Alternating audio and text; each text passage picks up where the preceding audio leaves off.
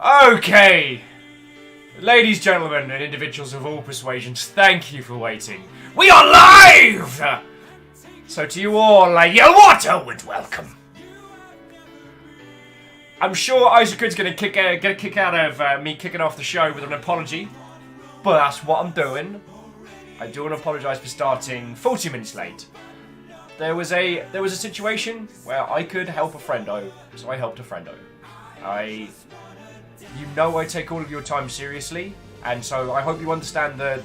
Yeah, I hope you understand that I saw a situation where I could do a good. I did a good. Thank you all for waiting, and I'm sorry that you've had to be entertaining yourselves in a myriad of different ways. I assume like one of those little whistles that goes, woo! How are you all doing? Tell me your tales, friends, as we prepare to finish Wuppo. That is right. We're finishing Wuppo. That was the last. No. It's good. We're doing it. We're doing it. It's happening today.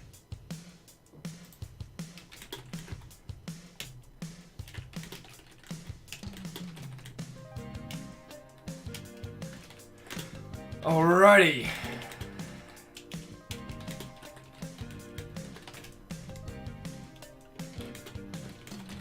Right.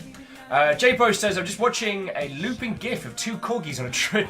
Sounds amazing. I don't know why I ever go on Metacritic. Metacritic never makes me feel better or happier. It just makes me angry. Or smug. I guess it's the smug, isn't it? Yeah. So jumping back to the chat, Cryosticks says, oh, hi! He doesn't sound like that. Go you and helping a friendo. I scored Solace for the NES for 14 euros. Feels good. Good find. Good hunt. I do miss trolling secondhand game stores for hordes. But I have nowhere to put anything that I would find. And my collection's all in the UK, so Geraldine says, I'm good. Had a dream about Star Trek, so got back into Star Trek Online for a bit. I assume STO. The Maflam for Flam problem exists. That could be, you know, Star Trek enumeration doesn't begin with an O. That could have been anything. So I'm gonna guess Star Trek Offal's probably a horrible concept. But if you are playing Star Trek Online and enjoying it, that's awesome. Probably going to dual screen you and some files I need to clean up. You'll keep me sane when I do digital chores. I am the worst for digital chores. Yeah. KonMari some files. I need to KonMari my fucking Steam card collection. I just need like a Control-A, just sell it. I know each one's only going to sell for like 2 or 3 cents. Just sell it for the cheapest price. Cam says, wait, I think you're playing Demeanor. So we are doing Wuppo today. We have moved Demeanor to next week.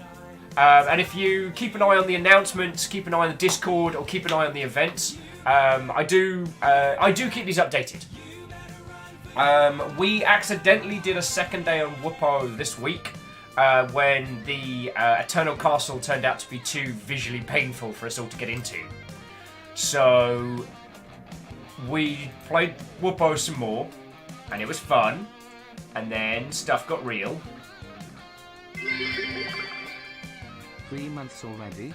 Time flies when you're having fun. Ah. Well, the Chitar, to you, I say Wuppo! And to celebrate your 3 months. That's super fucking cool. I mean, you found us from Squad Says, right? And you actually chose to stick around with my sorry ass. What's up with that? So, yeah. Congratulations on the 3 months. And that's 3 months at tier 2. You fucking badass. Thank you. What does make me chortle is, so there was an announcement on Twitch today. Emotes. More emotes are coming for everyone. Hey! Weapons online. All systems nominal. It's gonna be one of those days. What who? Purple heart? Pride flag? What? Oh, Purple Heart Pride Flag. Marshall Ray is celebrating 4-month combo. That's pretty bloody good. Yeah, so we're going to have more emotes. What was very cute today was they announced how many sub points you needed for each emote. They're going to be rolling out new slots every month for the next like 4 or 5 months. Now behind the scenes, I had quietly commissioned a waffle emote, which I was going to stealthily replace the gnome with, but next emote's going to be a waffle, and then we're going to have 3 more tier 1 emotes after that we can decide. What was really cute though is they said that the number of sub points that you needed to have, and I think you need 50. Also, check out Ambu did One Will fan art up there. I don't know if you saw that. Yeah, the requirement to get 5 subs was 50 sub points, of which we have 500. I can say we literally have an order of magnitude more. That's pretty good. That's pretty good. So we're going to kick a whole bunch of ass. The Chiton says, as a Belgian, waffle emotes makes me feel a pang of patriotic pride. Yeah. And as a thieving bastard, I once stole a bag full of Stroop waffles from Oculus. How are you? Don't invite me to your office parties. I will steal your food now I'm indie. When I had the expense account, I bought the indies the food. Now I'm the indie. I will steal your snacks. Did I tell you guys that story? Sorry, did I tell you all that story? Oh. Alna says, so after the waffle, what next is a kaleidoscope in it? It's a kaleidoscope in it! No, we'll banter back and forth. We've got a month to think up the other things that we want. And remember, it's us, not me. So there are some stuff that we're going to get in the future. We're definitely going to get the 3-segment boat. I don't know, it's kind of ripping on the Go Pirate Wiggly Worm. But being able to choose a long ship of your own size when commenting, I think that's kind of important. Dragspot says, tell the story! Did I not tell this? I got invited to a pre-PAX West mixer at the Oculus office here in Seattle to have hands-on with some of their hardware, play on some of their stuff, have a look at some of the tech they got behind the scenes, things like that. And they hosted it in their offices. There was food, there was a free bar. It was hanging out with some of the cool kids I don't see very often, and some of the super cool kids that I see a lot. It's actually one of the reasons why we got Kate Edwards on the show, is I managed to catch up with her. And she's a fucking ledge. Shocking, I know. Anyway, so it just ended up being a really good night. We ended up going hard on day -1, which is a big mistake, friends. It's a big mistake. We're doing a 3-day event. Don't go hard. Don't go hard on day 1. Don't go hard on day 0. And especially don't go hard on day -1. Suffice it to say, we got really wrecked that night. But after a few bevies and talking to someone about some really cool mapping technologies, which I can't really discuss, we ended up just chatting in the snack room. And I have my little shoulder bag on, and someone was like, "Hey, can we get a Maflan for vote?" I tell you what. I will do a Maflan for moat if someone submits Maflan box art. If someone busts out some Maflan box art that is mimetic, which is the meme term now that news outlets are using, then I will escalate this one. Tenwin, how you doing, friend? Watto.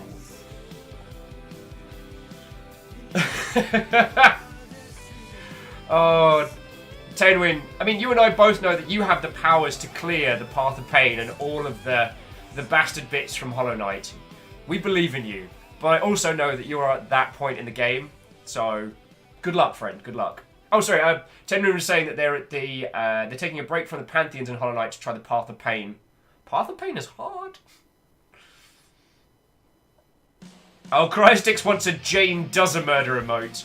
How did Jane Does a Murder survive?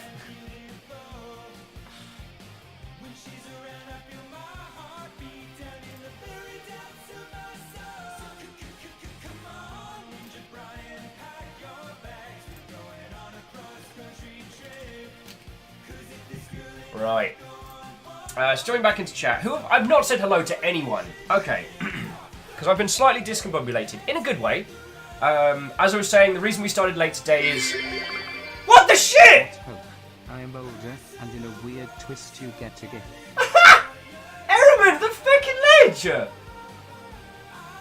Just kicking off the day with 2,500 bits like it's nothing. Ehrman, is it your birthday?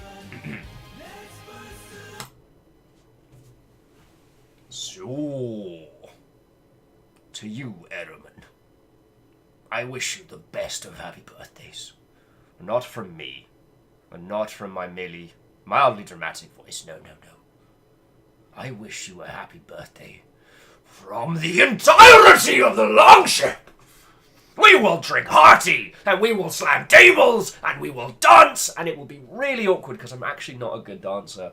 My enthusiasm outlives me. And we will celebrate your birthday!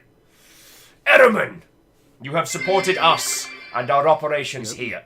Guess who got a shout out on Floydo's latest vid? What? Hang on, one thing at a time. One thing at a time. We will celebrate your birthday. It shall be so. Your continued support of the Longship is the very means by which I can do this. So to you I say once more, Wuppo, and welcome. Cue the dramatic music. Oh, happy birthday, Ehrman. And yeah, in a weird twist of fate, you've given me bits on your birthday. But I mean it, like, it's you, me, and 30 of your mates hanging out in chat. And you know what? The fact that you all throw bits at my sorry ass gives me a platform to yell happy birthday to the internet. Just logistically, alright? And everyone who's thrown in some bits after, feckin' thank you. Feckin' thank you. And Isogrid was saying, guess you got a shout out on Floydo's latest vid. Was that, Isogrid, were you helping with another hunt? Because that's super cool. That's super cool. Last time Floydo did a quiet Monster Hunter session with a bunch of you lot who came and helped him out. Like, he commented a whole bunch on how badass you lot were.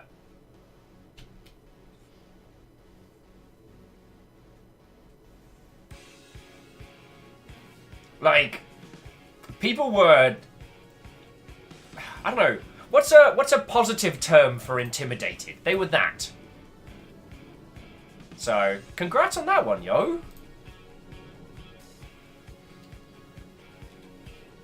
May, I will not be able to have a look at that YouTube video until after the stream, but I will assume it's something cool. Overwhelming, in a very positive manner. There, check out New Will. Look at his little face. Look at his little face! It's not a sheep behind him. Well, it's not real wool, it's fake wool. Because... Oh, Alpha says you were the one who got a shout out by Floydo. Oh! That makes a lot more sense. Here we go. That makes a lot more sense. Alness says, in awe. Very much so. So, yo, you guys are badass monster hunters.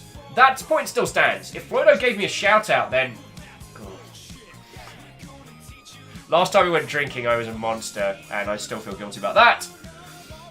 And I am still amazed that anyone hangs out with me in the real. That's a story for another day.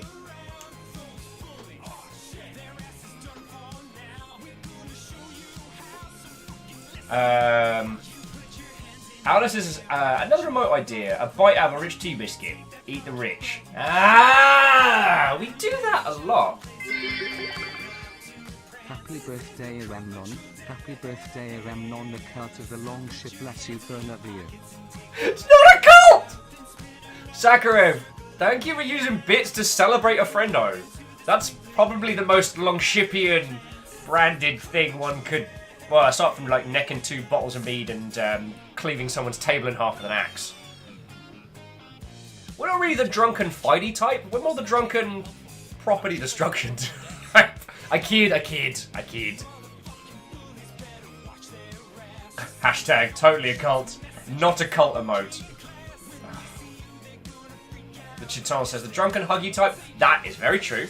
I once leaped down 2 flights of stairs to hit Mikey Newman with a jump hug. That's a thing I did. And then he saved a life. That was a night. That was a night. I've invited Mikey Newman onto the show a few times, but it turns out he makes a show, and I make a show, and I do mine live, and he does his editing, and we have very little time to actually hang out. Yeah. Marsha Reyes says a drunken, self-destructed hand type. Alright, that's fair. That's fair.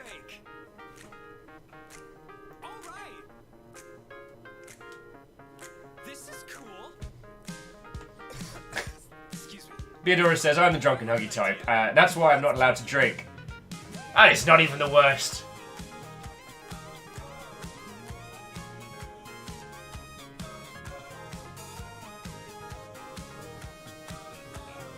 I just got excessively, overly enthusiastic.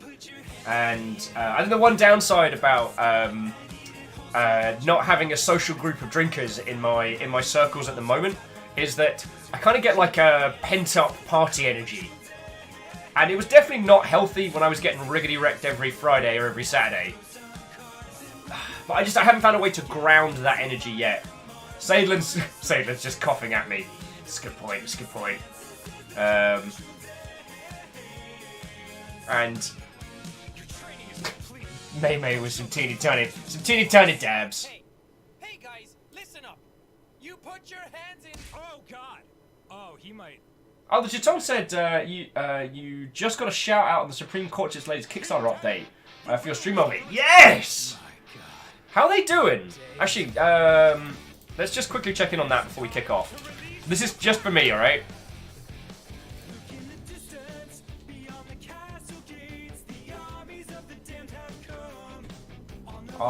Cool. They are, like, they're creeping up to the halfway mark with 20 days to go. Check them out. Yeah, check this out. Boop. Now I've got my control switcher, I can just show you guys.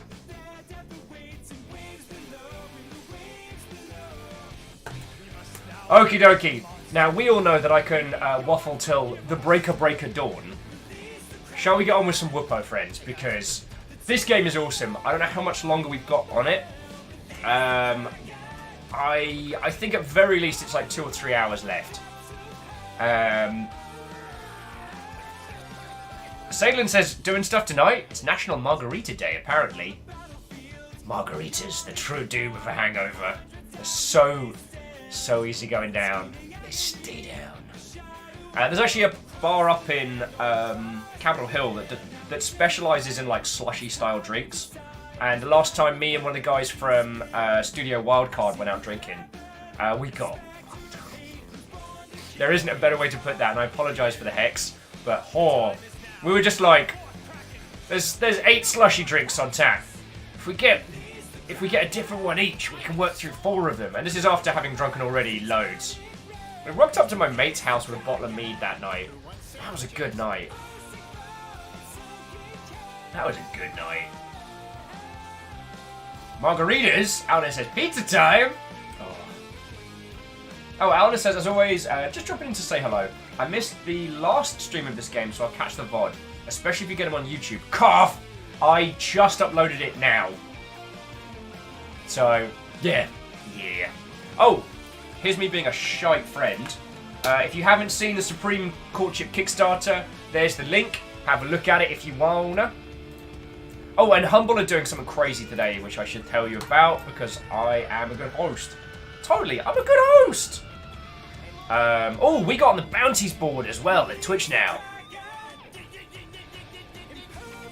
So if Twitch as a platform wants to start promoting video game stuff, then they put up this thing called the bounties board, where they say like, hey, we want you to do a stream on, I don't know, Street Fighter 5.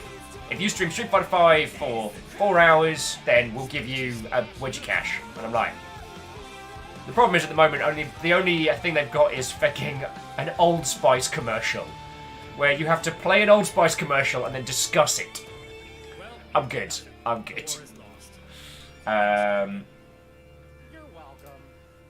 Sakurev's saying, I stay away from tequila after a really bad night. Oh yeah, everyone has their not drinks. And for those of you that don't drink, do not feel like it's a thing that you have to do. please understand that my style of drinking is like 40k. It's very expensive. It usually takes up a whole fucking day, and it is really, really worth the effort. There's a lot of pre-preparation. It's very fiddly, and ultimately everyone leaves slightly confused.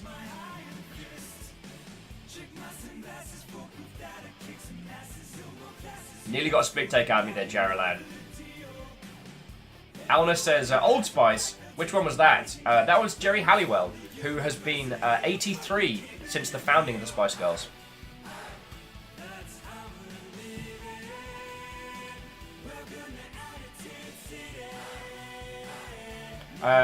So Marshall Red says not drinks. Actually, Captain Morgan's. I won't go any of that stuff. I can't have Sambuca.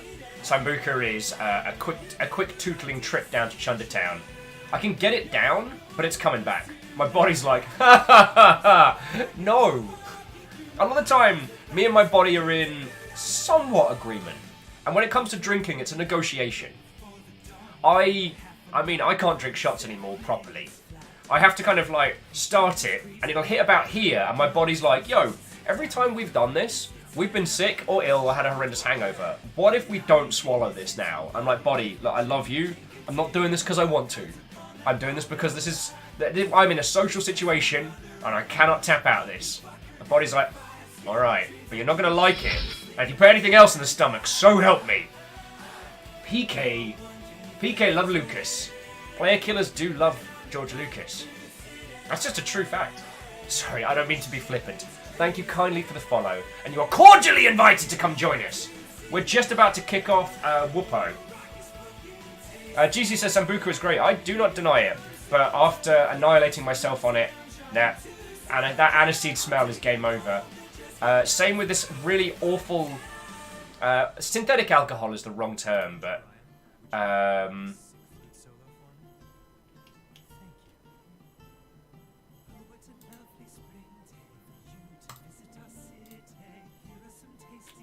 let me hold that thought for just a second.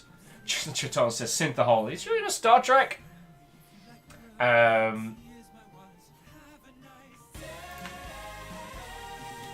Okay. Will's trying to multi-thread here and it's not working.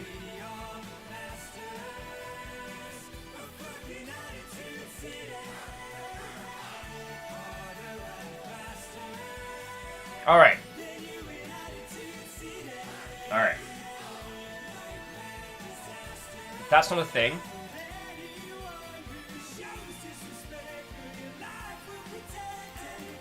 Oh, here's the thing.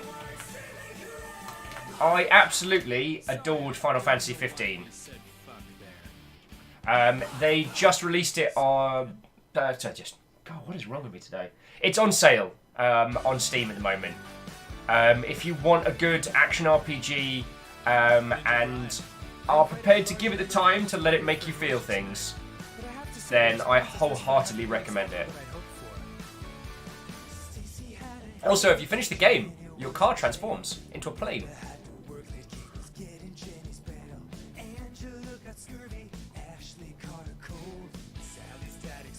There's a bunch of new content in it which I haven't played because I played the PS4 version at launch.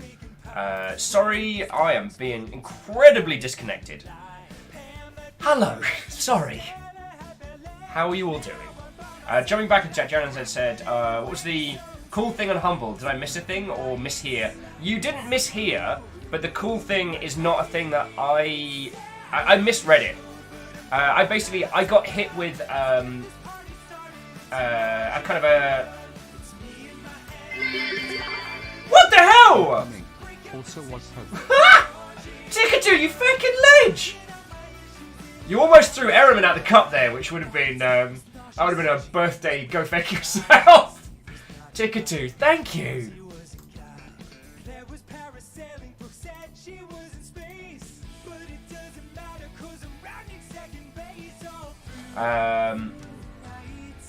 Alright, I'm going to pause that. So that is paused. So, I got an email from Humble this morning saying about their deals and whatnot. Turns out it's just the same one they've offered, which is the Humble Monthly. Which is cool. If you've not picked up the Humble Monthly thing, they're doing Cultist Simulator and some cool stuff. So, if you feel like picking that up and haven't got a copy, I've thrown one in chat, but do not feel that you have to. Wuppo, you're very loud. Oh, no, it's too loud. It's too quiet. So it's a bit stay today? Oh, I guess it is! And Chitar just bounced someone else out. I don't know which one that was. To Chitar, Tickatu, Erriman. Everyone, fucking thank you!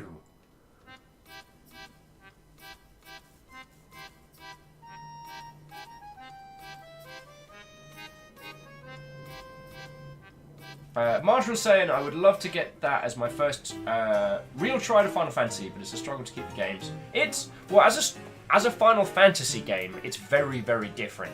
The super overarching plot, which is usually the thing that Final Fantasy games smash you in the gabba with, is kind of almost irrelevant, if that makes a weird kind of sense.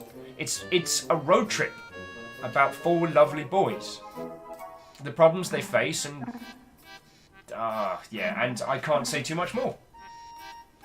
The combat's fun, and what initially appears to be like this quadrilogy... I can't use words with my face! What ends up being like a fulsome of what seemed to be immediately bland and boring Mother Hubbards. They end up doing some really good stuff. May says, 4 boys in love. I mean, aside from the Cindy stuff, I'm pretty sure, Prompto, no wait, who's the cooking guy? That was Ignis. Ignis and Glado are probably, early game, they're kind of the mum and dad of the group.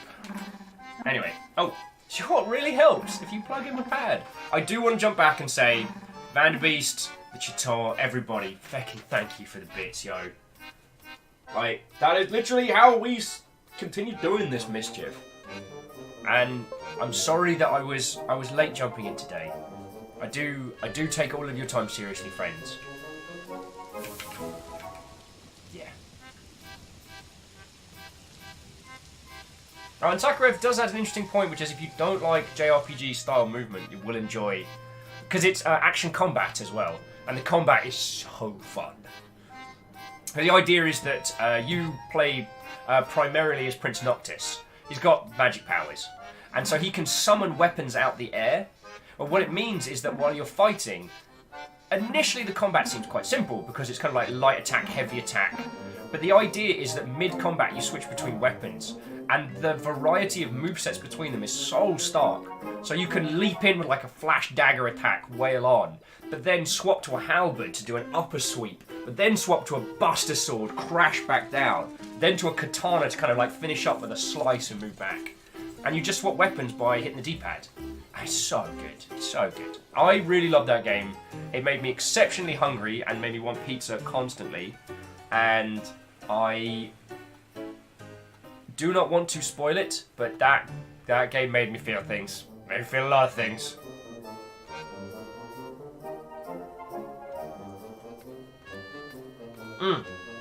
Sakarev, you're right. It does get more technical mid to late game. Alpha's like, dang it, Will, now I want pizza. I always want pizza.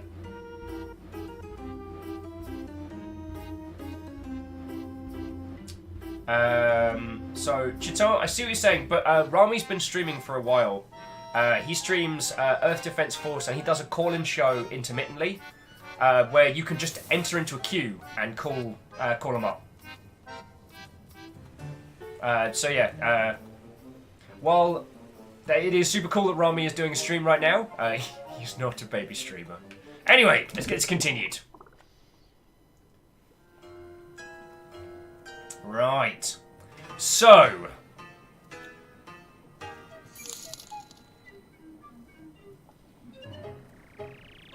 Feckin' yo! Whomever that was that just picked up the RPG book bundle, thank you kindly. And I do, okay. Alright, we're gonna get into this in a second. I do not, as always, I do not want any of you to think that I was being flippant with, alright, there's my Fanaka hat. That I was being flippant with all the bits that you cool kids threw at me. Thank you all kindly for those. It keeps my sorry ass alive and keeps this operation running. And what was really kind of fun today was seeing whenever Twitch announced something, and I don't talk about Twitch, the Twitch ecosystem much because it's really not that interesting, and you can hear about the politics of Twitch anywhere. But what's really interesting is the kind of discussion about partners versus affiliates, who gets what and how and what goes on. And I am supported by you lot, so I do not feel the desperate need to rush to partner. It would be awesome, and if we did it as a group, it would be a nice flipping of the birds to some individuals. But right now, the Longship is going. And I know I need to keep working. I need to keep working hard to keep it moving forward. But yo, I want to apologise because I've not said a proper hi howdy to almost anyone today. And Dashkell then thrown in some more bits. Dashkell, thank you. Thank you all. Okay. I am trying not to feel a whole bunch of feelings. It is tricky.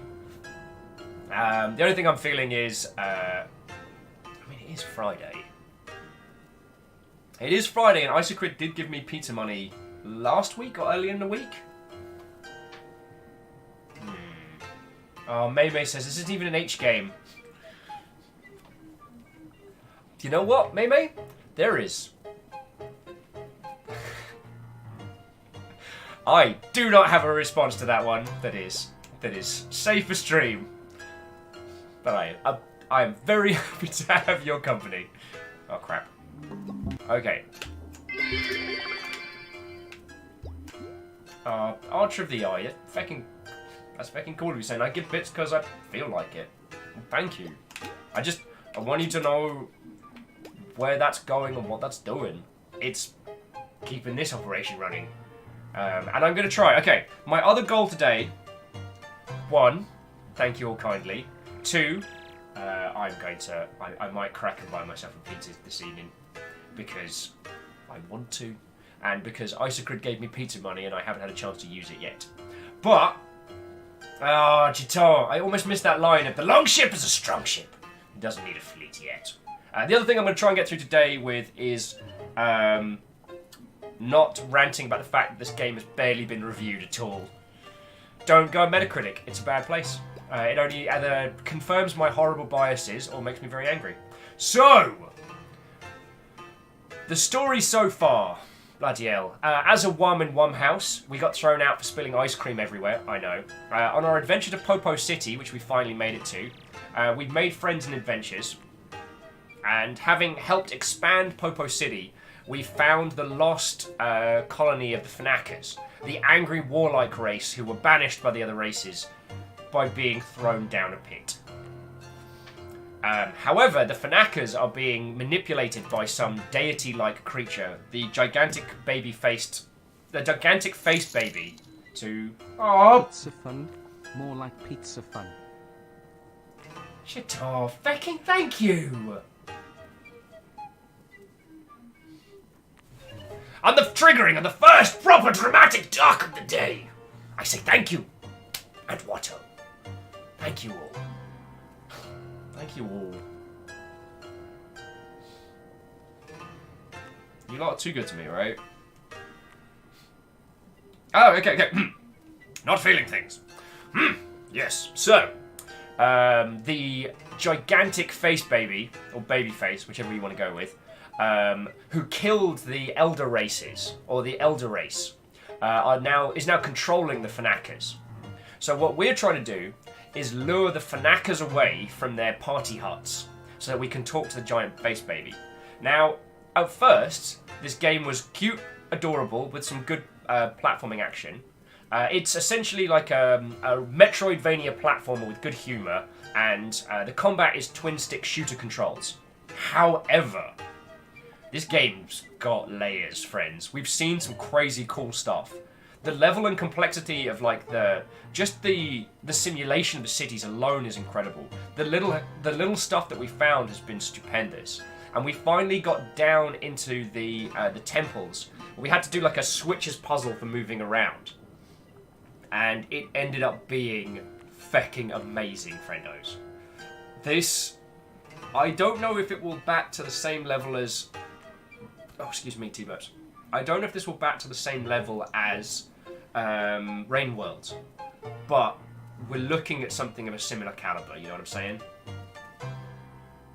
So, yeah. This game has been something really, really special so far. Now, our goal is to lure the Fanakas away. We're going to do it with food. This guy's asked us for three item ingredients, which we're going to go get now. And I think if we go... Oh yeah, collect the 3 soup ingredients, which is our next little goal. Which I don't know if we have yet.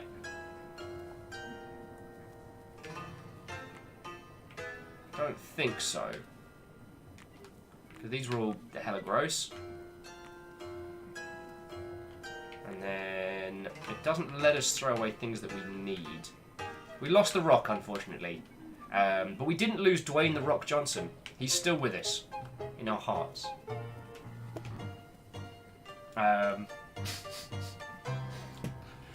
Oh. Beadora says, wait. Gigantic baby face? It's like a Teletubbies thing.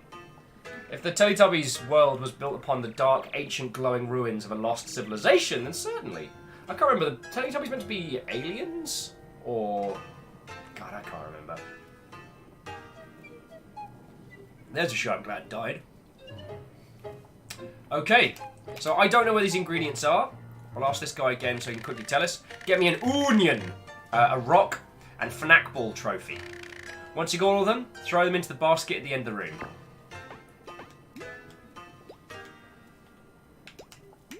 So we've got to go get ourselves an onion.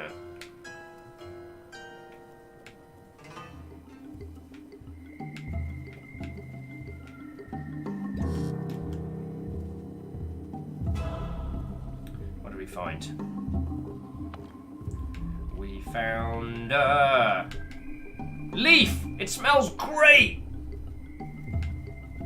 So I think we know where down takes us.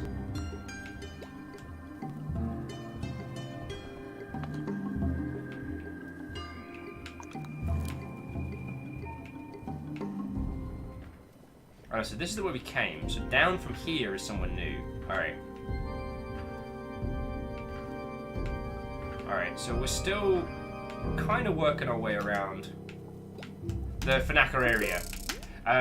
We got really, really far in the last run, and my reasoning behind calling it on the last was that we were getting to that point where... Okay. Huh, puzzle time!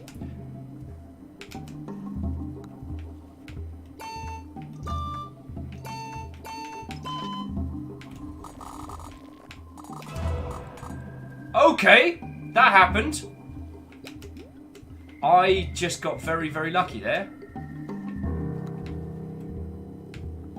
Also, we got a weird little hat from earlier on, which makes us look like Fanaka.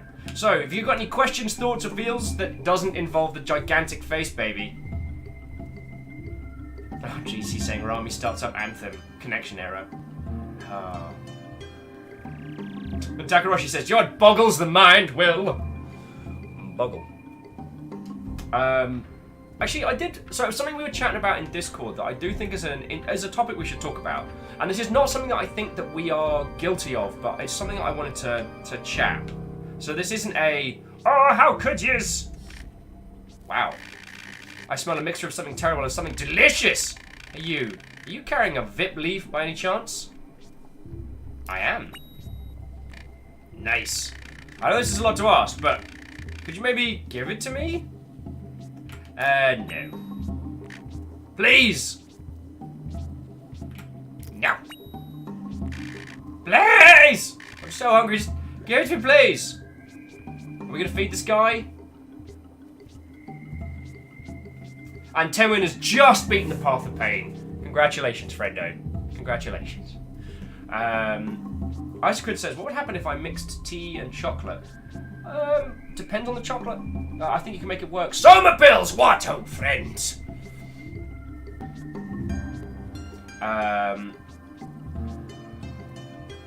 because I've had Earl Grey chocolate, and that was surprisingly good. Oh yeah, so sorry. Here's me derailing my own conversations repeatedly. Good going, Will! The one thing I want to talk about with Anthem is not a thing that I think that we are guilty of as a group, but just, I guess I just wanted to say again that, you know, please... I wish I could teach the games industry more empathy when it comes to these things. There's no good side. There's nothing good about Anthem failing. It doesn't help the industry, it doesn't help the people making it. The individuals who have made very, very poor business decisions that have resulted in a lot of Anthem's problems will not be the people who are punished by it, and they're not the people that stayed late, you know, working 6 days a week and, you know, avoiding seeing their families and significant others to make Anthem the game that it ended up being. And I think that's one of the hard things about our industry is the people responsible for the people responsible for all the bad situations and bad decisions are not the individuals who create. They're the individuals who manage. And you lot know this better than so many. I just wish I could say this. Looking at the reviews coming in for Anthem, and they're not good. And this is sad because this could be the end of BioWare as we know it. Maybe the announcement of Dragon Age 4 got enough coverage to make sure that they're going to be safe for the foreseeable future, but I can only hope. Only hope.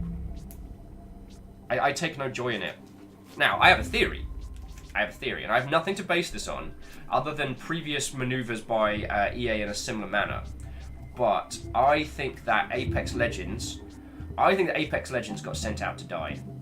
I don't know why, and I don't know what EA's beef is with Respawn, but I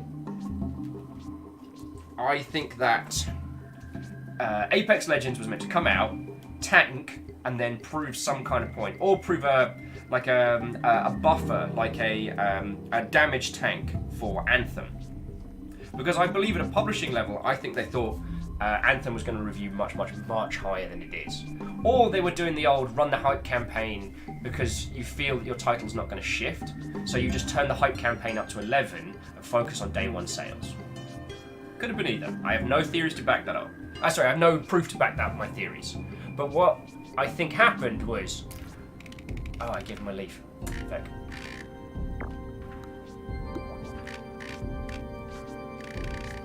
Oh, you're a worm? That's unexpected. I should attack you now, but you gave me food. Ugh, I can't decide. I was raised to hate worms, but I love food. Whatever, you gave me food. You're on my special VIP list now. That is the... You can enter my special VIP door whenever you like. Oh, little one's happy. Little Fanaka's happy. Okay, sorry. I think that Apex Legends was sent out to die. I do not think anyone expected it to do well. And it is interesting. It is very interesting that, as Alpha is saying, it does feel like someone at EA has it out for Respawn. Like someone at a publisher level wants Respawn to fail. Because launching two games, one being a Battle Royale title and one being a big multi-million-dollar marketing budget, you know, BioWare title, you know, within the same launch window of each other, that's, you know, that's when you send stuff out today. I don't know why I did the Scottish voice then, I apologise. Did we go up this way? I think we did. Yeah, we did. Oh crap, I can't get down! Alright, well, I'll go do the rounds.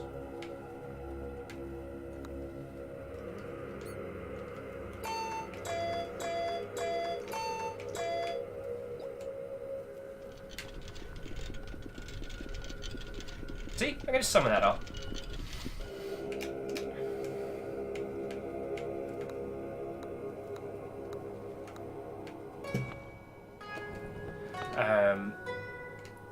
God, here's me half talking about biz dev stuff. There's no point using the bazooka.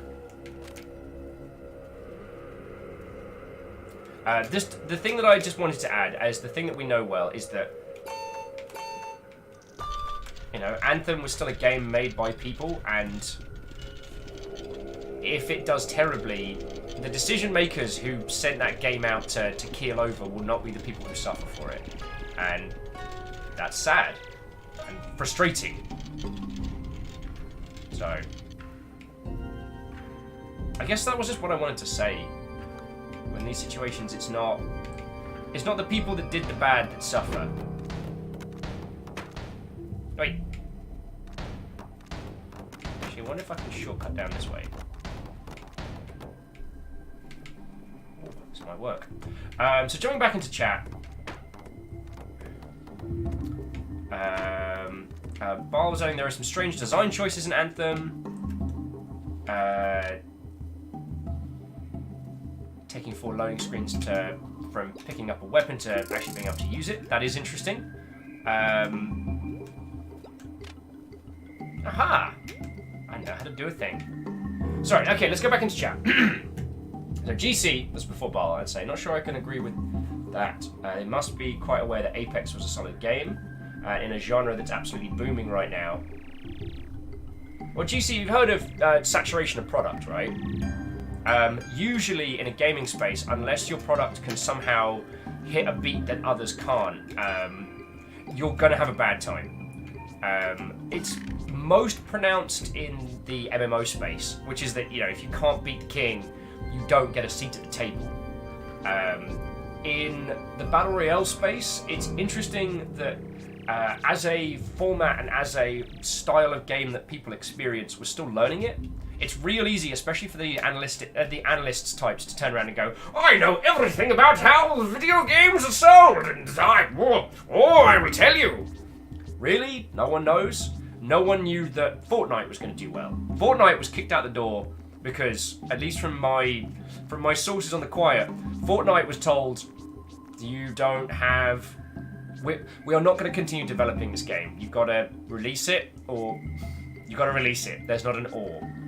They did. The Fortnite PvE mode did mediocre to poor, and then they added a Battle Royale mode, and everyone went, which was also free, whereas the PvE mode was paid initially. There we go. In this situation,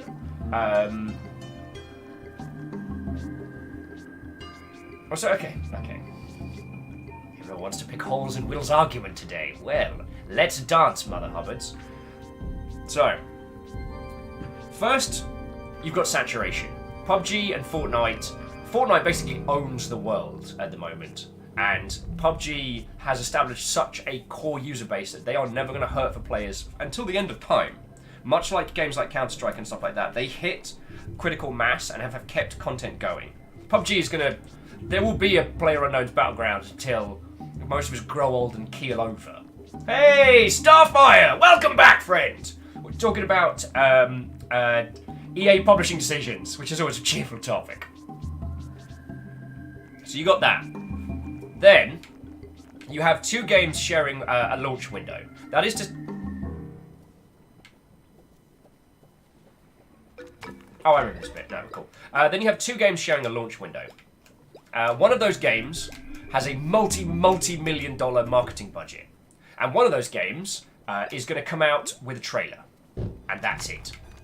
No press coverage, no fancy Dan previews. They're just going to launch it and be done with it. So from a publishing decision, which of those 2 products do you think is going to do well? One from a game that has been supported and hyped and promoted for years, and one which is a free-to-play Battle Royale shooter from a smaller studio with no marketing budget. Now, that's to say they had none. They had wraparound ads on day one. They had... the trailer was everywhere. But there was no previous, run-up to launch. And both of these are sharing a launch window, which means... Sometimes it means that these games are sharing the public consciousness. 2 products of similar nature in the same space. You can only really pay attention to one... Well, okay, say you. Not you personally. If you are here and you banter on with my nonsense face, then you've probably got more than an average understanding of the stratagems and movements of video games, sales and video games marketing. And if you don't, I'm always happy to chat about it, my friends. Pew, pew, pew. I don't know why I did finger guns there. That was embarrassing. I'm very sorry. What tends to happen is that if two similar products in a similar genre are released at the same time, one wins.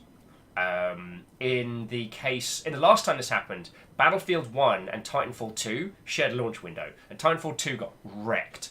Now, the official sales figures haven't been announced, but they had an exceptionally bad time. Battlefield 1 sold squillion copies. Oh, and I fell in a bucket. Ah, yes, because we are at the Tower of Blink. Ow! What are you lot doing? Ow! What the hell is this? Ticket 2 says, I'm also here! Yeah, you are. Yeah, you are. So from that's why it's... strange is the wrong word, but that's why it does feel like Apex got sent out to die again. Oh, there's the giant creepy baby face. What's up with you? Greetings. The next stage. I have to go. Maybe we should go. Yeah, so that's where that crazy theory comes from.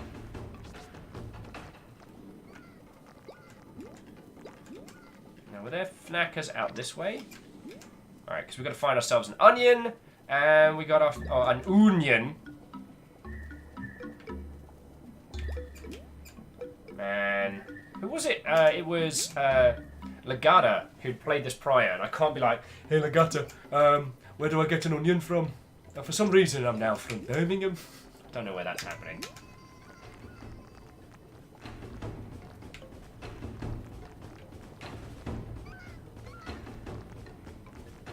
Alnus. Also, I don't... Okay, so Rainbow Six Siege doesn't have a similar path in the same regards, but Rainbow Six Siege is an incredibly important game to look at. The reasoning being that that game should have died on its ass, and it didn't, and I have no idea why. All I can say is... Starfire says, that's my accent. I'm in Walsale. Not cool, man. Not cool. Starfire, I am so sorry. Both Wraith and a few of the other Scots in chat can commiserate with you, and my horrible habit of lapsing into a god-awful Glaswegian.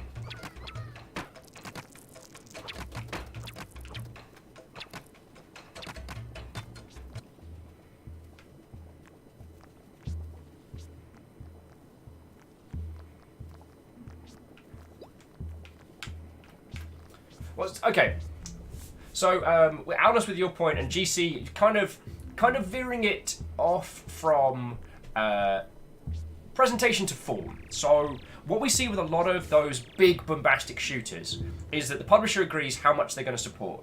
A budget is assigned initially, and from what we saw from the initial launch of Rainbow Six Siege was that so long as Ubisoft was paying the bills, that game was going to do great. What was weird is that there was little to no coverage on the initial of people playing it and enjoying it and just having a good time. I'm going to just... Do I heal up in buckets? I can't remember. Or I need to sit here and drink some coffee. I'll sit here and drink some coffee. Gives me a chance to chat with all of your lovely selves a little bit. There we go. Now you have yourself some coffee, little guy. And I'm going to sip on mine as well. So what was really interesting is we saw that Ubisoft was supporting Rainbow Six Siege very heavily at the initial. But that's happened time and time again. I don't know if any of you remember when they launched their kind of Quake 3 esports shooter back in 2012. And that was everywhere for a year because they paid for the tournaments. What's really interesting in the competitive gaming scene is that if you pay for your game to be places, if you pay for prize money, players will come. But what we've seen is they don't stay. Once you stop paying, they just move on to another game, or they move back to the games that have the either support or the community or the viewership. What's really interesting is that Rainbow Six Siege has just continued to do well. And I can't tell you why. A lot of people have given me a lot of kind of standard theories. A lot of people have given me a lot of standard theories. And it could be something as simple as just exceptional like community engagement. That's not impossible.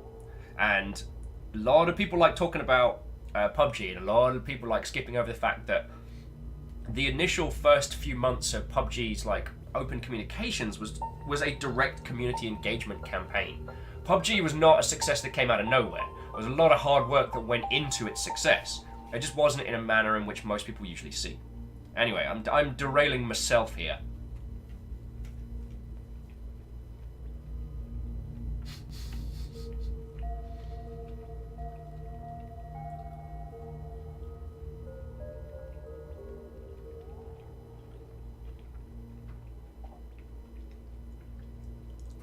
Anyway.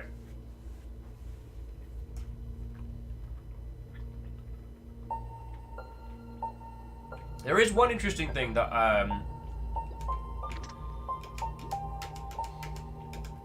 oh yeah, so okay. So before we are let me put my hat on. Before we are done on the Anthem topic, I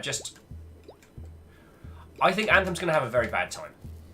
And I think that there is a lot of background radiation resentment against EA as a company. I think there's a lot of background resentment against... Ow! Are they fighting me?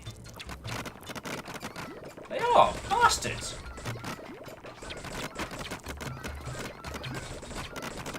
Sorry, bear with me a second. There's a lot of background resentment against Bioware as well. There has been for a while. And I don't support it in any means. Bioware have made some of my favourite games.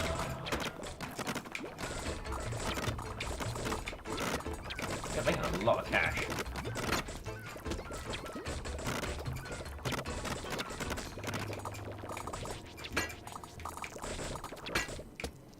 Feck!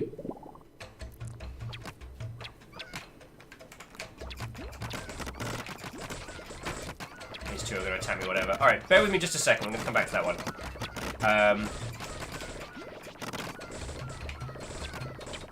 So while, you know what? I need to do the murder first, and then we'll come back to it. Ha! 69 health. Nice.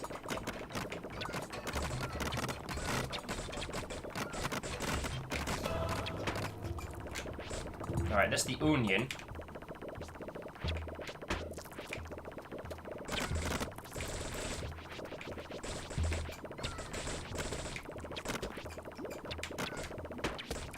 I'm gonna dodge out here. And cheeky save.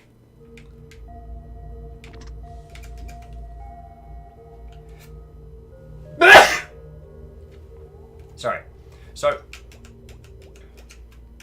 Oh bloody hell! I lost my point there. Oh yeah. So with Anthem, I think that a lot of negative sentiment has grounded, unfortunately, on that product. A lot of negative sentiment towards EA, a lot of negative sentiment towards BioWare, sans, post Mass Effect Andromeda, elements like that. And none of that is fair, none of that is true, but, you know, user purchasing decisions are based on such things. Destiny sold gangbusters. And, hey! Don't tell Will. I hope you're proud of yourself for that one. Isocrid, thank you kindly. I've still got money left over from the last time you gave me money for pizza! I'm exceptionally grateful and thank you. Leftovers will go towards my continued survival. I am using your pizza money today as well. It's happening. It's happening. Oh.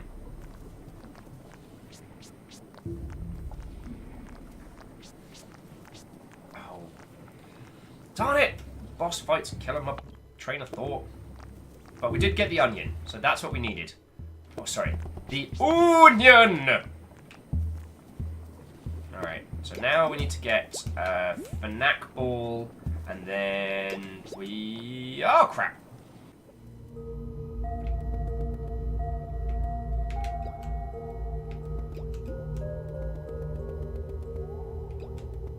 Oh, we're cool, we're cool. I thought I just, like, perma-locked myself in the Hell Dungeon.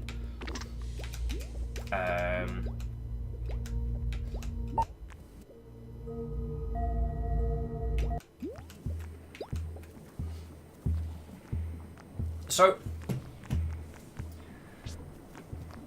I'm trying to think of a way to translate it.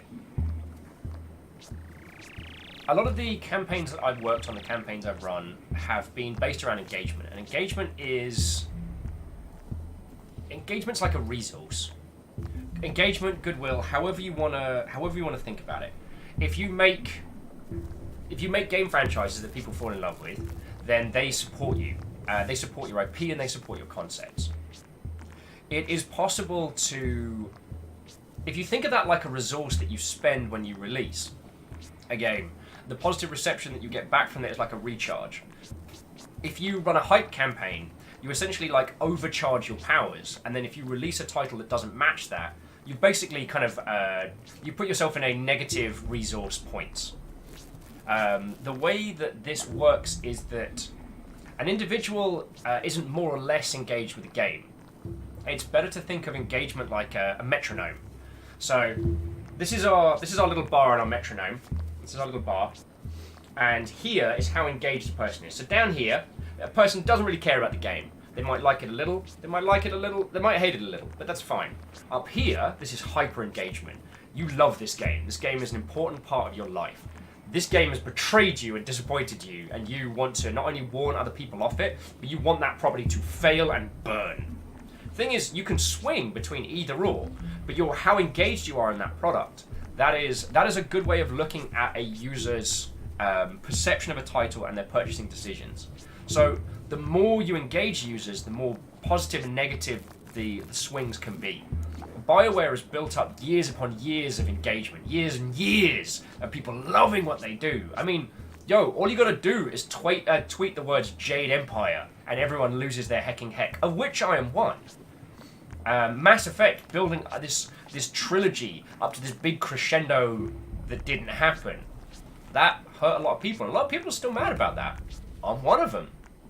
You know? Yeah, Knights of the Old Republic is still arguably one of the best, one of the best non-film additions to the Star Wars universe. And certainly a story I rank higher than some of the canonical things that we have seen and experienced. So Fallen saying, I think some of the success or failure of Anthem will be based on expectation.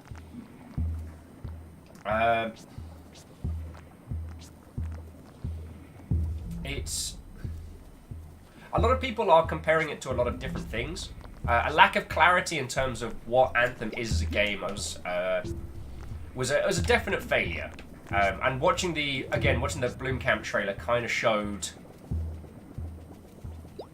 a little bit of that one. Alright, I need to do some... Oh, here we go. Fanaka Hive. Right, this is Fanaka Hive. Entrance is pretty crowded with Fnakas, so you're probably going to make sure no one knows who you are. But don't worry, you can wear me. I've got you covered with a hat. A lovely Fnaka Homer. If you wear me on the other Fanaka helmet, you should be safe. So we can wear little guy. He's slightly more useful than a hat. Unless he's lying to us and we get killed. I apologise, I got somewhat distracted. And Tenwin is asking the important question, because they put this out ahead of time, which is always fucking dumb. But they did that in their sales call, so whatever. Tenwin's saying, let's face it, the chances that Anthem reaches 6 million sales in 6 weeks is basically zero.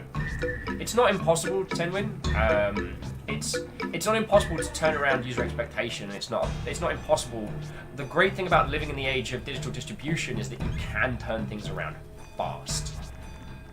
But one of the problems about working with a large publisher is that that agility is removed from you. It's hard to be agile in that business space. Saved it. So, is it possible? Yes. Will it happen? I do not think so. Hey, what you want? Want to buy something? Take a look at stuff. Hot helmet, Fanaka helm, type 2. Disguise yourself. A rock. Enjoy. Wait, we needed a rock, didn't we? So I'll take a rock, a hat, and a hat. Fanaka cracker. They start off kind of bad, but the more you eat it, the better they become. Yeah, I'll just take those. Cheers.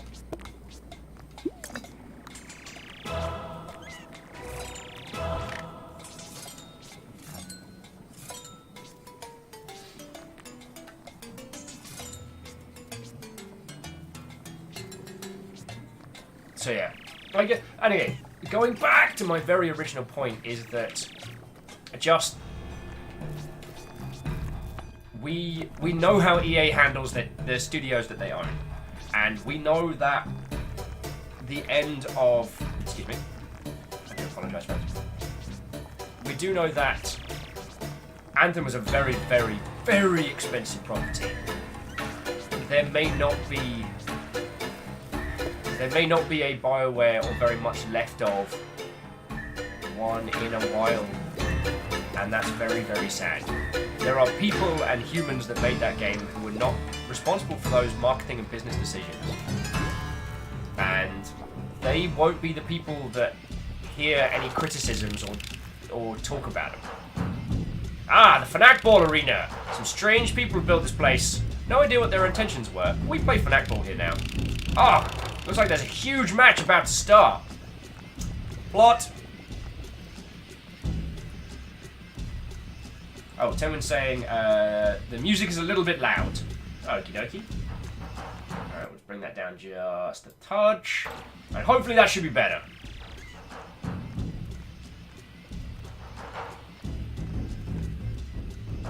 The other thing I would say, because Alpha was saying, like, it depends what EA has planned.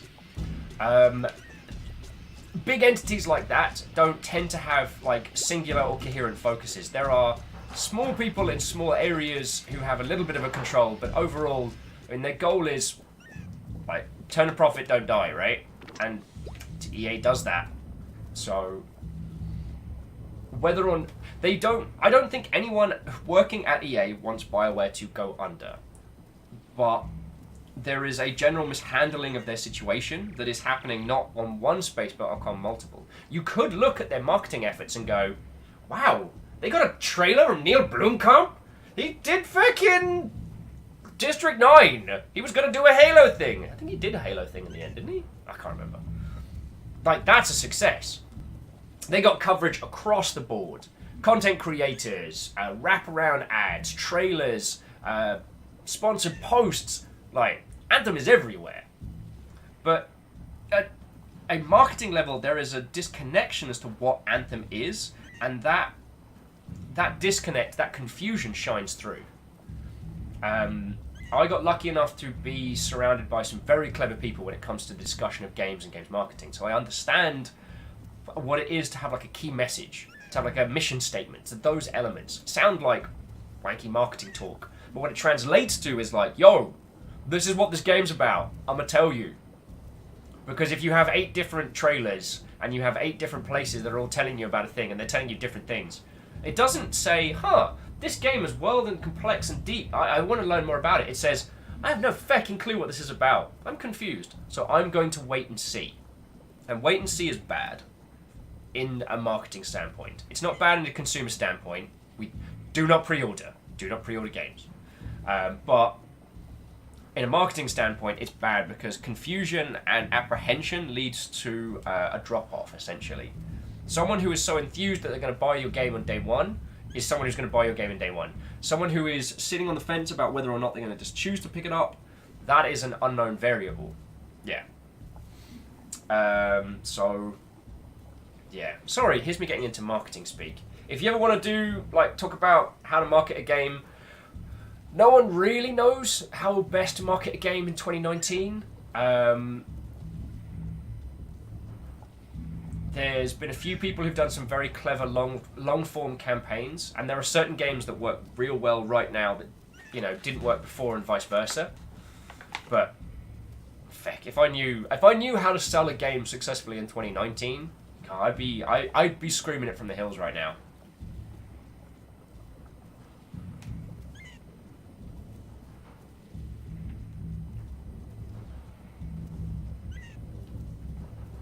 Jackal says, if anyone already knew the best way to market a thing, we'd order every bought the thing.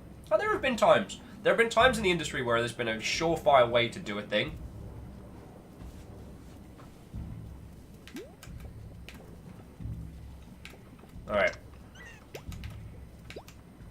But once again, we have given EA far too much of our brain space and far too much of our time. So let's play some Fnac Ball, and let's continue. It's been quite nice that the games industry has taken at least one day off from exploding. Last time I made that joke, and then ArenaNet announced they were going to lay off a bunch of people. I actually know someone, naming their names, who moved out here this year to Seattle for an ArenaNet job. And now they're like, yeah, we're going to be firing some people. ArenaNet's still in my bad books. They fired a writer and a CM who stood up to some really toxic trolls being really toxic. So, yeah, ArenaNet has not done anything to help games industry professionals or women in the industry. In fact, if anything, they've empowered the assholes that make their lives miserable. So, as a company, they're still in my bad books. It's not a comment on the games or the quality of the games, but, yeah. Stealth Wolf, how are you doing? Watto, friends! Right, let's continue. Stupid Narf. Oh, not that guy. Who let Narf in here? Narf's an ass. Too busy partying. Right. What's wrong? Half my team didn't show up in the match today. Today's a really important match. We could win the Fnac Ball Cup. Everything is lost. Unless some sort of legendary Fnac Ball player falls out of the sky or something. Legendary Fnac Ball player, you say? I nearly inhaled Madrango.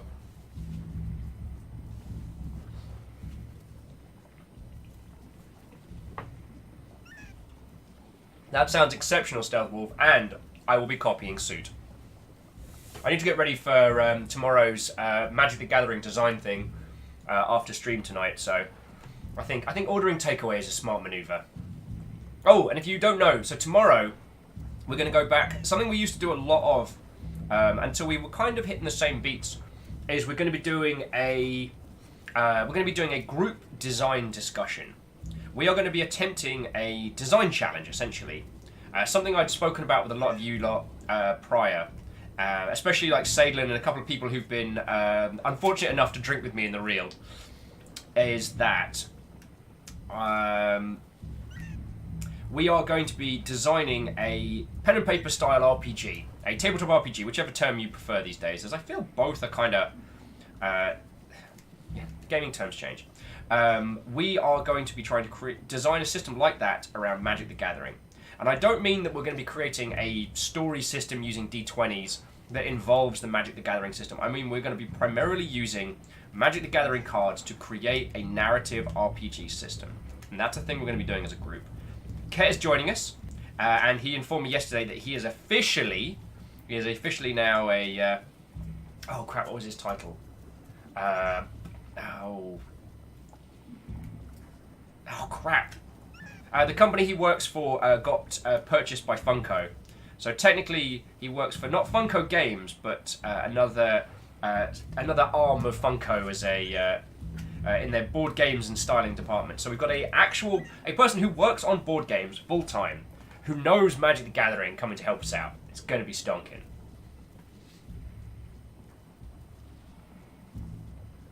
So Tenwin, I do disagree, but just from looking at how EA handles franchises, is that if they do shutter BioWare, what they will do is they will put Dragon Age. So Dragon Age 4 will be cancelled because it's early enough in pre-production that they can kill it, and they will say that the Dragon Age franchise will be resumed later on. Either we'll see the franchise handed off to another studio, or we'll see the IP languish for a few years, and then there'll be a kind of a half-hearted, like small budget, either like digital distribution title or mobile title or something of those lines.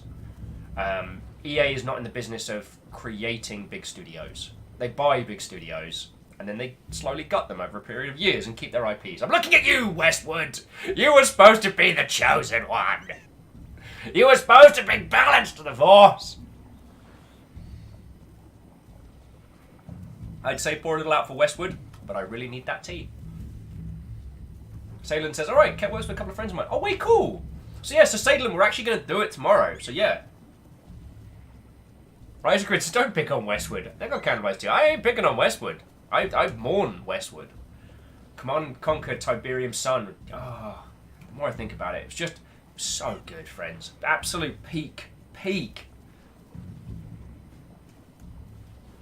And this is why I'm so worried for BioWare, because if we look at Westwood, they got pushed to do bigger and bigger numbers, bigger and bigger sales, pushed into console, pushed into spheres where RTSs hadn't done well. You know, Red Alert 3, the budgets on that were ridiculous. And it didn't do good. And you can point to small elements, you can point to large elements, but makes you wonder whose decision it was to make that kind of forward, to push that series in a direction it was not equipped to go. So yeah, the point of this whole tale, and I do want to put a pin in EA discussion, like EA, BioWare, I'm going to put a pin in that now, but the thing that I wanted to urge was compassion over anger. Like, there is shite all any of us can do to affect the fate of what's going to happen, and that the people who made Anthem are us. They are people who love video games. They are people who have dedicated their lives to creating them. That's how they feed themselves. That's how they pay for the places they stay. They do it by making games. And you don't get into that space unless you love games. Because if you don't love games, the industry will destroy you. The reason why so many people stay, even in studios which have terrible conditions, is we all love games. Genuinely love them. And they're without knowing the inner workings of, you know, who dislikes whom, what decisions were made by whom, we won't ever know. There won't be one golden bullet where we go, that is what happened exactly, we know right why. So, yeah. Yeah, I am saying that urge compassion. This is kind of the opposite of Red Dead Redemption, if you know what I'm saying. You know, Red Dead 2 did gangbuster sales despite thrashing their employees over a fecking bench like some Dickensian workhouse. And, spoiler, Rockstar, not nice people. I know there are some people who work at Rockstar and have a good time, but I equally know as many people who have been burnt out, destroyed, and broken working for Rockstar. At least the ones that worked at Rockstar in the UK. I don't know about their other studios. And now we have a studio of people that genuinely care, genuinely give a heck, and are getting sent out to die. So yeah, that is my feels. Compassion over spectacle is what I'm preaching. All right. Yeah, Alna's saying Red Alert 3, lol. Red Alert 3 was pretty good, but it was too niche to justify it. It was. I didn't dig the whole you have to have an AI friend to continue. I wanted to. In RTS games, I like turtling. I build up an inordinate base with turrets and goodies, and then I build all the units I like, and then I send out an overwhelming force and win. That's how I like playing them. Maybe sometimes I build a forward base, sometimes I don't. That's how I like playing RTSs. Is it a good stratagem? That's how I like it. I like base building and I like assaults, and I kind of, you know, I think it's the Englishman in me. You know, I have my meal in courses. You know what I'm saying? All right. A legendary Fnac ball player falls out of the sky or something. Wait a second. I'm a legendary Fnac ball player. Oh my god. Well, you better put on a rain suit, or guess what? You better put on a rain suit. Because, wait. Caffeine. All hail GDI's Walker Artillery. All hail the Shoggorath. Is it the Shoggorath or the Kroggerath? The Kroggerath! The Kroggerath was Core's gigantic mech in Total Annihilation, and it was good. It took like 20 minutes to build. Unless you had the resources to keep it moving.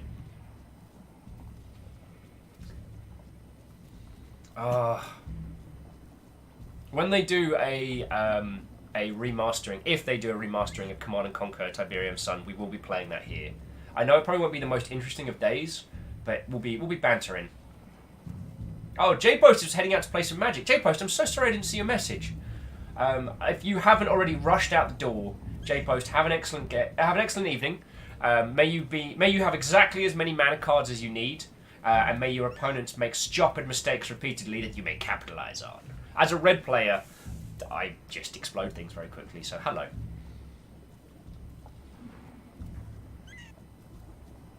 Okay. What does that even mean? Because it's raining Fnac Ball players. Hallelujah. What are you saying? How are you... Wow, you're an awkward one. I'm saying I'll help you. God damn. You can help me? You know how to play Fnac Ball? Of course! I have no idea. Great! Let's get you on the field. Oh, wow. I always wanted to play Fnac Ball, but I never could because, you know, I'm too small.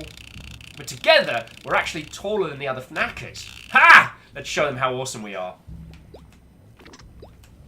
There's no way this can go wrong.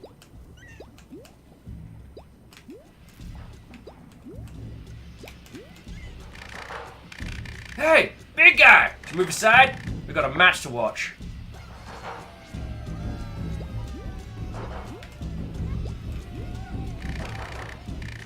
Sandrick Belfond, open a door. Alright, remember what we talked about. Splash the mud ball on the other side. That's all you have to do. Whoa! Marshall says, going to be heading out myself, as it's been a day or two since I had any sleep. So I'm going to change that. See you later. Hey, go have excellent sleeps. And if much like myself, sleep proves an elusive asshat, we'll be here, yo. Alright! Frackers! Welcome to biggest match in while, and it's still in this weird city. Since we might have our next big match on this surface with a blue sky above our heads, I decided to hand out a Fnac Ball trophy to winning team. The first team has scored 10 points wins. Hey, Punch Spectre. Ready! Sick! Gladiators, ready! Fnac Ball players, ready! 3, 2, 1, Fnac yourself!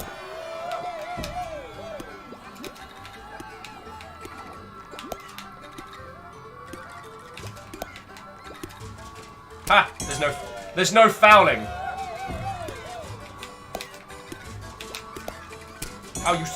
I'm the worst teammate! Wait, what?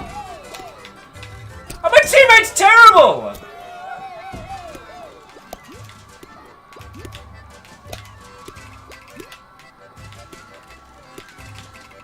How did you even get to the final? You're useless! I gotta fucking hard carry this team.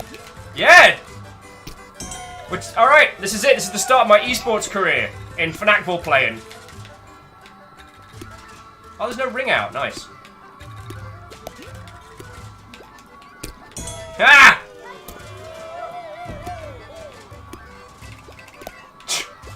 Alnus, you foul! God darn it, Alnus! Saying that's not a foul, that's a finale. God darn it.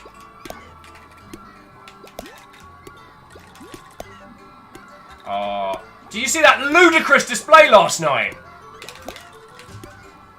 It's actually really hard. Alright, I'll get back to your lovely comments in a bit. God, I hate sports.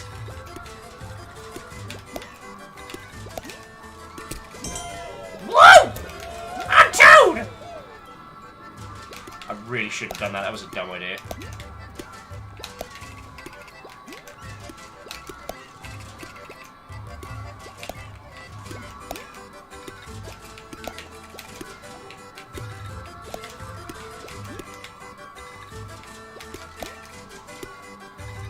Yeah! In your Fnacking face!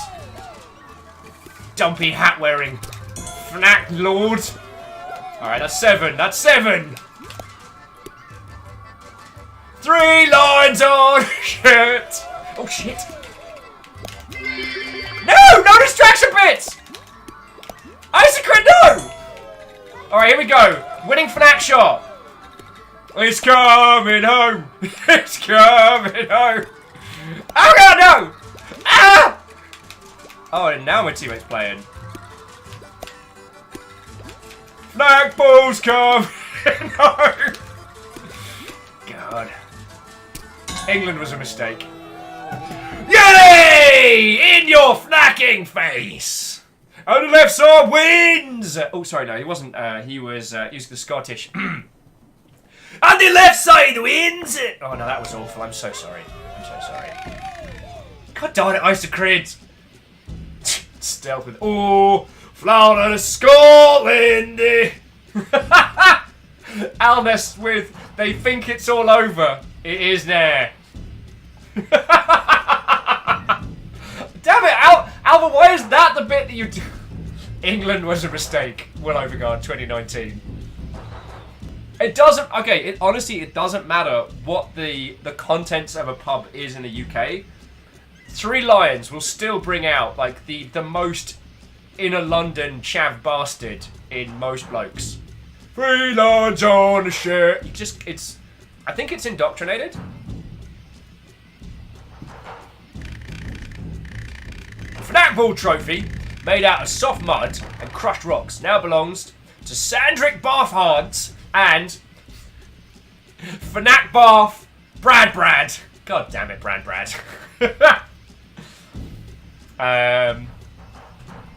Introducing your new top scoring star, Fnac Barf Brad. That's me, by the way. Oh well, since the other team fought so hard, they can have a consolation prize. It's death.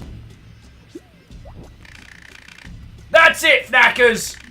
There's still a party going on the left side. There's a party going on the left side. Sorry, I'm so sorry. And it should be time for food by now, right? Nobody knows what happened to Chef Renacque yet. Oh well, you know how to enjoy yourselves. See you on the surface! Ball says, if you don't sing Three Lions as a bloke in England, your passport will be revoked and you get deported. True fact. True fact! It's on the citizenship test. 3 lions on a blank. And Compliment Cap's like, yeah, I'm out. Good night. No. What the fnacking hell is that, right? It's funny because I made a joke about fnacking. I don't think we went to the top of the hive though.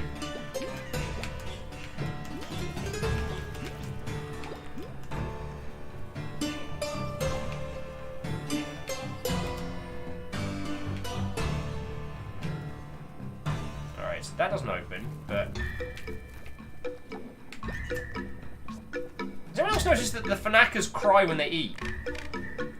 Oh, someone there. My sight's really bad there. I'm the Alts Fnacker. I want to share my wisdom with yous. If we got here all the world as Fnackers should start appreciating the knowledge at some point. I'm confused. I secret with Fnac Bar. It's a trap!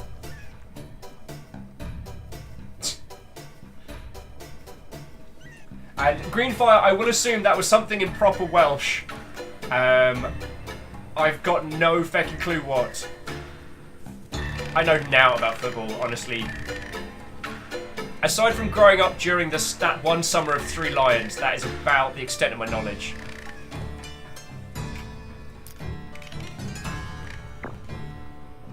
Alright. We ain't got time to faff around with that Fnacker. We gotta go make some soup! Gotta go make some soup, a tasty soup, a spicy gelatin, coriander, chili chowder, crouton. Crunchy friends in liquid broth, I am gazpacho, I am a summer soup.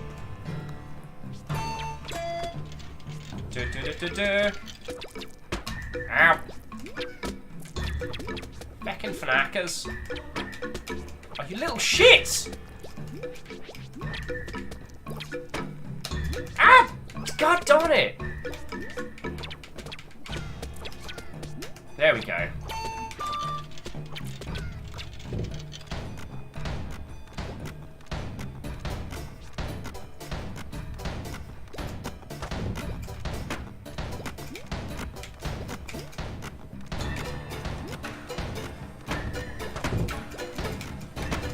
How did I get stuck in the cannon?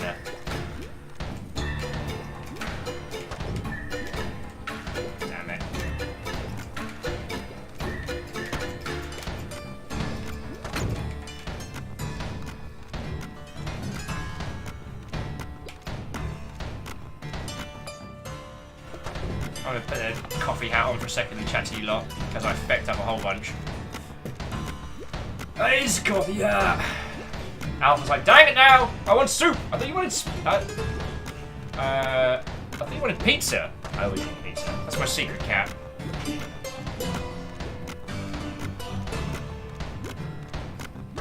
Although, would you like a completely pointless fact? That at one point during my life, I was a potential random generated character in Football Manager. There was, I think, was it Football Manager 2013 or 2012?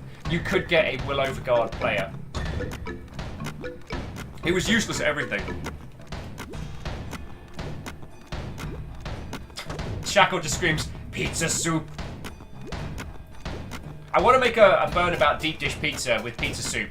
Because I used to be very militantly, like, one or t'other. Honestly, these days, the world's on fire. If you want to have a casserole surrounded in bread and call it a deep dish pizza, you do it. If it's delicious and tasty and you're happy, you feckin' go for it, friend. You want to put pineapple on pizza? You do it. You want to put the blood of your enemies on a pizza? Go for it. Make sure there's no body that the cops can find. I mean, hello. Speaking of hellos, come here! What, old friend? How are you doing?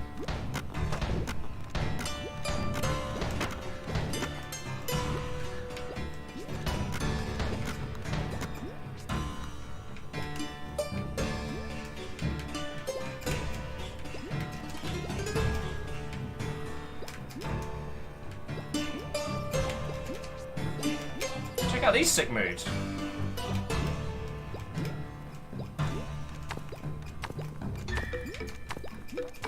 Alright. Let's get fnacking, friends. And from here, we can go up the cool kid's door, because we fed this guy.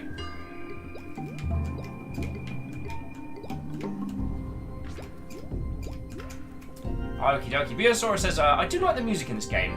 Super, surprise chorus. Yeah. Stell says, why does 3 lions on a shirt sound like a really depressing song? Oh, it's... I mean, because it's about... because it's exceptionally lad culture of the UK, I don't know. It was... I think it was meant to be one of those, like, football anthems one year, and it ended up perpetuating far beyond its usefulness, if you know what I mean.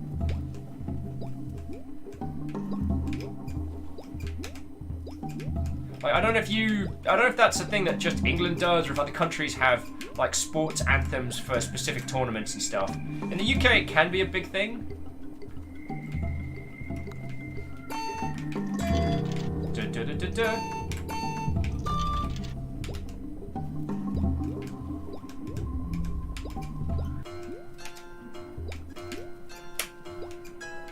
Alright, so let's get those ingredients in and let's get this party started.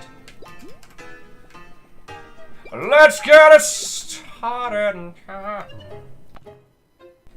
Wow, the chef does not seem to care that we are not.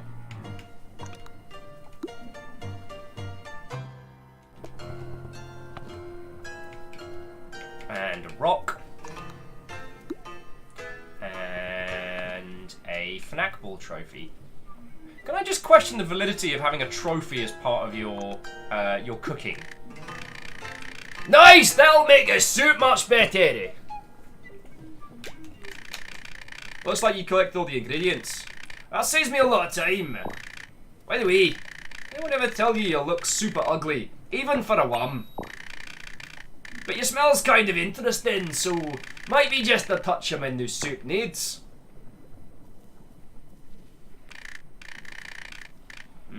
It's a very peculiar smell, that, yeah. Yes, it's perfect. You can be the secret ingredient. Aren't you lucky?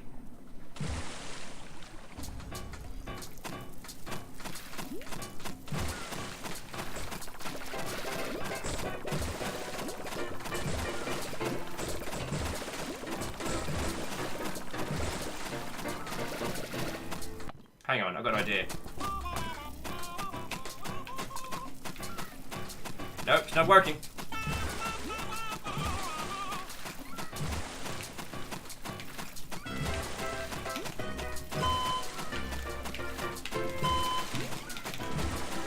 Crap. This is hard. No. There's a trick to it.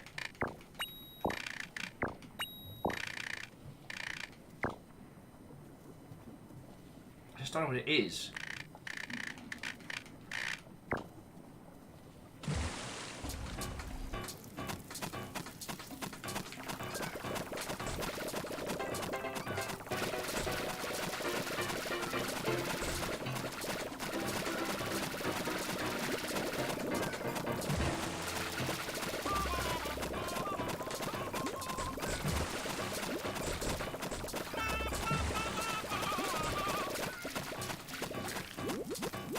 There's got to be a trick to it.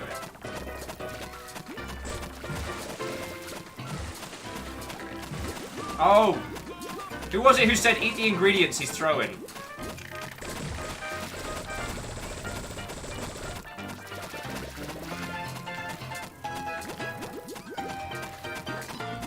Thank you! Whoever it was who said scoff the ingredients. I saw the comment. And I think we've talked about this before, but this game is surprisingly challenging when it comes to boss fights in the ilk.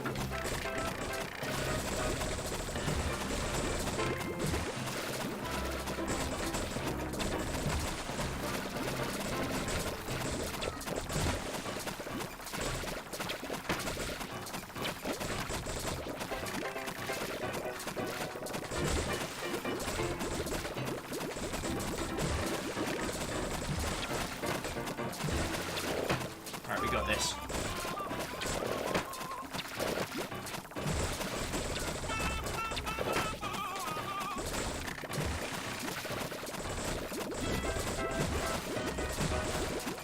This game does not give me a chance to breathe.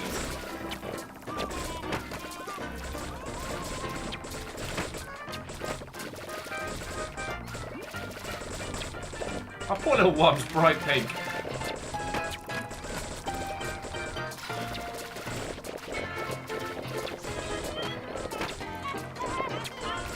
Your rocks won't save you.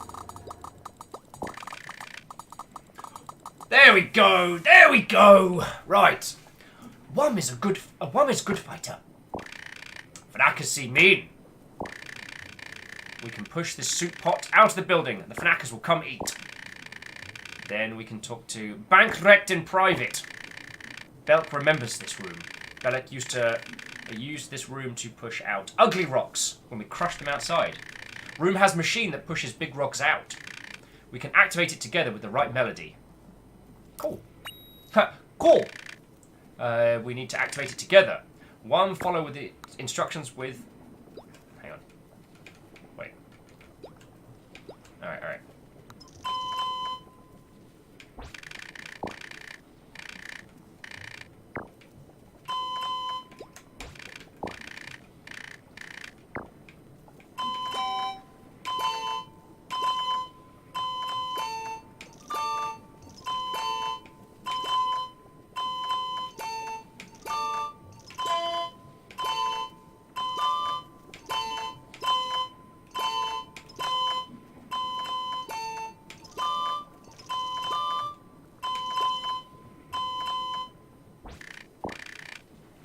I'm trying!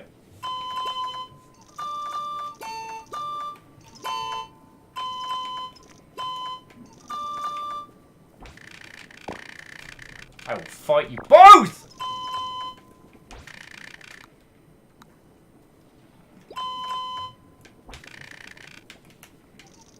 Oh, here we go.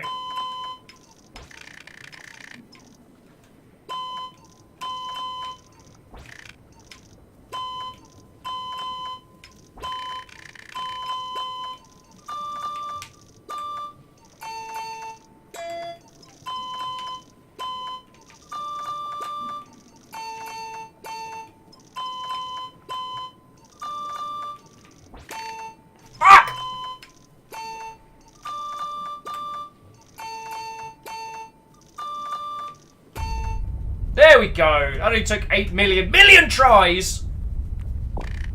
Let's build our entire civilization around timed musical events. Are those happy screams or death screams? I get those very confused.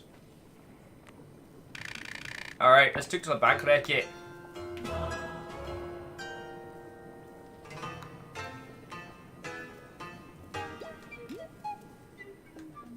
Let's fucking do this. I'm a worm flying through the sky. I see years. No fall damage! Oh, and I missed what was up there. Alright, let's talk to this big-faced bad word. Oh, it's you. And now they're blocking. Hey, could you help me? I asked Fanakas to make me a huge mud ball and feed it to me. But then they heard food was falling into the ground. And they were left immediately. Can you roll the ball towards me, please? Don't do it, Wom! It might be the last bit of mud Blackwood needs to explode.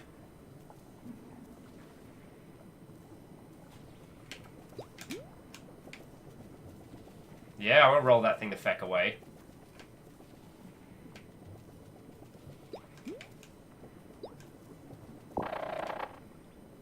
Why did you do that? I wanted to eat that. You have soap receiving. No more mud for you! I eat mud! I eat all the mud! Oh, crap. I got hit with the eyes? Oh, crap, in a bin bag. Holy crud!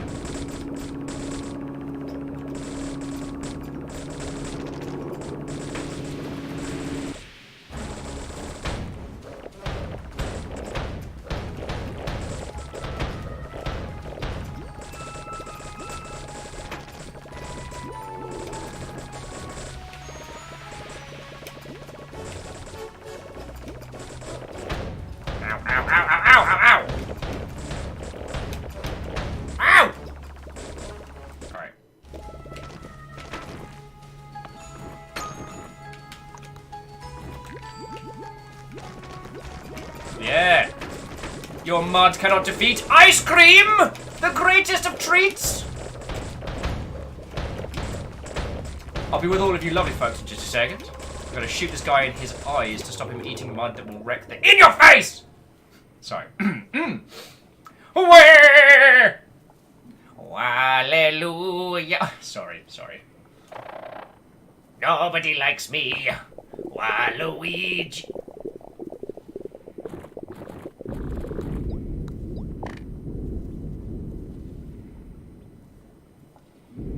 The feck is this game? Oh no!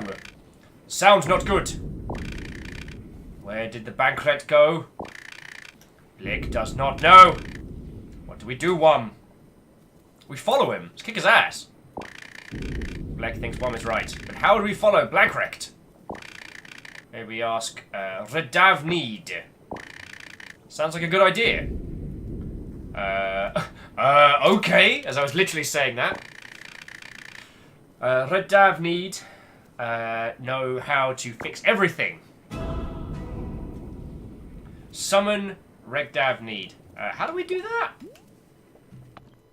Where's me bird? You're not helping, bird!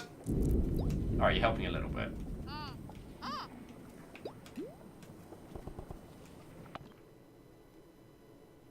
I don't know where to go. Captain Zerky, I don't know where to go. What, old friend? Welcome once more. We're playing Wuppo. We're getting towards... well, I don't know how far we are from the end. I don't know where we're at. I don't know what's going on. We fought a giant baby face that was eating mud, and then it went somewhere. How are you? Yeah, Captain Barnes, the fecking fake I think is the best way to respond to this whole fecking thing. Lordy, lordy. Lordy, lordy.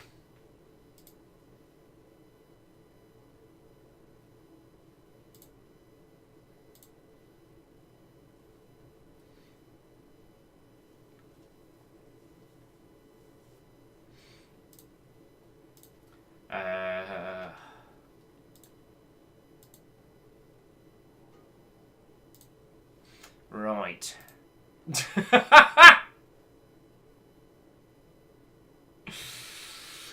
Brit Nymal. What hope, friend, and welcome.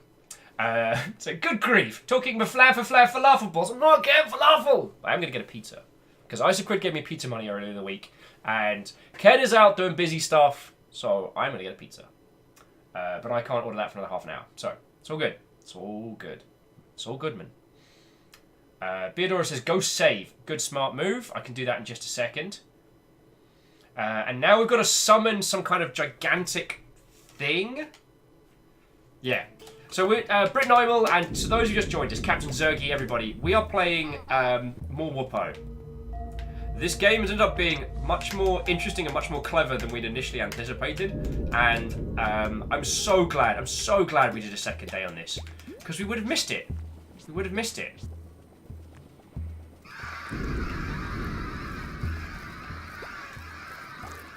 Oh, they are having a field day.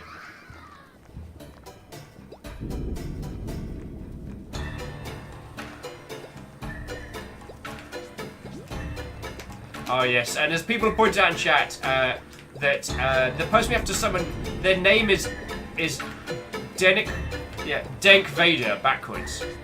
Also going to buy some healing items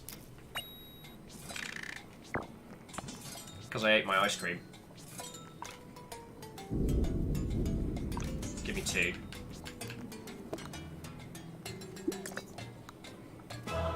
Notice the shopkeeper doesn't mind. The shopkeeper doesn't mind who we are as long as we're paying. Tank Vader, too swag to care. Ancestral friend to YOLO Swaggins.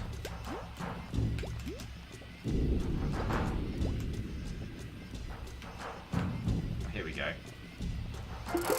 Alright, this is not the way to Dank Vader.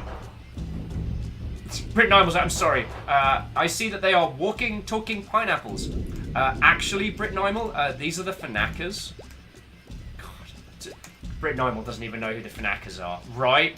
And this is where we played a winning game of Fnack Ball. And I will admit, I couldn't help myself but saying 3 lions on a shirt at least once.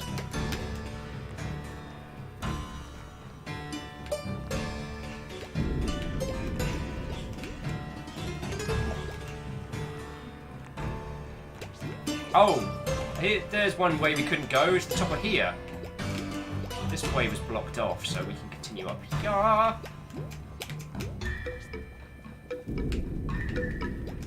Get out me fnacking wee! Ah!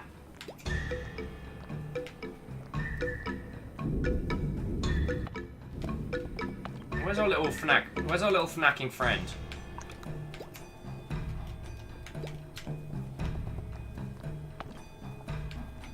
What if we just do...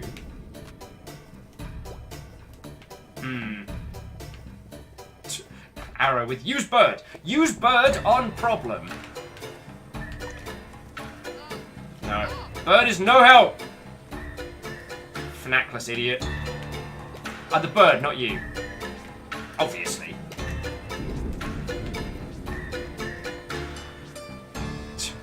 Get the bird out, cause where? I'm a fucking bird. I give bad advice.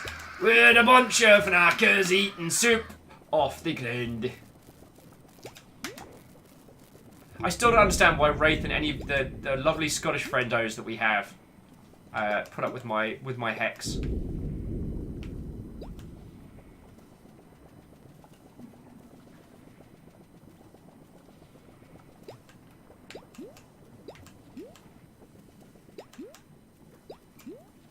The almost dead party. It's dark. Did I save? I don't think I saved. Let me save again. So yes, to those of you who just joined us, we are doing another round on Wuppo. This game, despite its super adorable art style and just downright silly humour, ended up being complex and clever and far more interesting than I would have initially given it credit for. And I feel like there's this whole fucking thing of, and then we encounter a game that turns out to be way more clever than we were expecting. I don't know if anyone else has noticed that seems to be a recurring theme with us.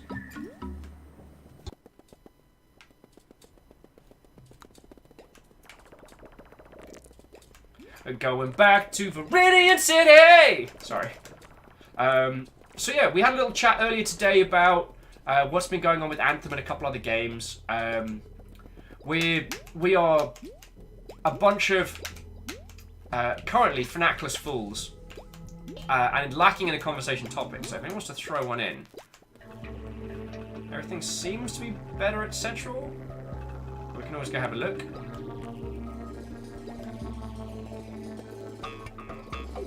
Yeah, so I think the person we've got to find next is... oh, God, I have no idea where I am. There we go.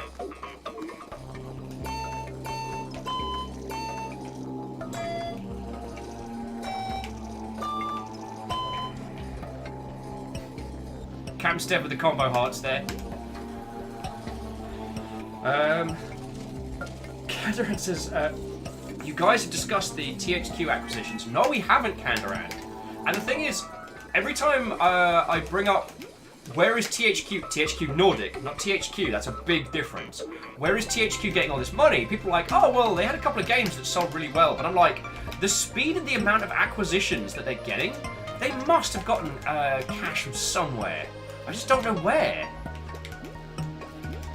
So for those who don't know, THQ Nordic, a creature born out of the ashes of THQ, has been acquiring studios and companies left, right, and centre. And I have no idea how. I have no idea how.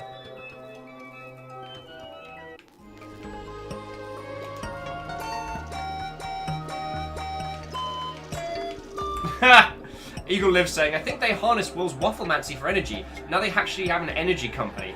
Savage. Savage. Captain Steph with, do you speak Norseman? And I smacked him on the hoe, and this is what I said. Do you speak Norskin? Dragsbot saying, newcomers on topic, how Wuppo could be so much better with realistically modelled horse. Damn it, Dragsbot! How long have you been sitting on that one? I did actually have a little rant earlier today about how, you know, people genuinely don't care about the people who make games sometimes. And Red Dead Redemption 2 sold gangbusters. We know that they treat their people like crud. It sold so well. Captain Steph's trying to get bingo, I can tell it.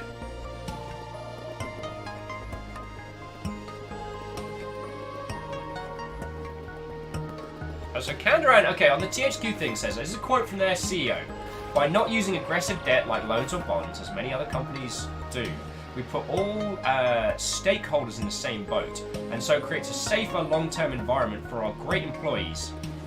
Nah, that's fluff. That's a lot of fluff there.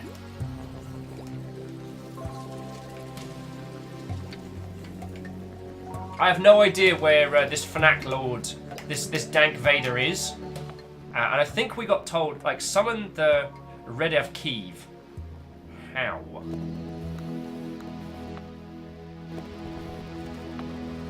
I think Redev is the ghostly temple. Oh, crud. Alright, so I went on a complete tangent. Thank you! Alright, let's get back to it.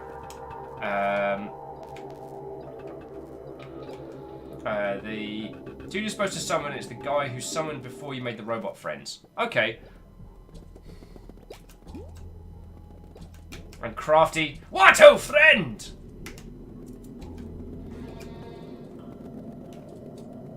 Oh, Captain Steph says, no, I'm actually just faffing about. Well, in that case, let me just stifle a T-burp. How about... No! Whoa! Haven't had to say that in ages. It's like when we play games that don't involve, you know, unraveling Will's tiny, tiny mind. Crisis.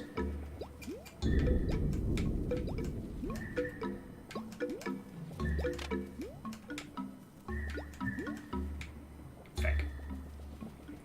Babes, good tea. And yeah, Brit and Imel, they are adorable. And what I love about this game is that this cute, adorable, like fluffy, warm art style hides what is essentially an incredibly deep, and while I wouldn't say it's the most unapproachable, you know, it's still got, you know, the combat system in this is at times fun and challenging. Never in a way that feels unfair, but in enough that feels like, hey, I'm learning how to do a thing. Camille says, did you say unravel Will? Wait. Wait.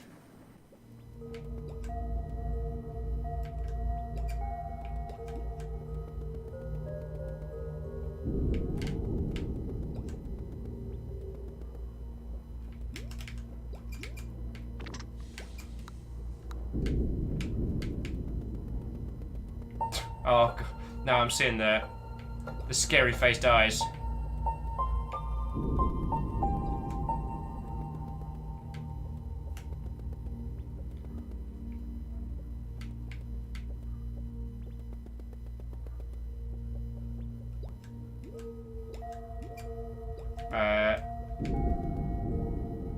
Cameron says, so long as they don't end up like overkill, I'm stoked for the direction they are taking. Oh yeah, so on THQ Nordic, so long as they don't end up like overkill, I'm stoked for the direction they are taking. Apparently they have like 80 games in development at the moment as a publisher. Their expansion has been so aggressive, and from what I can tell, like they've been doing alright. Like Darksiders 3 didn't set the world on fire, but from what I understand, it's turned a profit. And like, if THQ Nordic can create a sensible business model through like diversity, so rather than trying to go for every game has to sell 6 million copies, but like, you know, we're going to create sensible business plans around, you know, making it back and then continuing. That's pretty good. Nothing that THQ Nordic has done gives me cause to worry. And I don't think I would advise a friend against working for them, as in always signing a game with them. But you know that friend, when you go out and they're suddenly like, don't worry about it, I'm picking everything up, and you're like, I thought you didn't have the cash for this. And suddenly they're buying things left, right, and centre, and you're like, I didn't think you had any cash for this. And it could just be that I'm not because I don't roll in circles that really discuss like investment. They could have like some seriously good private investment from an external part that's like, you know, hella bank. Oh. So the bird was saying, okay, I know we're in a hurry to... I know we're in a hurry to save the world and all, but last time we saw Red Dead Need, I feel like we missed an opportunity to get some more knowledge about everything.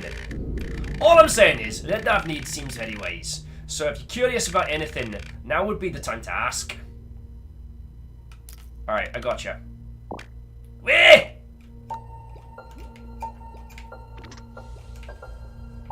Alright.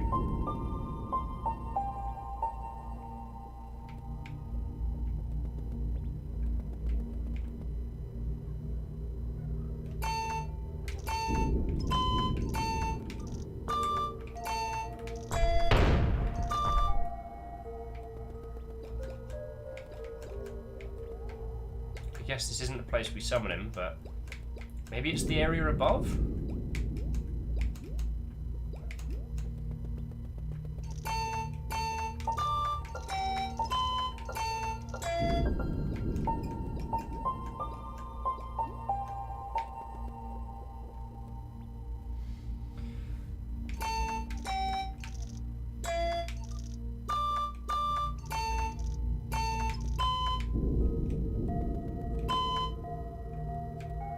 Oh, there was a little...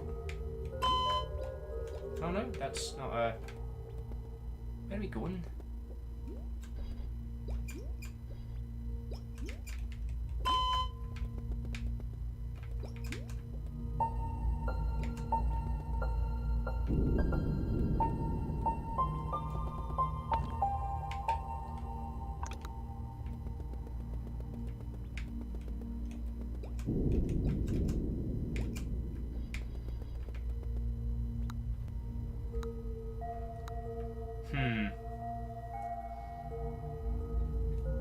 It was where you summoned him, but you had to do a puzzle. God, I'm trying to remember. Was he the... Wait, was he the big block-faced guy from way back in the... Like, in the early game? Like, above the Wum temple? Or am I going completely doolally-tan?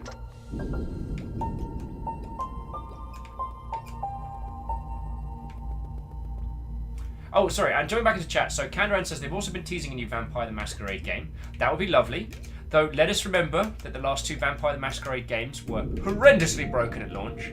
And it is only thanks to some very dedicated fans that those games even function.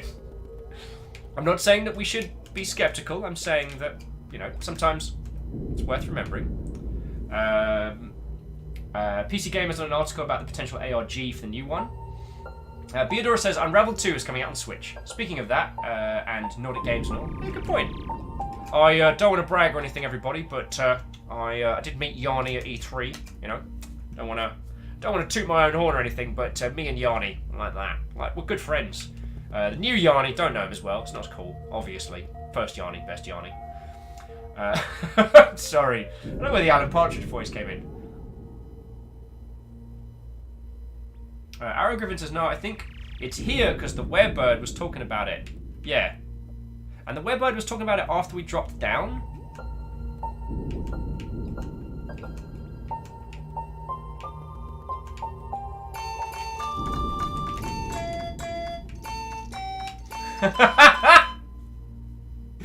Alana says, do I know Yanni? Nah, I'm afraid not.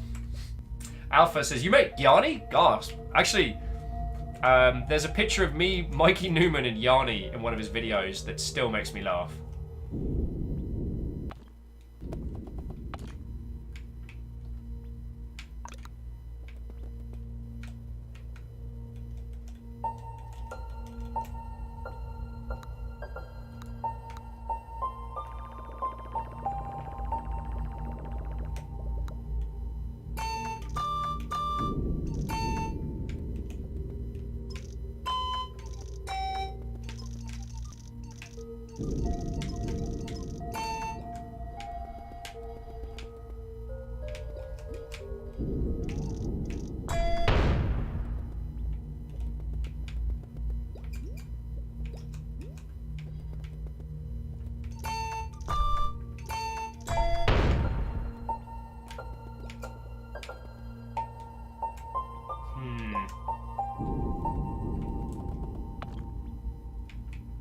Summon him. So these little blighters don't have any jobs. There's nothing we can put them on.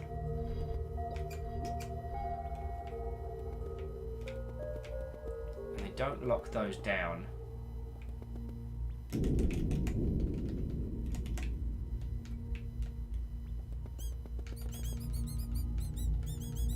I'm just gonna sit here and make cute noises until I work it out.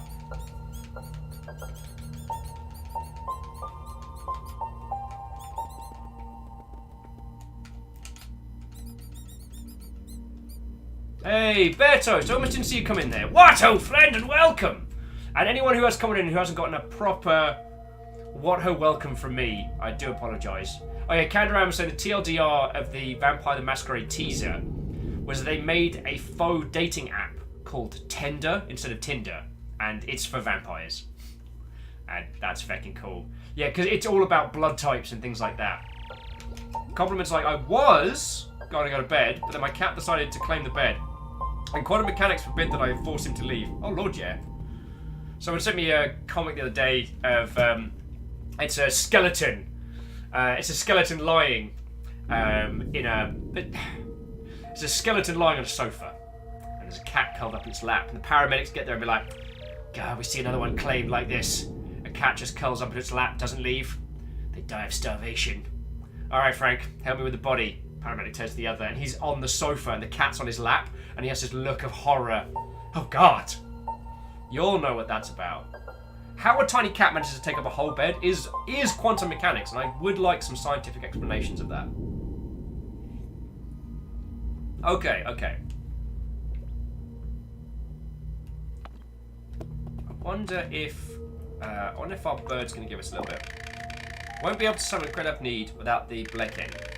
Try talking to them a lot inside your inventory, but they don't really seem up to it now. I tried talking to them a lot inside your inventory, but they don't really seem up to it now.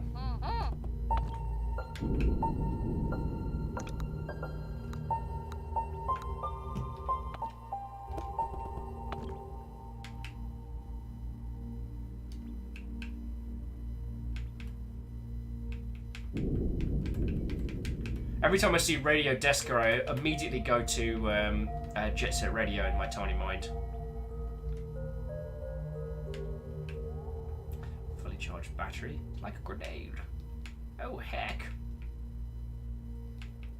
Okay. Let's think this through. Miyaki Sakura says, are we summoning the old gods? I think it's more a question of, did we ever stop summoning the old gods, dear friends? Okay, okay.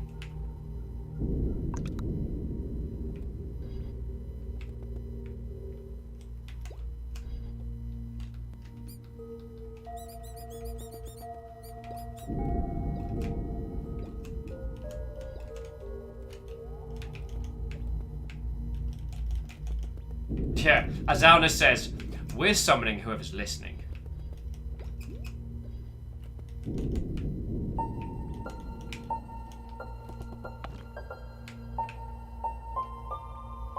Got an idea.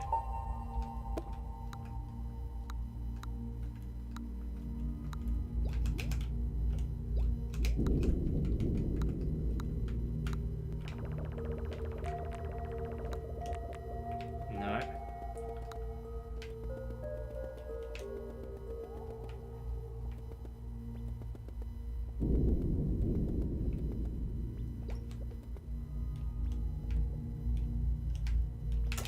Oh, I thought the little antennas were reaching for something. Okay, okay. Come on, Flackbird! Thanks, Navel! You'll see. Okay.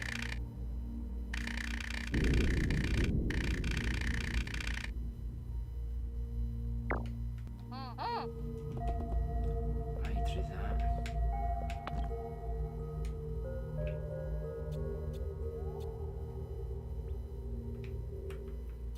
I'm just looking to see if there's like something on the guy we're trying to summon. Okay, what are we missing here? What are we missing? Camille said, so last time the room was dark.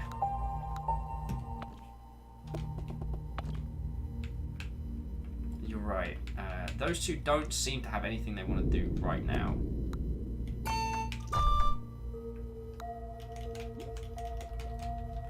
There's nothing we can do with these little... these little guys don't grab or interact with anything. Maybe up here.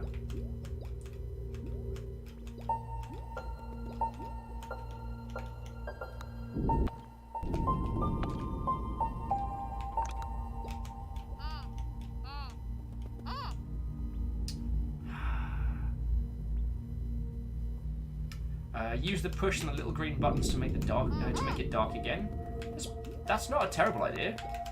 Got still a little ninja hat on.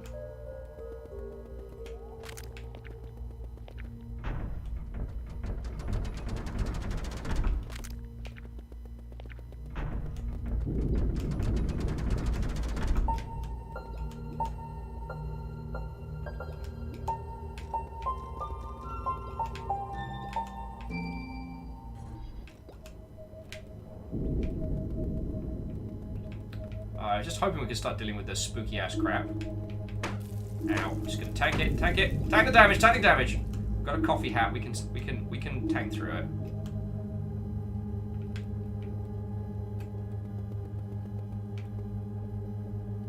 Aha! Good work, crew.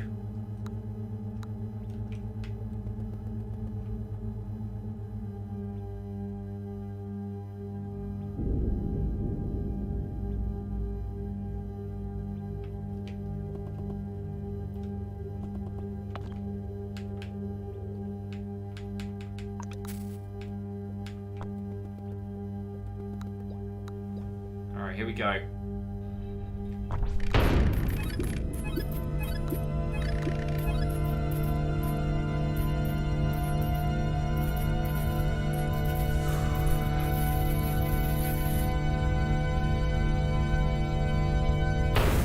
Oh, crud. Whew, okay. Greetings again!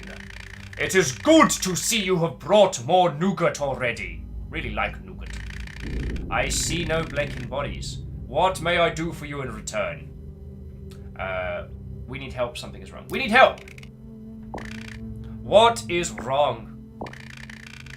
Redav need. Remember the blank rent? Positive. I do not like the blank rev. That guy was an ass. The blank rent is a very manipulative and selfish creature, Womp. Blank rent is the opposite. of the Red Davneed. We used to live in the same time before the blanket was sent here. Can I ask something? What would you like to know? Let's get some answers. Where do we come from? A creature is made out of 3 types of particles. Plump and Fnaust are the base particles of the creature. Plump holds the identity of the creature. This is where skill, personality, or property is stored. The Fnaust is serving as the energy source that feeds it. The Fnaust cannot be exposed to light. Whenever that happens, it will return to its... God damn it. To its Krerenkatorium. Beto's saying you broke it. I didn't break it! It's better this way. Place where all plump gets created. Now the third particle, the nougat, or nougat even, I'm gonna call it nougat because I'm hungry, is a particle exclusively bound to this dimension. Basically, everything you see around you is made of it. It gives great protection from the sun. That's why most logical form of life is plump and Faust covered by a body of nougat. If this, I swear, if this entire game turns out to be an advertising push for some like Nestle type stuff, so help me. If nougat is bound to this dimension, why does Red Avenue collect it? Very sharp link, but you need some more information before I explain that to you. Alright, tell me more. Did he get very far? When a creature dies, its Fnaust and Plump return to the Krekatorium. Krekatorium is the dimension where Plump gets designed. Based on the information and memories saved in the Plump that created... Wow, this is happening. The Krekatorium creates a new type of Plump to send back again. When it contacts with the nougat, in this planet, a new creature forms and will be bound to this dimension until it dies. What is Krekatorium trying to do?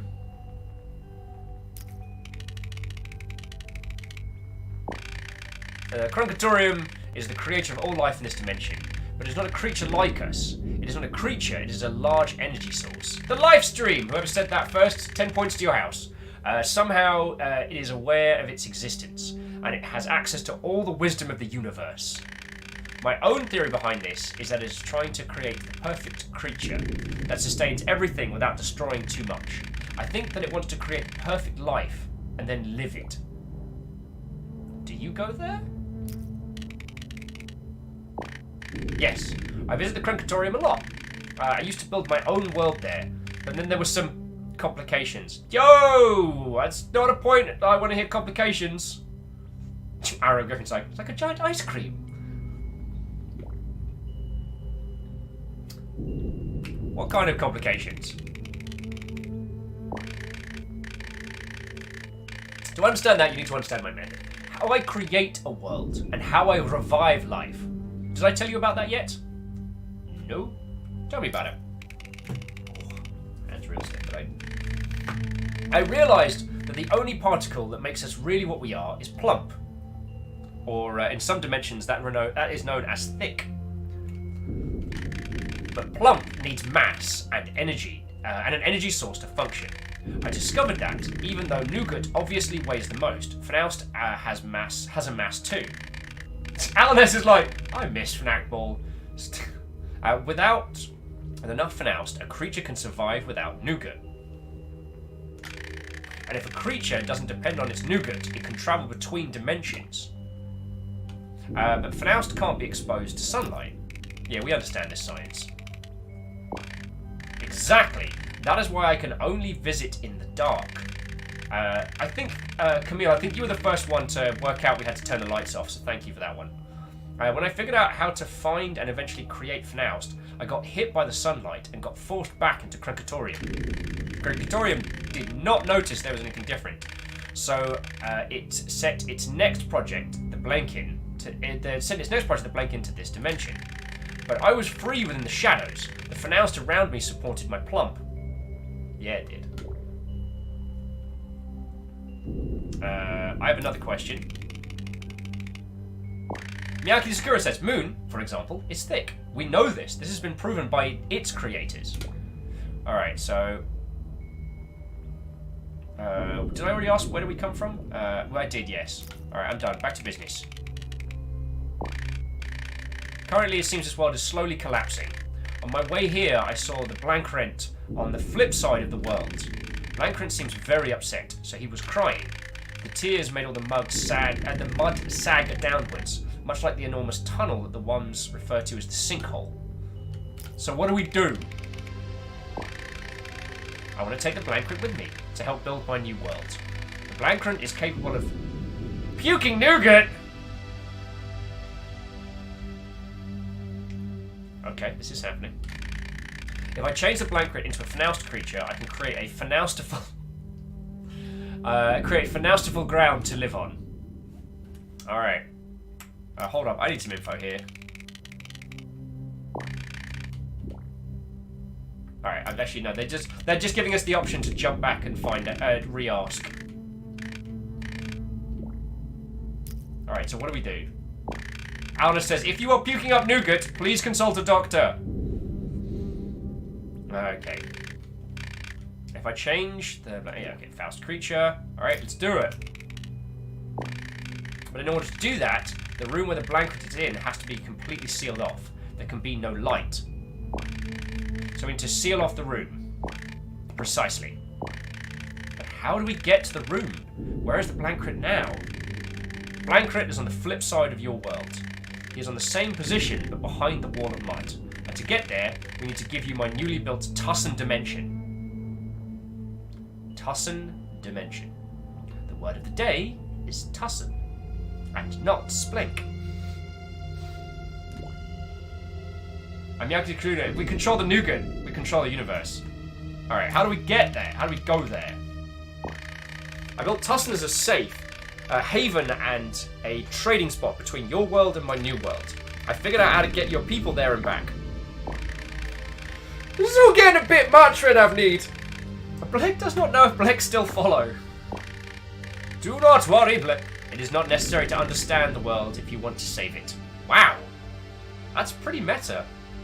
Nom Nom says, I just wanted to jump in and say, thank you, good sir, for showing me this game.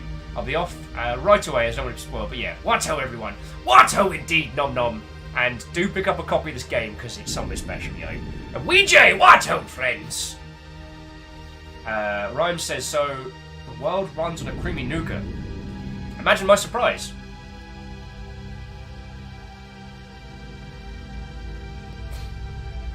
Alnus with, wow, this is some deep philosophy. How about you, Wom? How are you holding up? I gotcha. Splendid!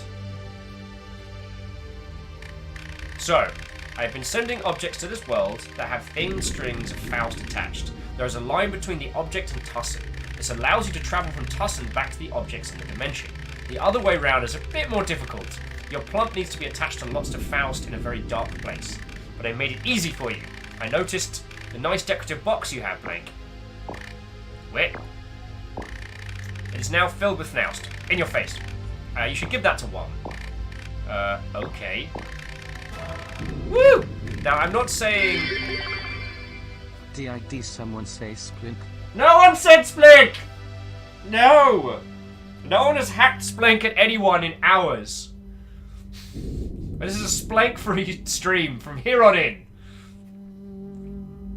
Now, I'm not saying the process is nice, but you have to get the box and die.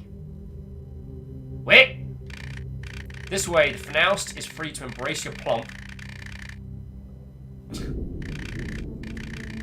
And the box will open, so the light pushes you out of this dimension, but there'll be a string attached that will send you to Tussin. Also, Vanderbeest and Shackle, thank you for refilling the pint glass. House Order salutes you.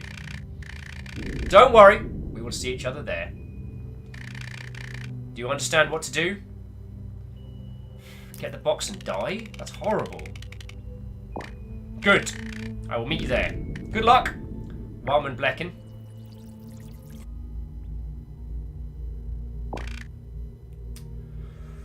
Oh dear lord. Okay then. Let's go to Tussin.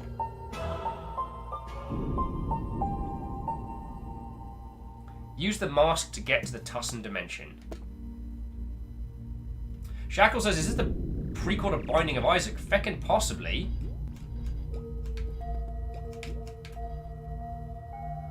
Okay, okay. I'm gonna need another cuppa. And possibly my hoodie. It's getting cold in here. Okay, okay. So we're gonna take a teeny tiny break. Just a teeny one. I'm just gonna quickly refill my cup. And then we're gonna continue with this, friends. This game is stonking. I did not expect this to be as clever as it is. So, do not go anywhere, dear friends. Oh, Digi says, I hope Twitch desktop app isn't getting rid of all the only reasons I use it. Minecraft, you can see all my follow channels online, the left side panel. I hope so. Also, Digi Seahorse. What, old friend? Welcome! Welcome! I'm just going to quickly grab a cup of tea, and then we're going to travel between dimensions. This got so heckin' off the chain. And I'm kind of digging it, you know? Also, quick show of hands. Has anyone here not seen or played Rain World? Because for no reason, totally no related reason, you should buy, play, and finish Rain World. Like, for serious. It will take like 30 hours, and it will be one of the best experiences in gaming. So, there we go. Okay. I'll be back in just a second, you lovely folks. I'm going to refresh my cup, grab a hoodie. I should probably order a pizza, shouldn't I? Yes. And we will continue. Hey! Lucian Grey, I almost missed you. Just dropped by to resub. Oh, excuse me. See, tea burps there because I was getting tea. That's how that science works. Lucian Grey, Wuppo! It may be a flying visit, but it's still a visit. It's lovely to see you. That's 4 months in a row, Lucian. That's real cool. Thank you. And I know I say this a lot. I hope none of you think that I take the sub combo streaks for granted. 4 months up means, yo, you've been... Hey! Wow, Lucian Grey's doing like a drive-by for feckin' House Carl. Thank you, Lucian. And gifting a sub to Digi Seahorse as well. You fecking lovely Mother Hubbards. Thank you. Alright? Like I said, I see those gift subs, I see those little purple boats, and I'm like, that means you've been here since we started doing this. Since we started doing this for realsies. It means a lot to me, so thank you. Alright? Thank you. Now, I'm going to get a fresh cuppa, and we're going to continue, because I don't think we'll be breaking for too much. Though I reserve the right to order a... actually, I should do... I'll tell you what, I'm going to do that now. I'm going to do that now while I'm chatting with you all. So...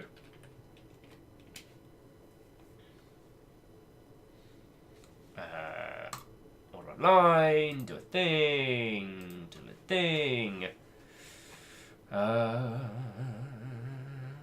singing the song of my people. Do I want a beverage? I'm fine with that. Alright.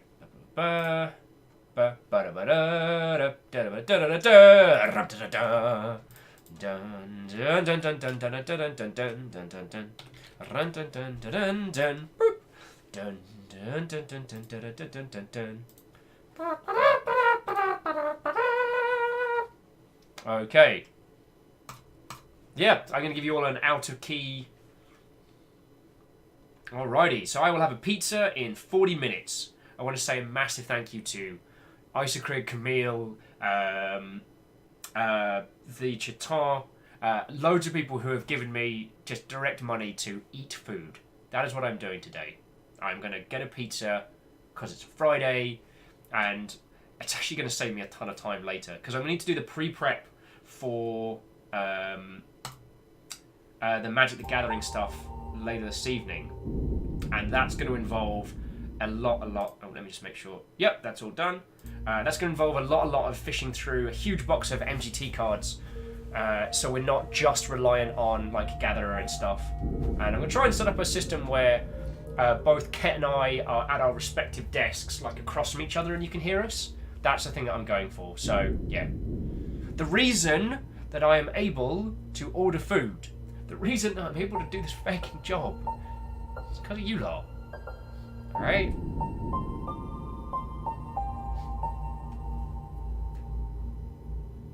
Thank you all.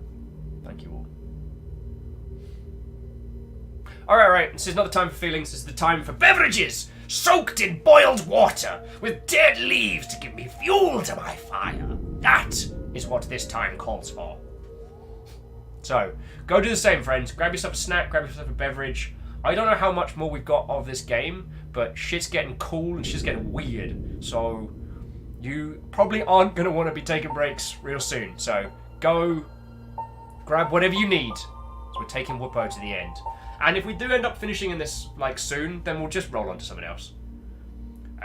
So yeah, Caffeine says, pizza at last! Thank the gods almighty, pizza at last. I'm right. And yeah, it is never a thing I take for granted, dear friends. I just I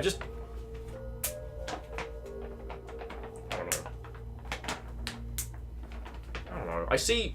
Okay. I am gonna go get tea. I promise. It's just I see a lot of peeps making a lot of posts about doing this kind of thing. You know, streaming on Twitch for a living. I see a lot of people who I don't know.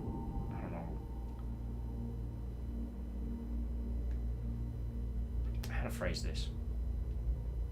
You know what? We don't need that. It's not about them. It's about us. It's not about me. It's about us. I'm having a great day. I'm going to continue having it with you all. Why give airtime to people who aren't worth it, right? We talk about people who are bad people. All we're doing is supporting them. So feck them. Like, well, not even that. They can go feck themselves in the corner. Because I got you lot. Me and 55 friends are about to finish a feckin' cool Metroidvania game that tried to hoodwink us with an adorable hand-drawn art style and has gone above and beyond being just brilliant. It's been clever, it's been funny, and we're not done. That's cool. Now, I mean it this time. I'm going to go get a cup of tea, alright? Lucian says, how many times does it take Will to actually BRB? Shut up! You don't know me! I could totally BRB the first time I say I'm gonna. I could do that. Oh, and no doing anything interesting, alright?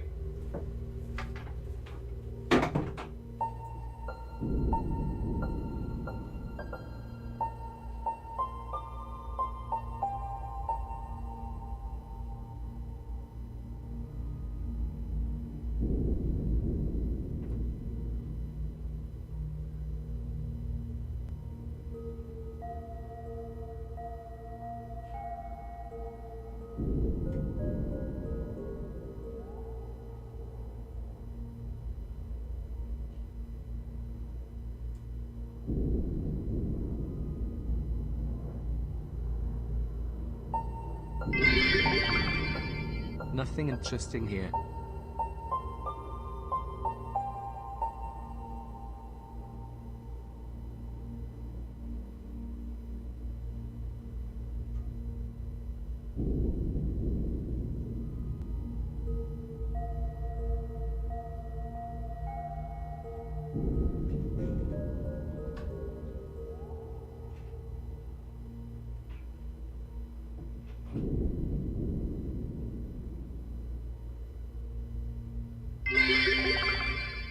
Just some mundane bits tongue.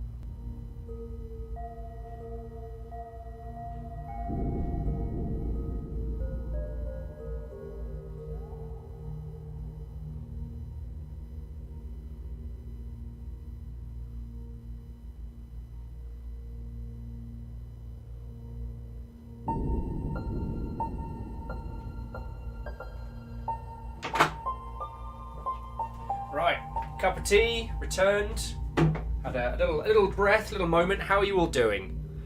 I thank you all for waiting as well. I do apologise, and I do apologise for getting a little into the field zone. And I'm going to apologise again because I was going to get a hoodie and I fucking forgot it because I'm a stupid.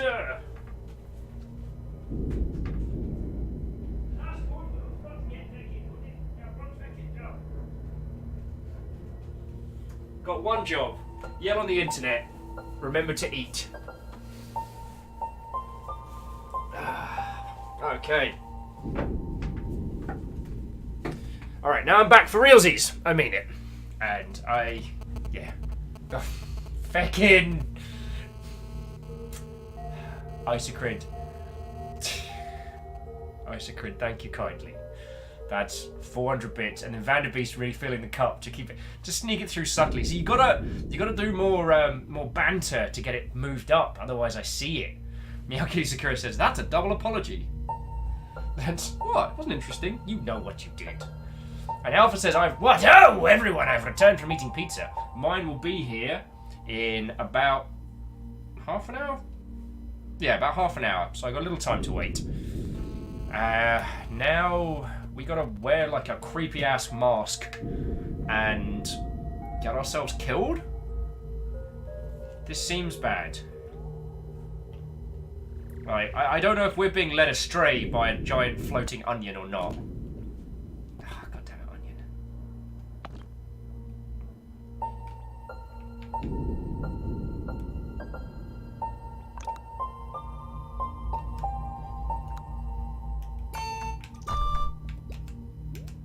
So we need to turn the lights off again. And we need to die, but we need to die in the dark.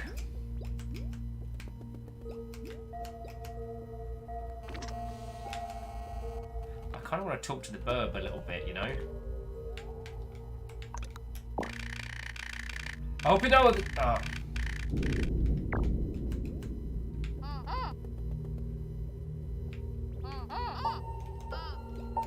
No, the bird's not going to wear at us.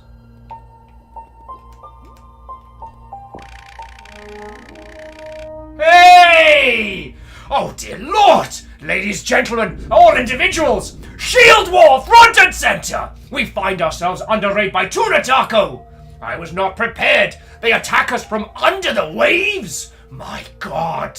Shield wall! To battle! Tuna! How are you doing? What ho, friends, and welcome! Now, before I go any further with my incredible, with the incredible clash of forces that we have going on, I do need to say, we are playing a game called Wuppo. This game is really, really surprised us in terms of how good it is. How good it is. We're getting real close to the end of this, friendos. And this game looks like super indie, cute, hand-drawn. This game is smart and clever, incredibly well made, and it's getting pretty deep. So, if any of you want to bounce and avoid spoiling this, actually, let me drop a link to it in chat, if you don't mind. If you don't mind me dropping a Humble Bundle link. Or pick it up through whatever means. This is just a medium by which I get a couple of quid. And that just goes to running the Longship here, so... if you want to pick this up yourself, I highly recommend it. This game has ended up being something special, but if you want to chill and ill with us, if you want to hear about Nev Blekrin, Redav Nev, and all of this lot, then, yo, you are all cordially invited. I just wanted to start with that. If we've never met before, then it is my esteemed pleasure to meet you all. My name is Will. I can say with a smile on my face, I stream full-time. This streaming is what I do. Thanks to the indomitably beautiful people in chat, this is my full-time gig. And I'm gonna say I love doing it. I used to be in the games industry. I worked in the games industry for just shy of 10 years. And so I tend to do a lot of banter about, you know, industry stuff, a lot of talk about, you know, state of the industry, game development as a profession. But we also look a lot into video games as the art form that they are, the emotional impact they have on us, and how they shape who we are. And I like talking about that one. Okay, so Tuna. I've introduced myself and I've welcomed our dear raiders. I will assume from this point that if anyone's sticking around that they are down for Wuppo spoilers. So, yeah. Tuna. What? Oh, and welcome! How are you doing, friend? How are you doing? Tuna says, well, I already introduced you my stream. I want to shout out about you. Aww. Tuna, I take that as a massive compliment, because you and yours are a cool bunch of cool kids. So, thank you, yo. That means a lot. I know... I have been... in terms of all of the innumerate things that I've wanted to organise and people I wanted to hang out with, I am sorry I've not organised anything outside of, the standard streams. GDC is eating my life. And... yeah. Whoever tells you streaming full-time is easy, they lie. And Legata! I was talking about you earlier. How are you doing?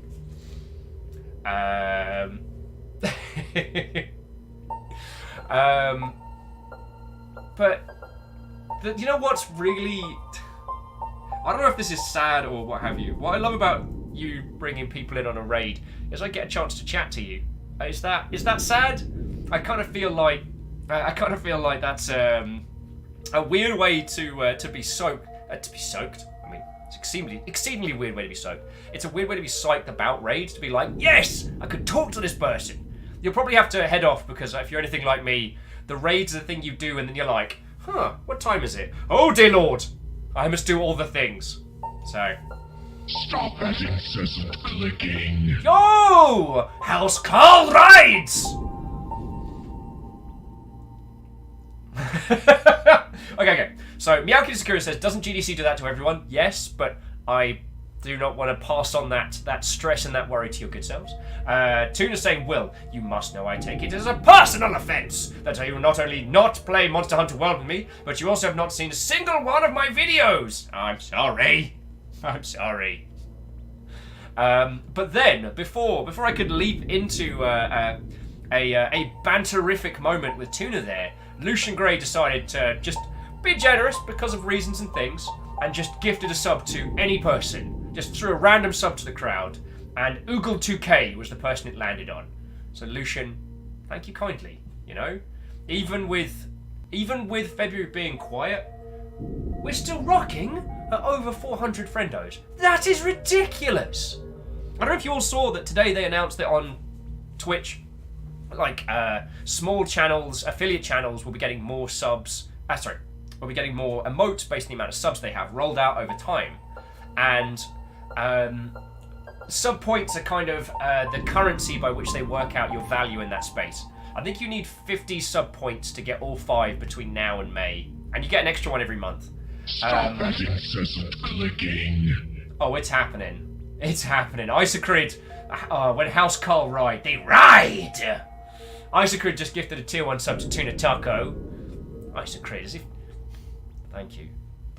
Like, you're putting a lot of time and faith and money in me, and I avoided a feels cascade earlier, and I'm avoiding it again.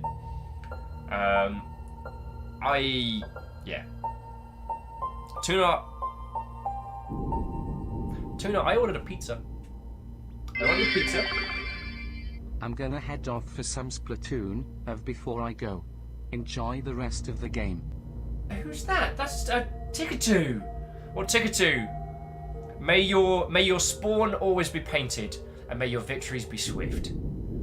Be you kid or be you squid, a long ship rides with you. And thank you for the 200 bits. I was just gonna add that, yeah. Tuna, before you showed up, I ordered a pizza. I got a pizza coming in a little bit. The reason I'm able to do that is because the generous Mother Hubbards, chilling kneeling in chat, donated money to a pizza fund. And not only did I have enough, I had enough left over from the last one to get another one today. Like, and I've worked a lot of jobs. I'm not, I've worked corporate, big money startups. I mean, geez, it was after I left, but Improbable raised $500 million in investment. Dean Hall's not a poor bloke. I worked for him for a couple of years,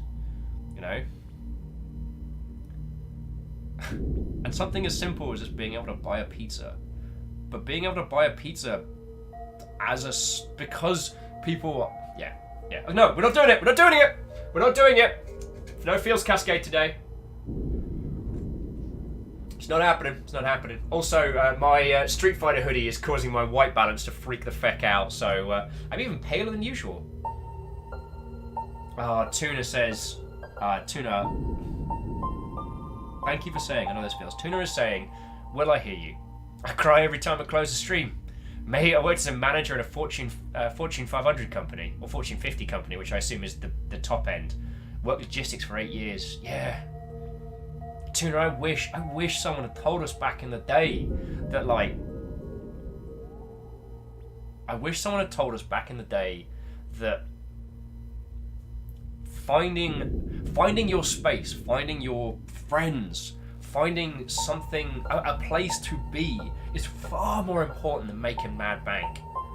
Because I made mad bank, and I hated my life, and I spent all my money. And, okay, hating life is a strong word. I'm just saying that I am happier doing this now than in any of my previous roles. No, I had no idea. Did you see what it says? Guess who just had to pick a whole raw egg up off the floor beside the oven? Wait, just like recently dropped or a discovery? Was it like that scene in Indiana Jones? So yeah. Miyaki Sakura says Feels Cascade lies in wait. Yeah.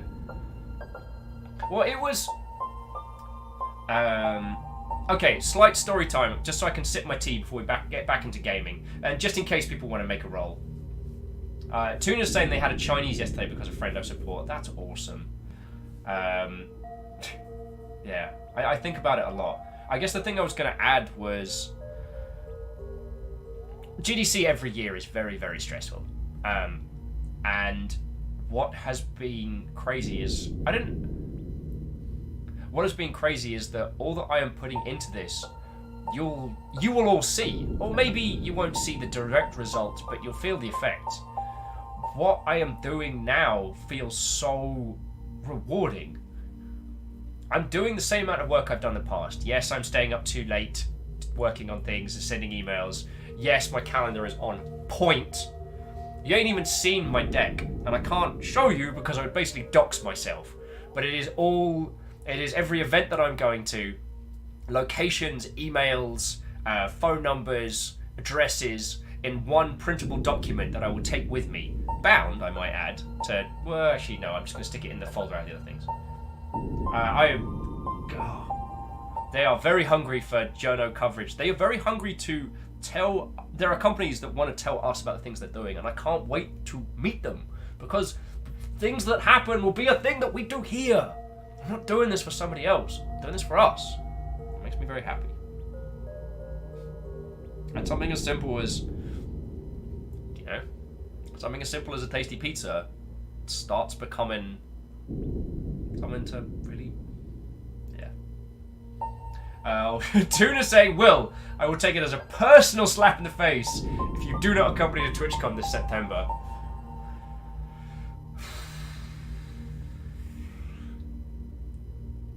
Well, I mean, this time at least I'll be an affiliate.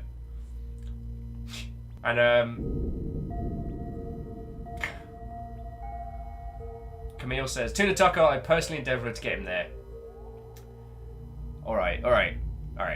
We'll do TwitchCon in September. Wait, is it September? Because I've got PAX West and... Oh, and Tuna, that is a fecking compliment. Tuna's saying, mate, I'm gonna keep rating you till you get partner. Tuna, thank you. I mean, we're sustaining here, so we don't need to hit partner to continue to operate. So we're doing good like that. And that, I understand what an incredibly privileged position that is. And that's why I like putting the hours in. Like, alright. So Tuna, thank you for the raid.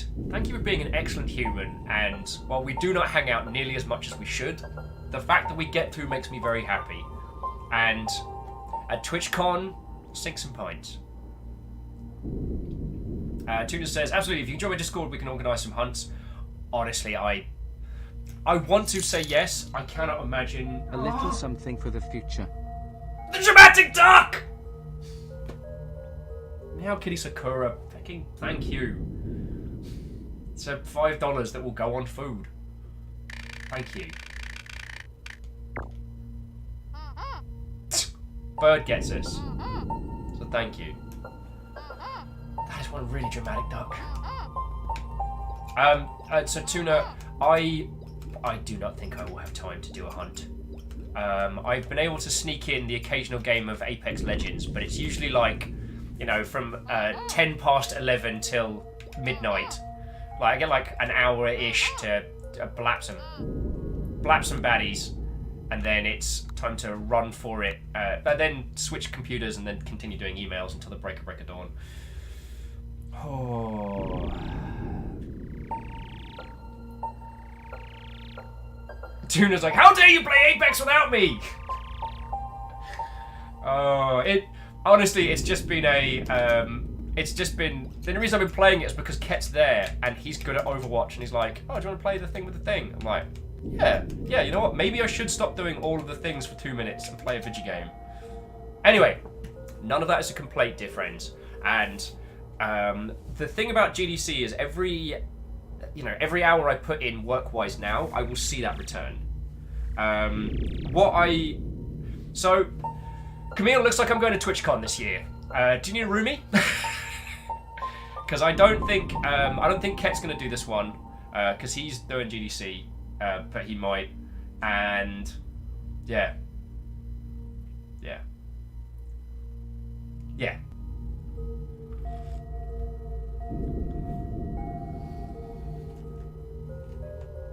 And get to see Thor and everybody. Oh, Tuna, if you haven't met Thor from Go Pirate Software, that is a person I'm really looking forward to introducing you to. Alright, so I've got about 10 minutes till food arrives. And we are... Oh, sorry, I didn't mean to do that. Okay. Oh, and breathe. Alright. Thank you all for being exceptional human beings. Miyaki Sakura, thank you for the money. It's gonna go on food. So now we're gonna try traveling to another dimension before I start inhaling large amounts of food, and we're gonna see where this adventure takes us.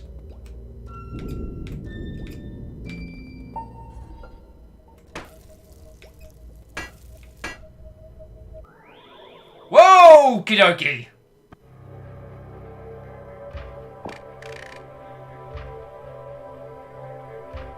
Alright, that was very fast. Okay.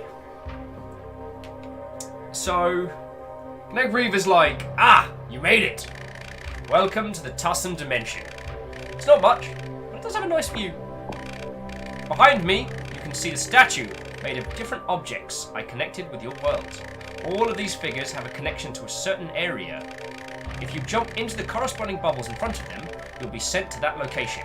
Oh, before I forget, this might feel strange, but since there's no nougat in this place, you are just like me, which means you can fly! Oh, did you see my little worm's face? Like, as soon as you can fly, I was like, However, I strongly recommend that you stay close to this platform. Whatever direction you would go from here would lead to nothing but emptiness. You don't want to get lost here, Wum. To get to the back reckon, you must take the upper figure of the statue. That one connects to the flip side of your world. Do you remember what to do once you are there? Kick his ass?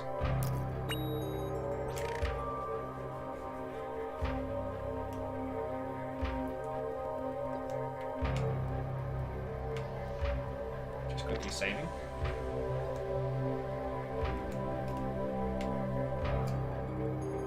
Wums in space! Oh, that's me pizza! That's me pizza! I'll be back in a sec! Oh, I'll be back in a sec!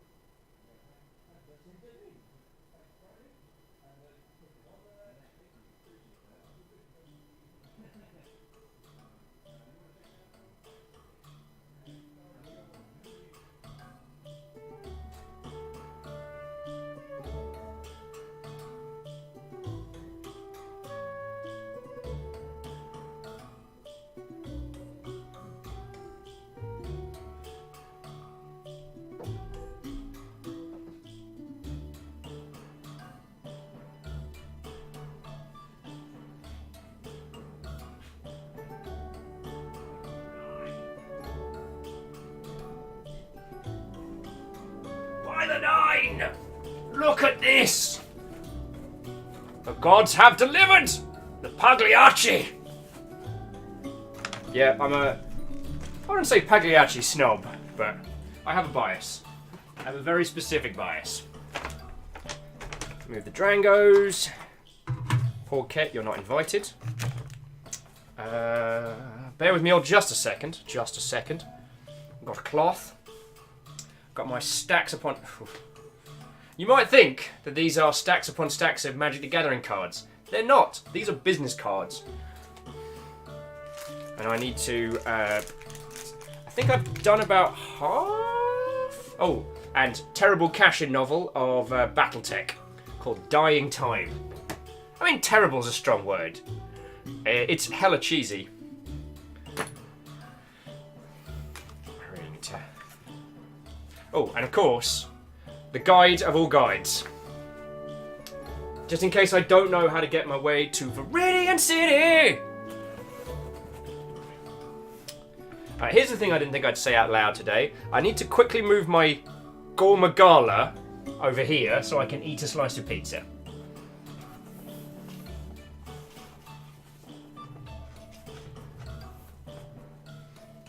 Okay. Okay, so let me just put these down here for a second.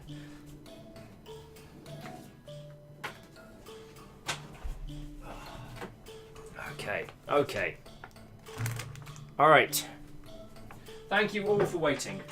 And, again, thank you all for some hella delicious food. It smells like all of the... It smells like everything right in the world. Okay?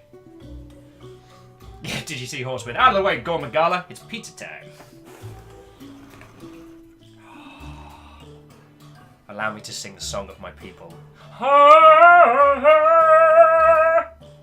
Actually, the song of my people is I'm sorry. What was the one I said earlier? England was a mistake. I make myself laugh. That's the real secret. I think I'm incredibly funny. That's my secret cap. I think I'm funny. Oh. Alright, so let's just get our one. Let's just get our one back on here.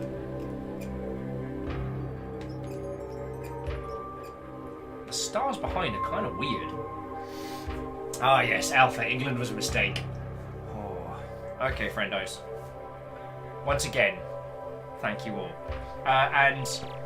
Camille, if you have a free slot, I'll absolutely love it. But I'm an industrious mother hub, but I'm sure I can find a floor to sleep on. I definitely won't be doing a road trip this time. As much fun as that was exhausting. And I wasn't even driving.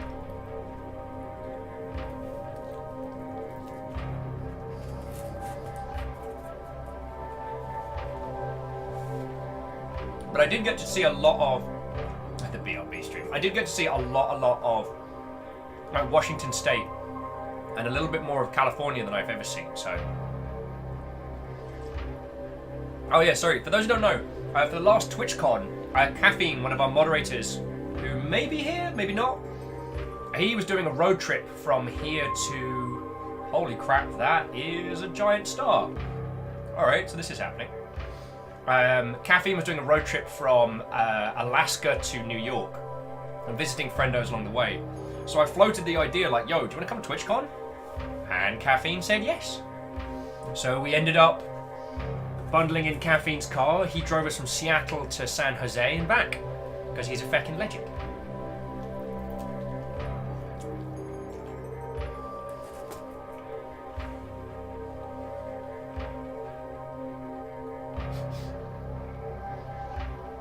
Yeah. Caffeine was saying Anchorage to New York by way of Texas. As you do, as you do. You were down in Austin for a few days, weren't you? That place is cool.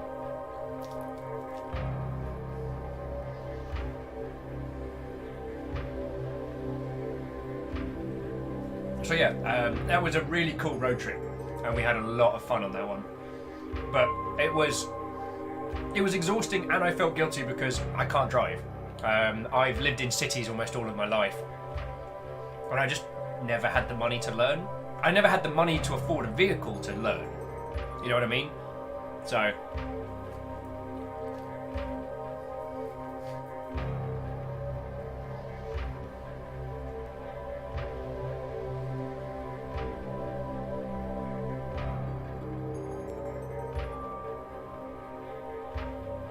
Okay, so jumping back into chat. Anbu says, TwitchCon! Hex yes. Theodora says, almost as trippy as the Dark Room, but not quite true. Caffeine said, yep, saw a friend stationed in Fort Hood after I got done with Seattle. That's hella rad. The Gutter says, well, I left you a hostie, and now I'm out, because I kind of want to go play Apex with a friend of mine. Go for it, yo. I don't know how far we are off at the end of this game, considering additional pizza time, but yeah.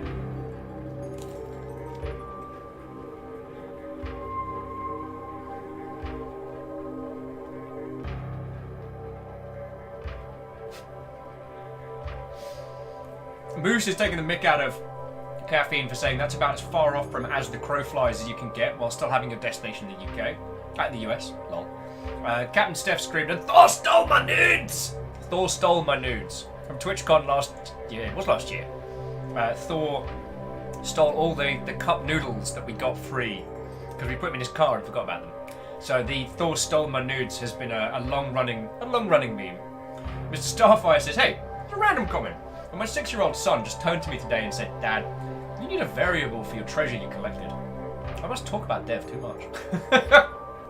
Hey, if you're raising a little one that uses terms like variable, you're doing parenting right, my friend.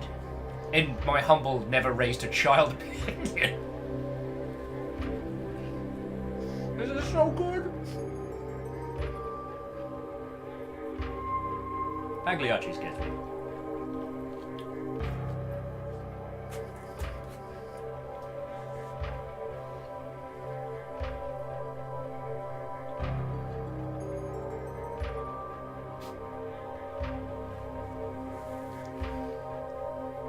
Oh, sweet mercy. And then Digi says, you can learn from borrowed vehicles, but the price is taking a test and a book to learn a bit up there. Yeah, and at the moment, I'm a ways away from having that kind of disposable income. I'm a long ways away. And the Seattle transit system gets me around just fine. So I do not feel myself wanting.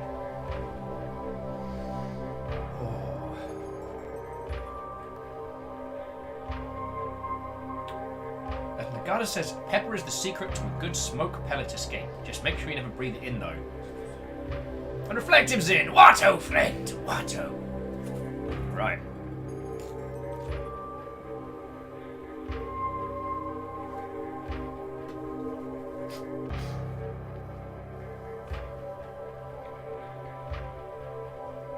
So picture the scene.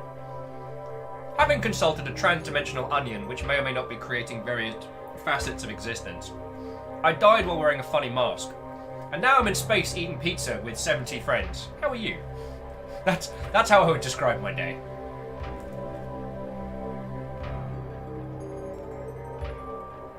Yeah, the worm is kinda dead, hunting a sort of god, but not really. The god eats mud as well.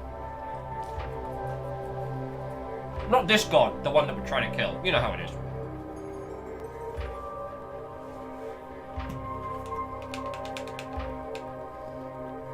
Okay, so as this star system trundles past, let's see what we can get stuck into. Right, do you have a question? How to save the world. And then what is the meaning of life, obviously. Alright, I want to take the Barracker with me to the new world I'm going to build. As you probably know by now, I cannot travel through the sunlight, so in order for me to enter the room, take the Barracker with me, I must be pitch black. Shaka would splank for the splank throne. Let's just hope that'd be hosed off first. Mud for the mud god. Lordy, lordy.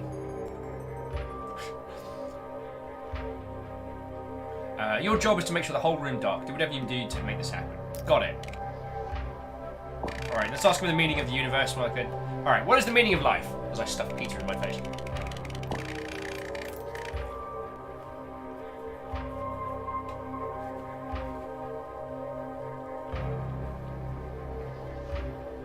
The You say what? Well, there is no answer to that question. We know the difference. We know that's not true. But I think there is a reason for that. I like to think that the answer has consciously been left open because it is yours to fill in. Ooh, that's fancy.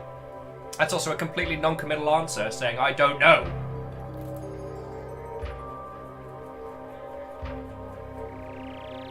Also, has anyone noticed a bunch of sinister mice around here? Anyone notice them?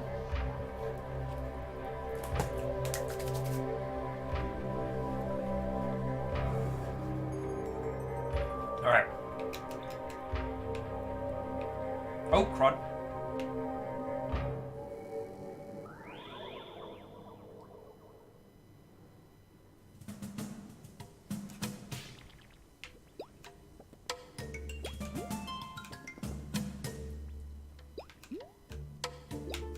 Okay, so we can travel to here. Now I'm just going to find a way to get myself killed.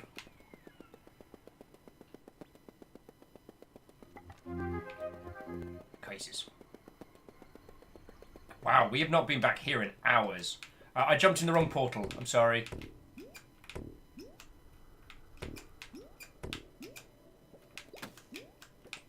Now, in theory, we just need to get ourselves slightly murdered.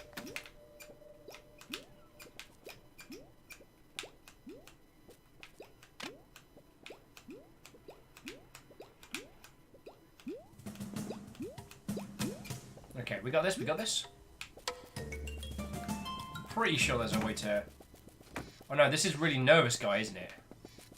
Feckin' hell. Oh yeah, there's a bunch of thorns up this way. No, no, these wigglers will do it.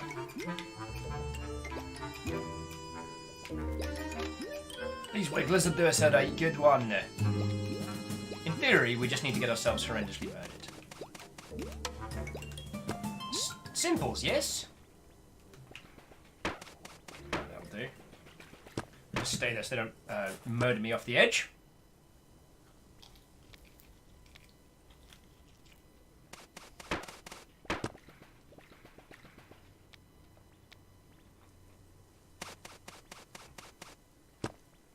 So, Mr. Starfire, they said this game looks abstract. This game's been very interesting because it's actually presented us like a really super cute, like morning kids cartoon show, like super adorable art style. And what it's hidden beneath it is a very, very clever like Metroidvania with some really good like NPC simulation stuff. Right, so yeah. So we just need to die while wearing the mask. We don't have to do anything else special. Cool.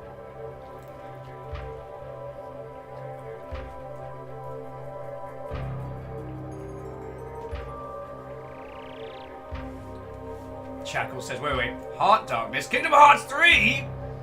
Every game is Kingdom Hearts.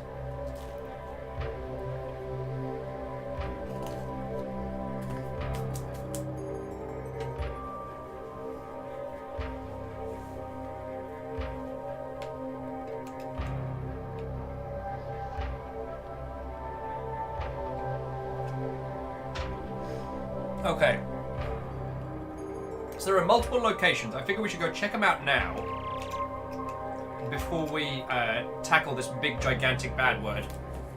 As I have no idea where these things are going to take us and what we're going to see. I mean, might as well enjoy the superpower of travelling through space and time. And we can return to Wumhouse now, apparently.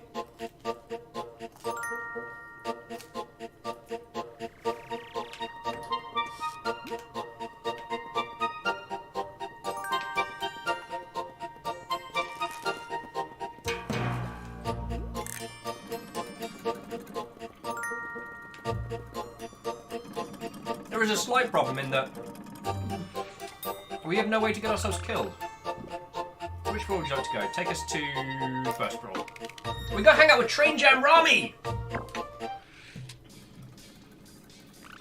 I also feel really bad when there are people in the industry who I know their work and they're really cool, and I only know their handles.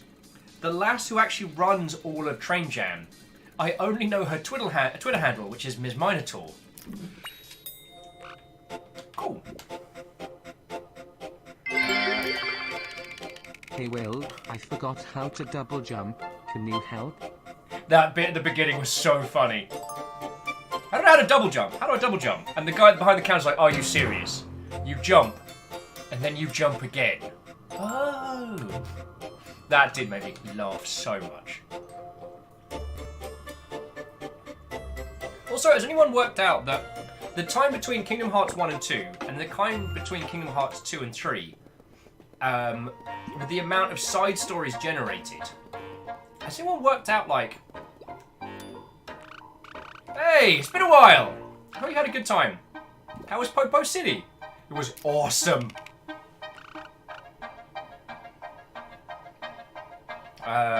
Okay, good. I'm glad.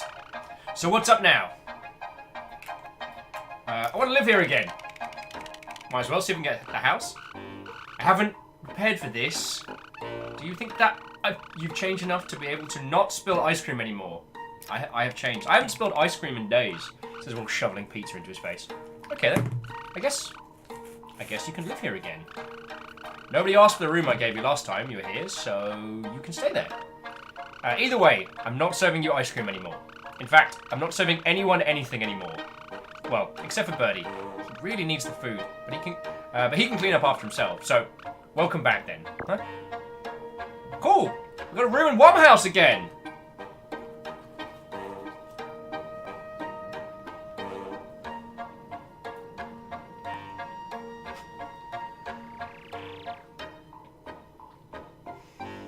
I love you guys. Shaka with, I've been hearing... Oh yeah, Kingdom Hearts... I can't even... Yeah. I love you guys. Math humor. Well, I lack the correct pronunciations to deliver your jokes. I get them. I get them.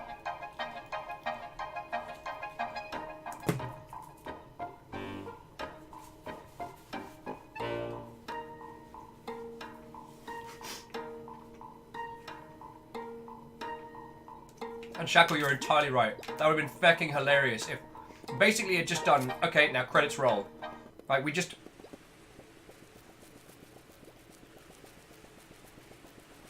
our room back and the game's like, okay, cool, done. What about saving the world? Now we just came here to fucking...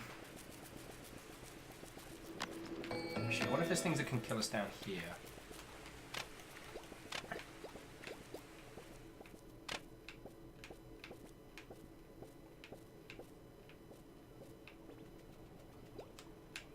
Come on, things that can do a murder.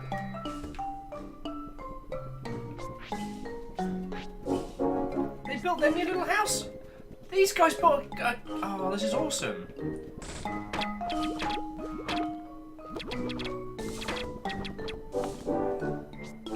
I just have to make sure I'm wearing the hat.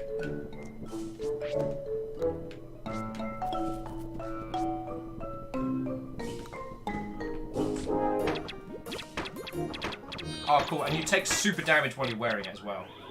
Alright. So we've got a house back in Wumhouse. That's bloody marvellous. So the first one is the temple, second one's Wumhouse. What do you reckon the third one is?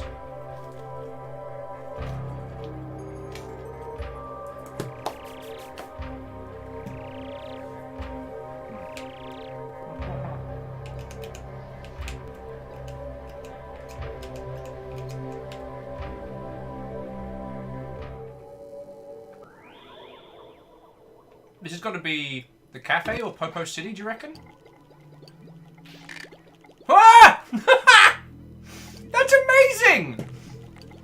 This was the fortune teller. This was the one that sent us to the trip out room. And Mr. Greenfire, this isn't procedurally generated. There's a day-night cycle, and all the wums and different creatures of this world have like little different paths and things. It's really cool. We're about to head up into the theme park area, where you get to see a lot of kind of like the ecology of this world kicking off. It's real good. Oh, Greenfire, that's fucking cool of you. It says, I've done a fan art pic of you, Will. Post it on Discord later. Thank you. And Vanderbeest, if I didn't say thank you for the 200 bits earlier for the double jump joke, sincerely, thank you. Yo, you need to teach me how to make an entrance like that. Only the best can pull that off. Dang, I wish I could do that. Better make my job a whole lot more credible.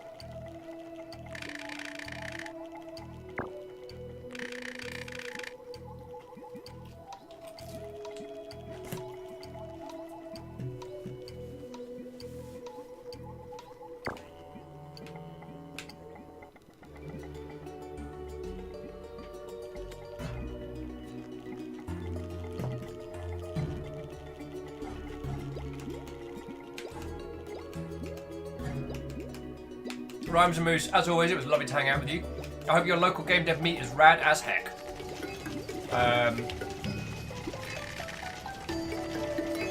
So, Mr. Starfire, this whole thing is awesome. So all these characters are buying items and wearing hats and doing things. They have to buy tokens to then go on the rides, but they will queue. And if you try and queue jump, they will push you out of your slot. So they go buy the items, spend the coins, go in line, come spend more items, wear hats, do all sorts. This is a whole, like, teeny tiny, yeah. How they got the system to do all of this, I do not know. But it's feckin' cool.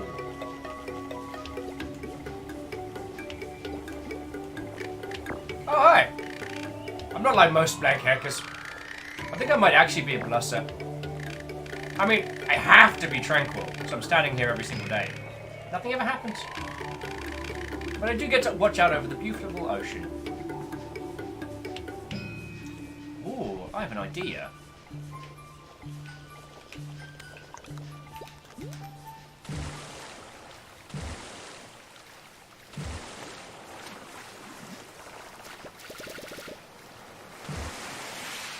Time for shark vengeance.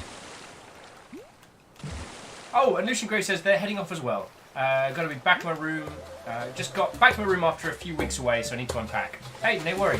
Lucian Gray, thank you for the gifted subs. It's lovely to see you. And I hope, for whatever you've been away for, I hope it was awesome. And I hope whatever brings you back is some happy news. Alright, so, yeah. Go, enjoy. My pizza is amazing. And Shark vengeance? yeah, Vengeance? Shenjins. I'm gonna go unleash some hella Shenjins.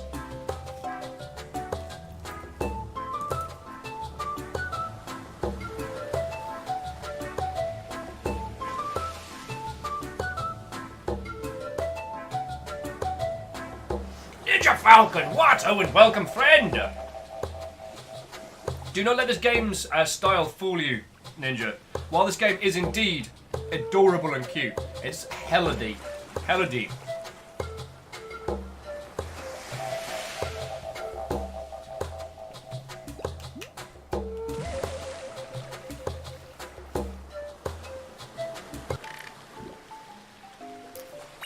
What's this guy selling?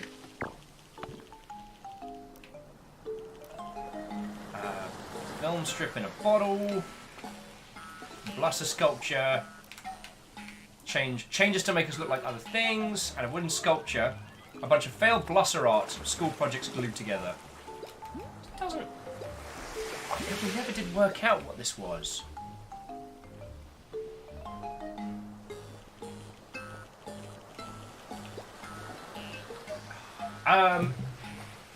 Is Legata still chilling and illing in chat? Because I know they've played this ahead of time. It's actually how they found us.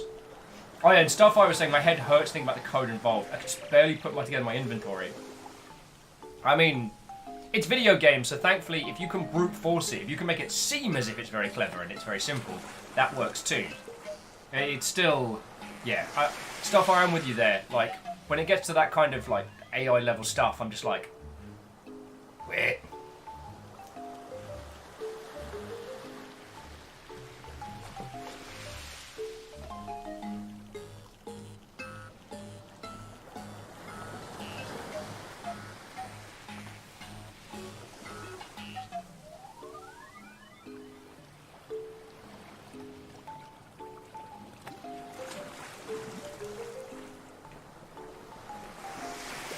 So we need to go to Bubble Blowing Island.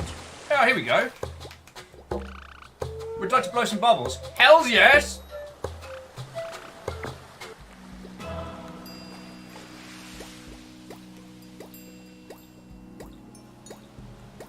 On this island we blow bubbles. That's what we can do. This game is very silly, and I love it.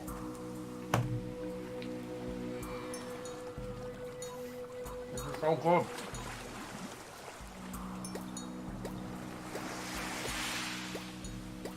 Even Brit and Imel's on board for this one. Fun graphics.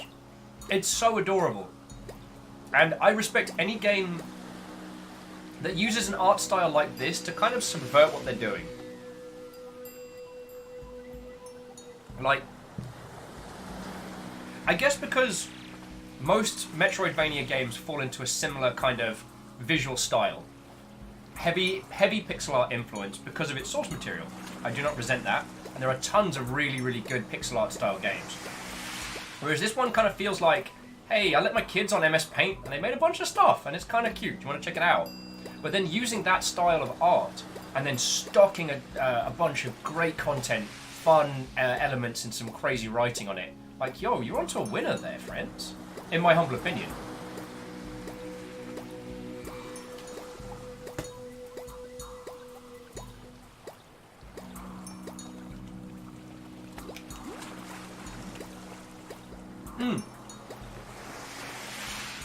Captain Zergy, that's a very good example. Kind of like Yoshi's Island. Yoshi's Island looks so simplistic. Oh yeah, when we leave this island, we have to give the pipe back.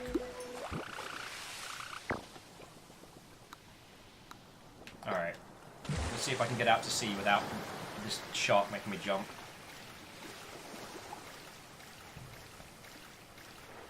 We're going back to Viridian City! It's gonna make me jump again, isn't it? And Tenari, well, welcome, Watto! Hello again. AR! Feel like I haven't seen you in ages. Watto and welcome all! We are having ourselves a splendid day. We are pushing towards the end of Wuppo.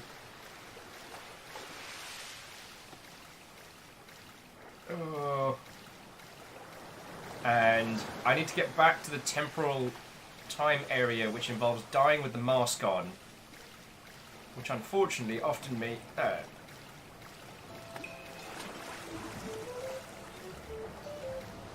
Oh! Whistle guy! He told us... This is the guy that told us how to whistle really cute.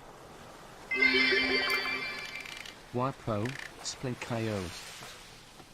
Thank you for the bit, Shackle. Oh, excuse my pizza hiccups there. I only ever get 2 hiccups, that's my superpower. I can breathe and just stop hiccups. Don't know how I learned how to do it. I think it's a diaphragm thing. So AR says, I've been here most of the day. I'm super duper tired from work. This game doesn't hold my interest as much.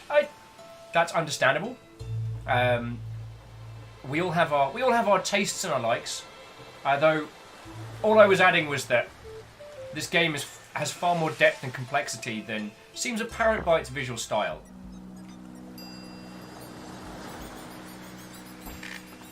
Incredible! Get to whistle along with a friend, yeah!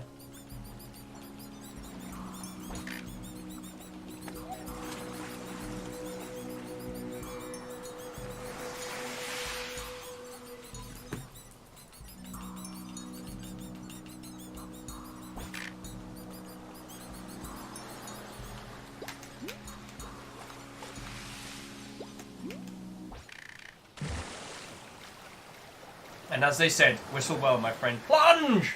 Everyone's coming in! What a lovely Friday. What a feckin' brilliant Friday. The shark's gonna make me jump, I know it. I know it.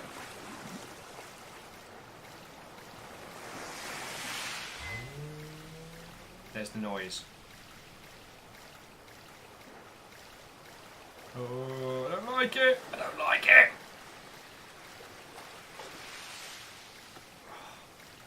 Each screen we go to, I'm just tensing. There it is.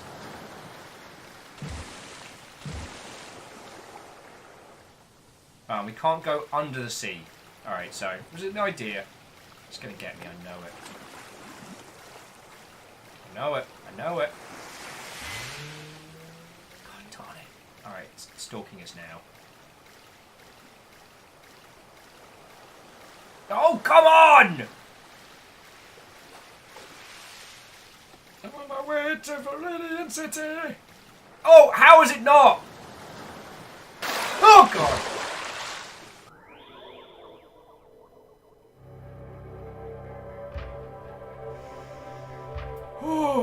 that made me jump. That made me jump. I knew it was coming. Still made me jump. Okay, so the crystal ball is the theme park. So what are the next ones? That's the question.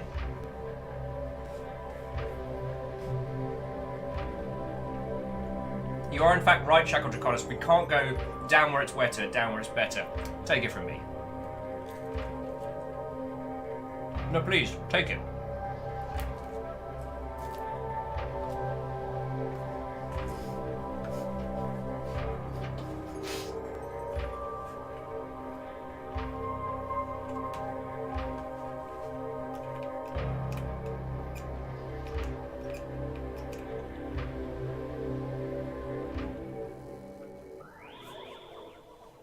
Yeah, Tenari, wow, I am totally being reminded of Rain Worlds. Oh!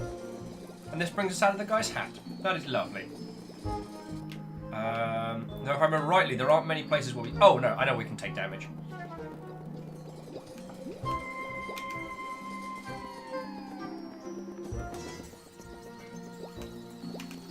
And Ambu, as always, it's lovely to see you, friend. Lovely to see you, Ambu. How are you doing? We do indeed have pizza. And it is everything that I hoped it would be. And then a little bit more.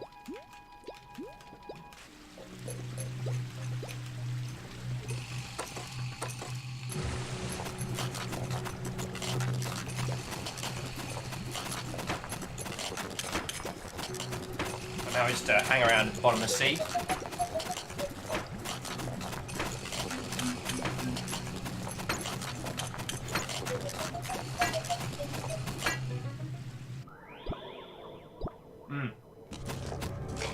And Ambu, the pizza is delicious. It is amazing.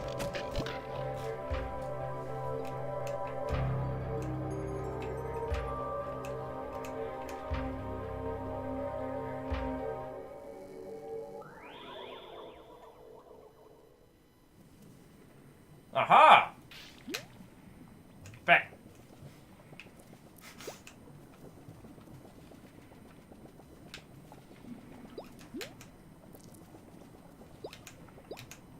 I know we can get ourselves riggedy wrecked.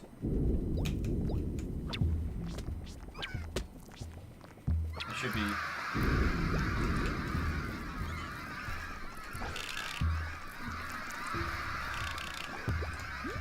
Of course I want to...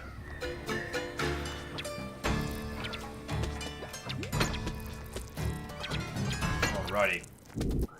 Okay, so we've explored all the areas. It's the last one is to kind of, I guess, start confronting the final boss. Maybe. Oh, and Beadora's heading out. As one shift enter, another shift leaves. Beadora, as always, is lovely. It's an absolute pleasure to hang out with you, and I wish you excellent sleeps, dear friends. I've got Peter to stuff into my face. We've got a game to finish. Sean! What ho, friend? Oh, Sean's saying so Marioki's going to be smaller this year, it seems. Oh. I haven't seen... Sean, I haven't seen the Marioki announcement. I blepped at the Marioki team and they said they were going to be announcing a thing. But I've been streaming. So if I've missed a thing, that is incredibly relevant to my interests. Because, yo, that's one of the good nights. General admission tickets were announced and sold out. Feck! Those of us who are working... God darn it. Sean says they're going to have door tickets. Oh, Fedus. I will just face roll that. Like, Sean, I'm sure we know somebody. Sean, who's hosting? Is it Caffeine again? Sean says you could spend $50 and get VIP tickets. Ugh. I mean, if I had the green to do so, heck yes. But I got to do this GDC in an affordable manner. And while Marioki would be worth it, actually, what does the VIP come with? Because if it comes with drinks, then you know what I can do to a bar tab.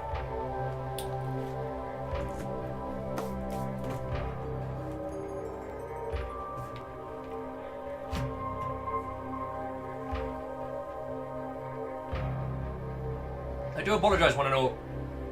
Sean and I just immediately slipped into GDC talk. So, Sean, what and welcome! Secondly, so Marioki is one of the good Marioki is, I guess they're more an event company in the UK, and they do video game themed karaoke. So real songs with the lyrics changed to be about, you know, Zelda, Pokemon, GTA, all these kind of things. But the company who runs it knows how to run a really good karaoke night. The music is good. In between some of the more... all the people running it are all accomplished singers and very good entertainers. So they'll rotate in if things are getting quiet, or if someone fails to step up for their song, they step in. And throughout the night, they keep it moving. So you're not standing around waiting for me like, okay, who's gonna sing Celine Dion? Celine Dion on stage. Who's gonna sing it? Come on, come on. Got to sing some Celine. Who put it on? Who put it on? All right. A friend of mine used to delight in requesting Smash Mouth All Star because the place we were at in New Zealand would list it as from the Shrek soundtrack. From the Shrek soundtrack, and she took delight in this.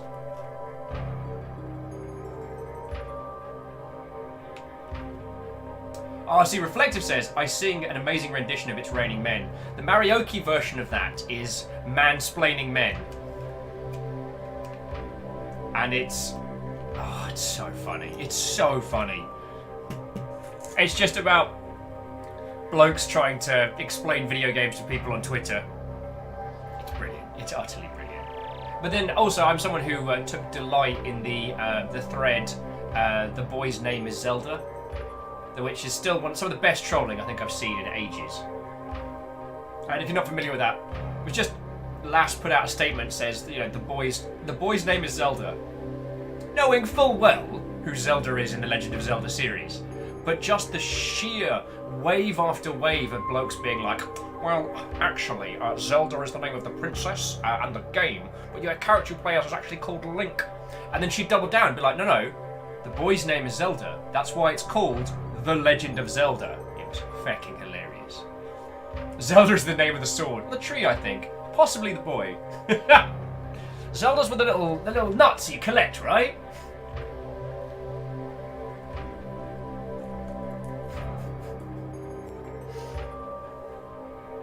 No, you see, you get 3 pieces of the Zelda, and you put them together, and it makes a proper Zelda. Isaac Chris says, I thought the boy was called Navi. That's it. The boy's name is Navi. Zelda's the triangles. And the princess's name is Jane Dunamurder. Jane does a murder. Dunamurder was her sister.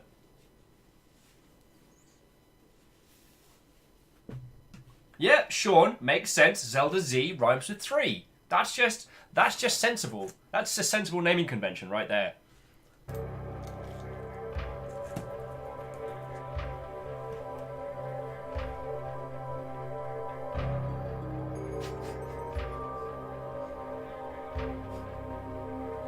Alpha saying the Zelda fanboy in me, i.e. most of me, is really struggling to decide this whole conversation is hilarious or infuriating.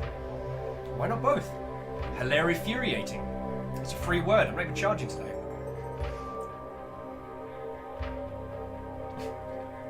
Oh! Sock Vortex is correct. The Legend of Zelda actually refers to the part of the map that tells you what all the squiggly coloured bits are when you're trying to find your way around. Okay, let me have another couple mouthfuls of pizza, and then we're going to get on this, alright? I mean, on this.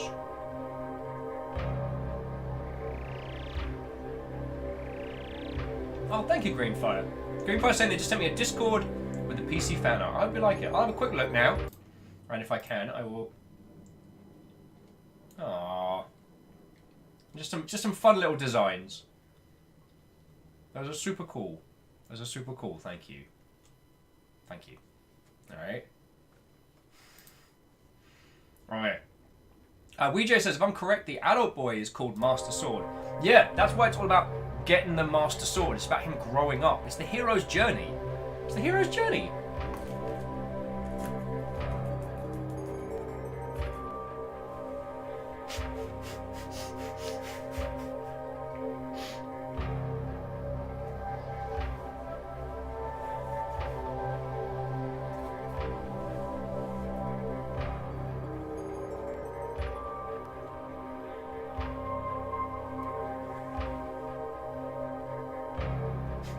AR's saying Zelda is an unrelated story. It's unrelated to the story, but it sounded cooler than The Legend of Link. So developers went with that. Literally everyone and everything in that world is called Hey Listen. Yeah, but it would have been confusing to call the game The Legend of Hey Listen. So that's why they went with Zelda, which is a good one. And as Sean says, as the famous quote goes, it is treacherous to go by yourself. Bring a sword.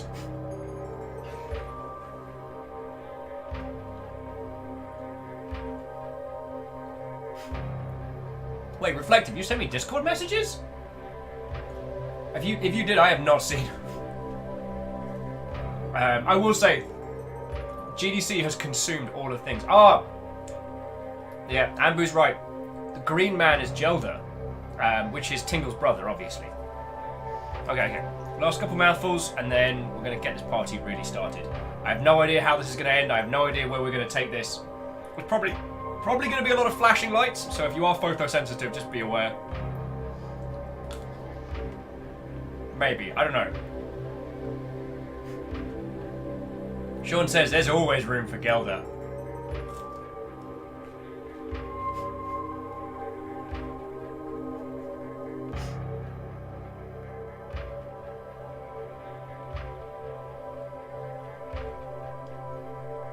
Alpha saying, I wonder if this is how caffeine feels when games get guns wrong. No, it's probably a million times worse for him. Yeah. The strangled rage when we played Sniper Elite 3 is still is near and dear to my heart. And yesterday's, I picked up an ancient golden artifact from a lost hidden temple, so now I know how to make my gun better. That was something special. And Reflective saying I was just to ask if you wanted the alpha key to Spellbreak. Oh, the Magic Battle Royale title. I doubt I am going to have time. The schedule's on the floor.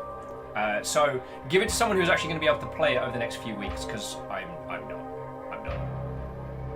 I feel bad because like Steel Fox and a bunch of other people who are actually making games, and I haven't got time to give them the proper coverage they deserve. So, yeah. But Reflective, thank you for thanking me, dude. Well, super cool of you. Thank you. Right.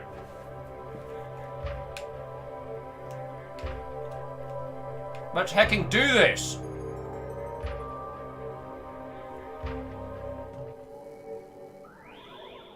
This is gonna get weird.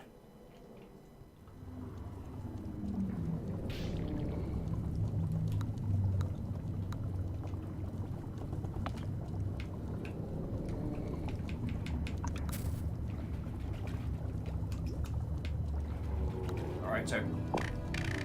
Oh, here we go. Sorry, let me just not a slug of tea. I'm not throwing forth chunks of pizza at the screen.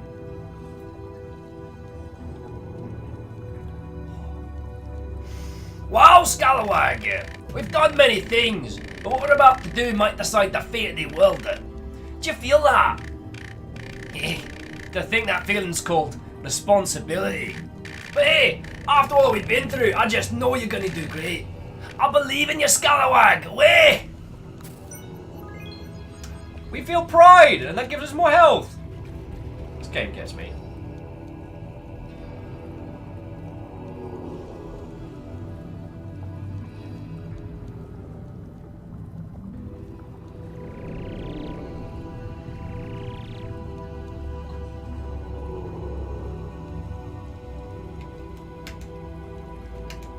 Alright. Forever onward. Gavin's like, you're a monster. I don't want you to know that. Glad we're in agreement. Oh. Wait! I just got to say, I really feel those cries, Scalawag. It really sounds like the Blackheart has no idea what he's doing in the world.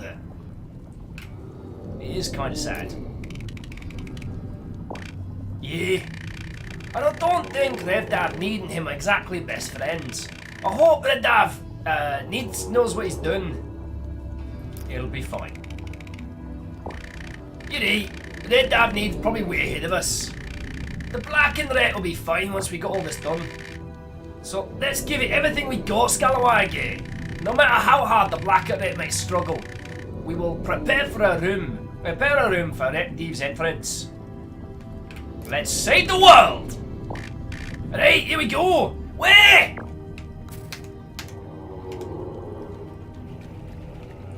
Ours shall be the way that shall block out the sun! What's this tiny way? Oh. As we first follow the teachings of Sir Vanillion Ice, but one must get up to get down first.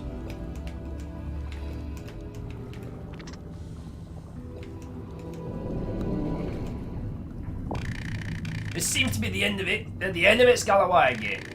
We don't really know what to expect, so I hope you're prepared.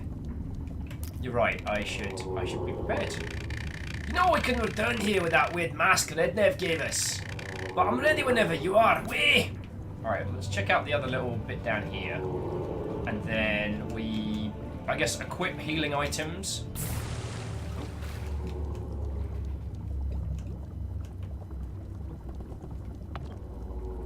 Going down to ready and steady!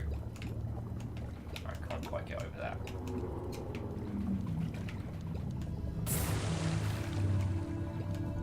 No, so we're probably gonna fall in there.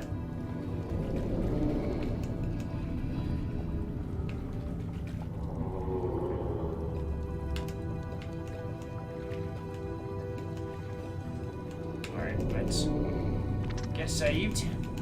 Alright, so what are we gonna need? We've got gun. My favourite character is gun. Gun, heal.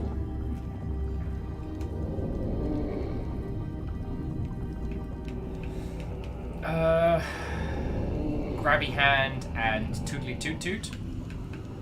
We're probably not going to have time for coffee heals.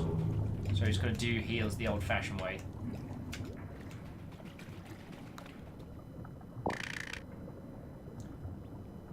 This is it, Wom. Remember, we need to block all light in this room so that the Revdav need can enter. If Wom can prevent the Bracken Red from following us, Blecken will block out those lights. Nice, go team. It's alright, we're doing Sean with, show us what you got. Boo, there's one every season. Hey, you're the one that told me to stop eating mud. What are you doing here? The world is collapsing. Wait, what does that have to do with me? Your tears make the entire world sink. Black and Red doesn't like you anymore. Leave me alone!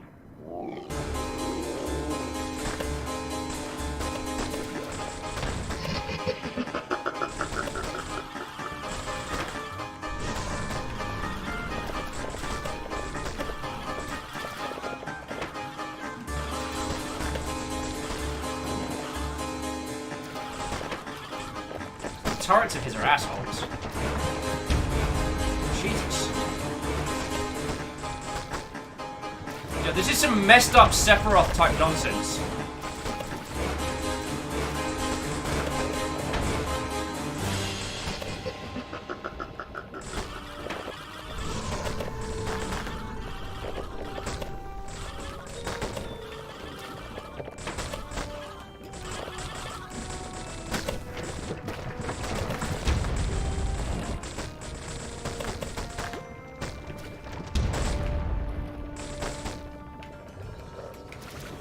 I mean, our little one seems to be having a good time, so I'll take it. And he does seem to be able to be weirdly capable of like creating things and being feck and evil. So you know.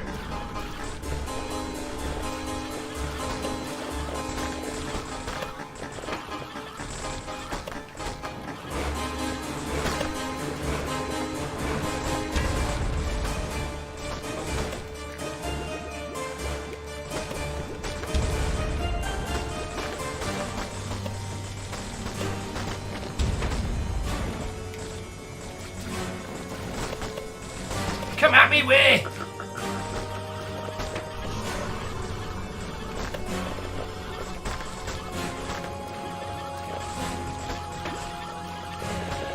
Alright, first health's nearly down. We got this. We got this, friends. We got this.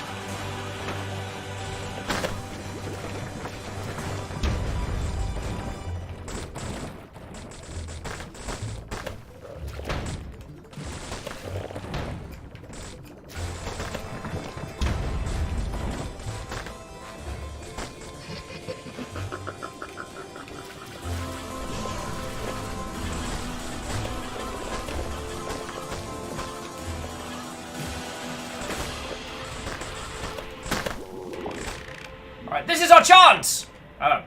Follow the light and jump on a platform close to the light source. Black Ring will take it from there.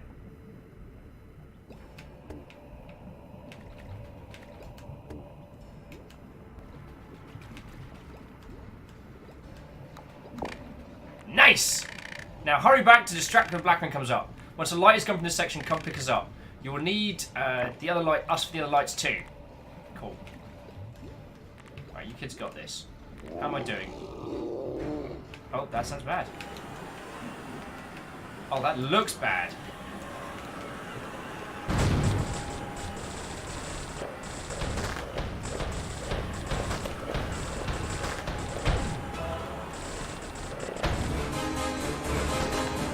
This is not going well. This is not going well.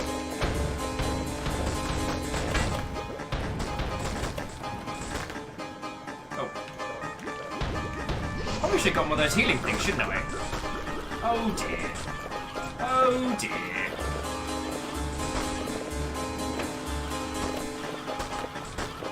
Oh, I didn't realise they made you guys so dang ugly!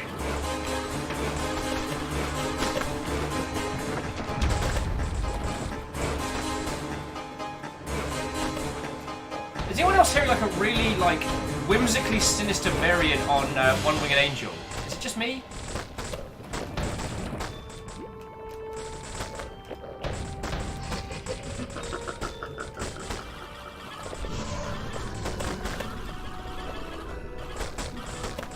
Damn, that's one ugly ass baby.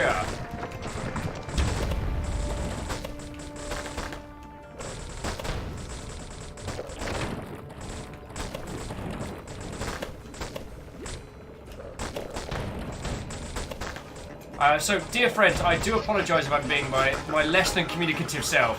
This is really feckin' hard. I might not have enough heals to get through this. And if needs be, we've got enough cash that we can go back and...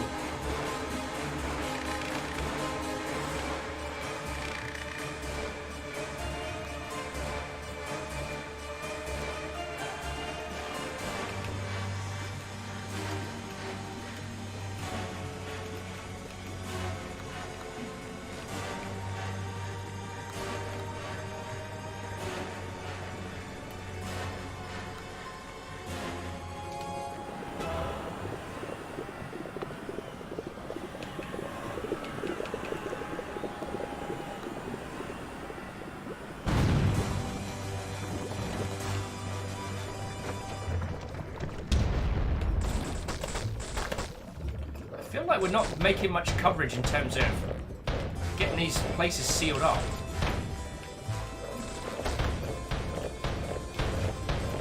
Now One is way too happy about this. Like friends, this is going to be a monster boss fight. And this, we may not do this first time every time.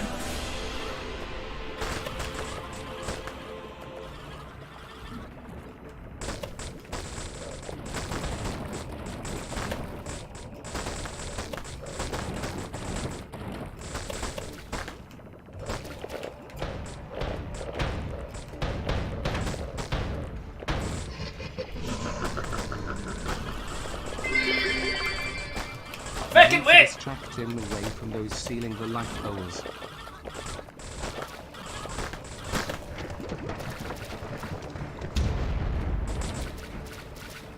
I just can't go around sealing light holes anymore without some gigantic horror baby face trying to mess with your day, right? Am I right? You'll know what I'm talking about.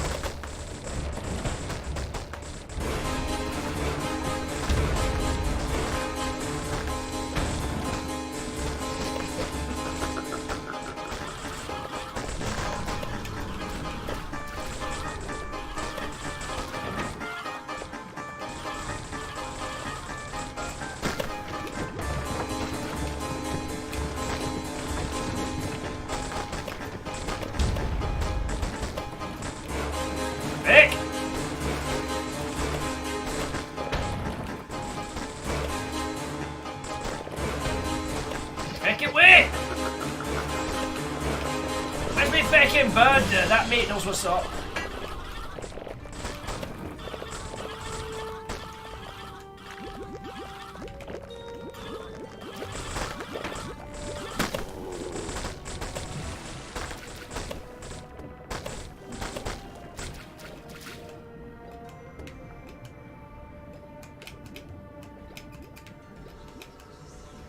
Alright, kid's got this.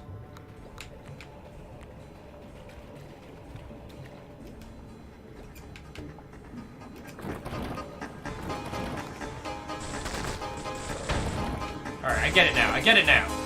So we don't have to defend them directly. We just we have to be the distraction.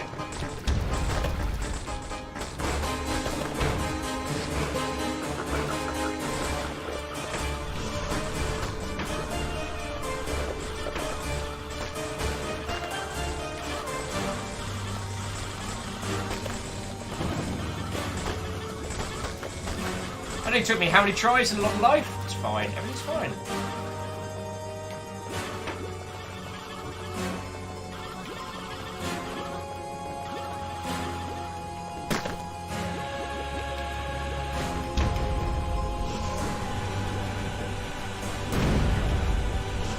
What the crap was that?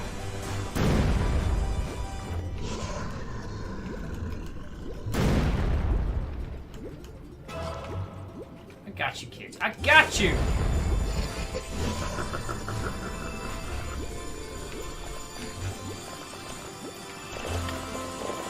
By the power of Grayskull!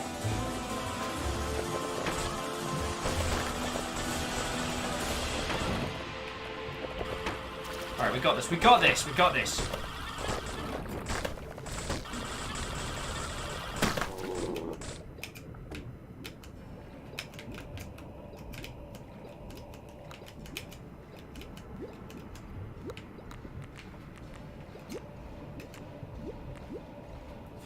Free heals.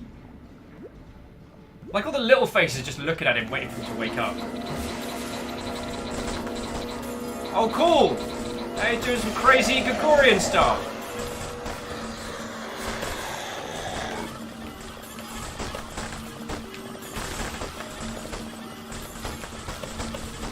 And here shall be the mud that blocks out the world.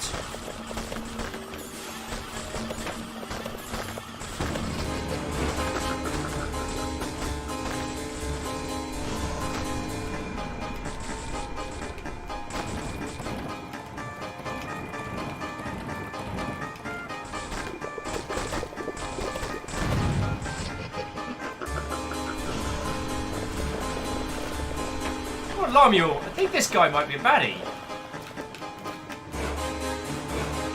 Alright, he got yous, he got yous.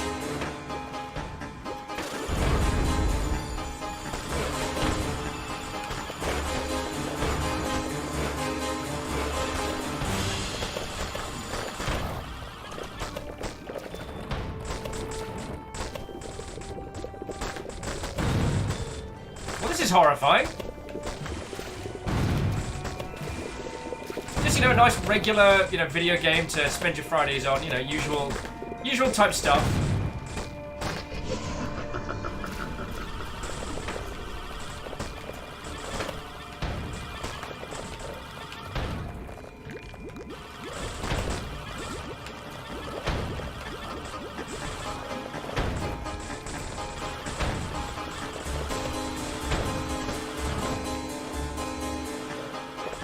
Like a fucking railgun equivalent in this game, I swear. And we all know the big giant head only got his job for kissing the big giant ass, right?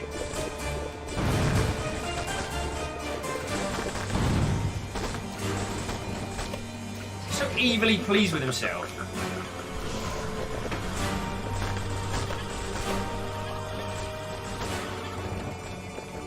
Alright, almost got on the last one.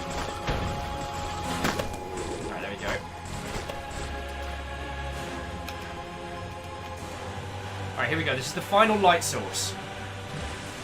The Blink Ring can handle this.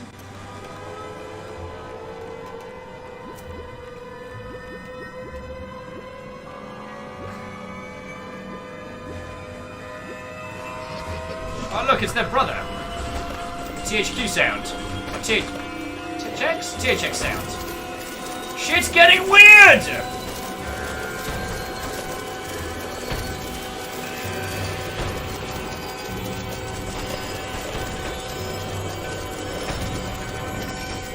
This is messed up! Oh yeah, it's a cute game for kids, right?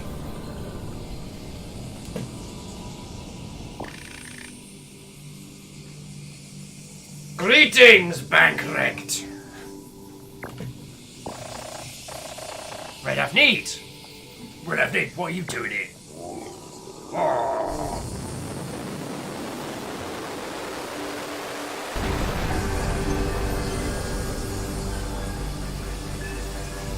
Oh, good! What are you doing to me? I don't like this feeling! See you soon, Bankwrecked. Ah!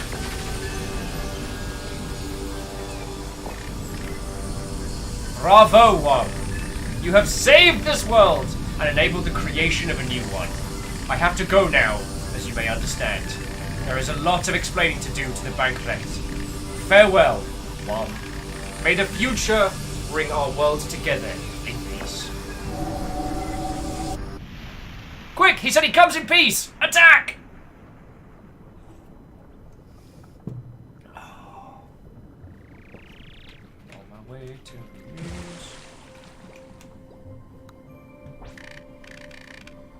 Hang on, let me just turn off chat so you guys can see this.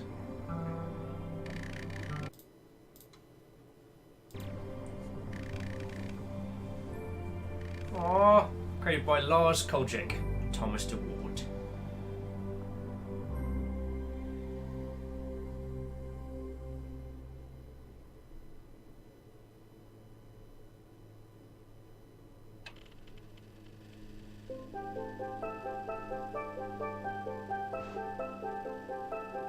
Popo City incorporated the sinkhole into their new city, naming it New Polyon. No one was happy about this.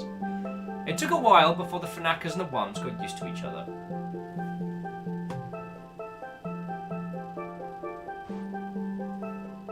But ultimately, the Ones managed to win their respect from the Fanakas, mainly due to their incredible skills at Fnac Ball. I was very good. The two Blanken started restoring Rev Kevdav's guest house. They also prepared giant mud cakes whenever Red Dav and the Banankaran came over. Aww, made him a little cake. Uberheck and Brevis have successfully migrated the Neft away from Popo City. They are now working hard to learn how to teach them to speak.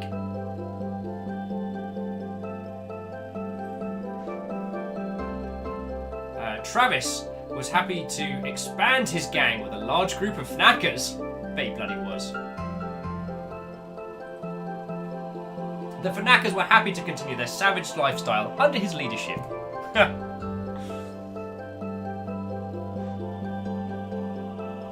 The Allsware, the Ayleswedder, the Aylesdanker, and the Aylesfnacker joined to found the world's first university. A place where every creature is welcome to study.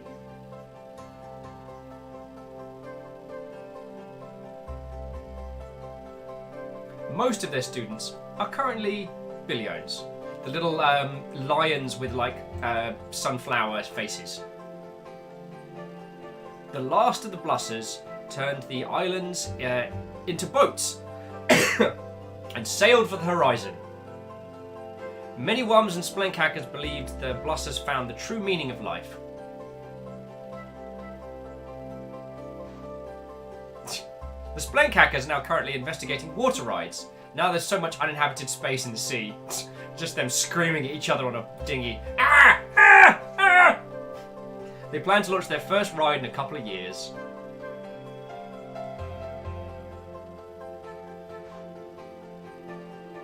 The Billiones built a new kingdom underground, in a cave where once a giant rock rested.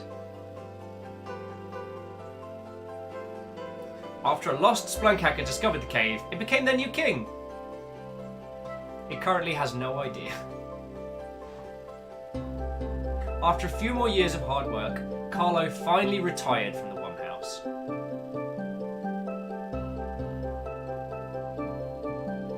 He is currently residing in one of the new VIP rooms in the Stottelap, Popo City. Yeah, dandelions. See, did you see who I was getting? Bram has replaced Carlo as the new manager of One House. Residents are getting used to his strict policy concerning morning exercise.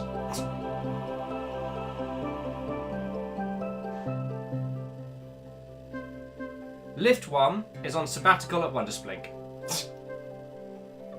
And just him screaming incoherently. Screams in Wum. He is already looking forward to returning to his old job in the Wum house. Bless his cons. Dinkrill's brilliant store is out of business. Darn right, you stole my telly, you bastard!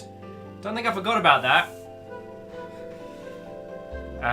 Red Avneed built a house on Tuscan Dimension for a brave one that once saved the world.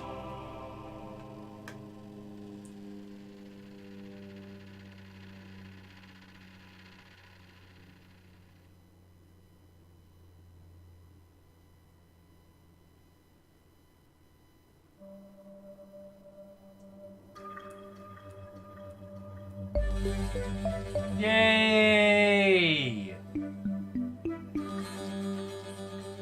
What a fucking brilliant game, one and all.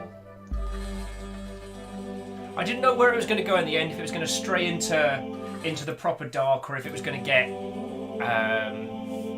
get scary or what have you. I didn't know where it was going to go. I'm happy with where it went. And also, someone was talking about earlier, I have a feeling that the more we would have done in the world, the more of that ending we would have unlocked, a la Fallout New Vegas. What a lovely game, everyone. Boss concept winners. King Cone concept, Does Boss concept, Stoplight concept. Maple Nova, did they stop in? Am I hallucinating?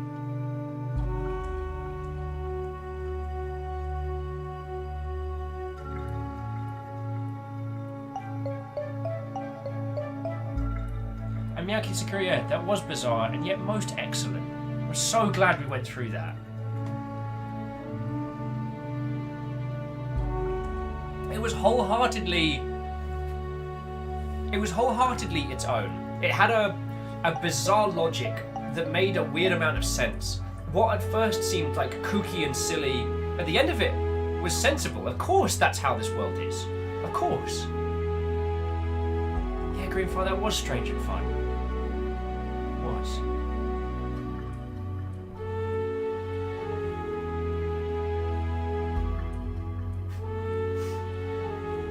For a second there I thought it said Little Bear as Chinese translation. I was like, wow, Little Bear has been studying.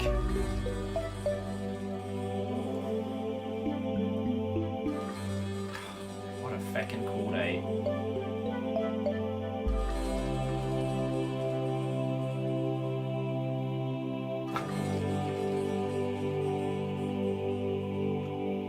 I mean, whatever, I'm not feeling feelings. No. Raving Penguin, you did entirely. We just finished, dear friend. I mean, come on in, pull up a stool. You are still more than welcome. And thank you for the 100 bits, yo. Come on in, come on in. If you missed this game, though, you can still play it. It's... yeah. Calling this Rain World light doesn't feel like a disservice. More entertainment and more humour than Rain World, but it definitely felt like a similar vein.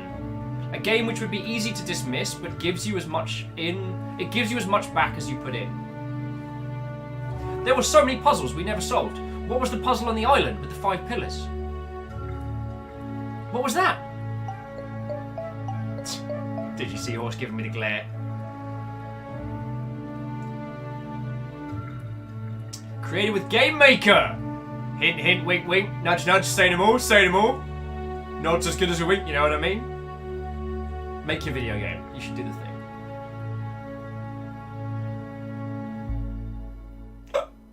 Excuse me. I came out of nowhere. What a lovely game. Hey, Rami! Shout out to Rami! It's just... Oh, what an excellent game. And I don't know what to add. It was humorous and silly. It controlled brilliantly. It handled very much like a twin stick shooter rather than necessarily a Metroidvania, but in an element's the wrong word, but in a manner that felt cohesive and at the same time whimsical. That game was hard and challenging, but it felt quaint.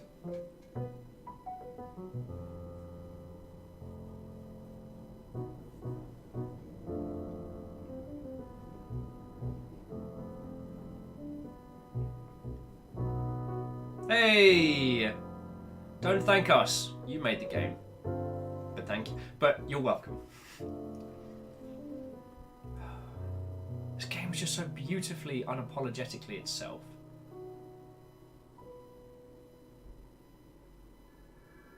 Oh, hey, oh!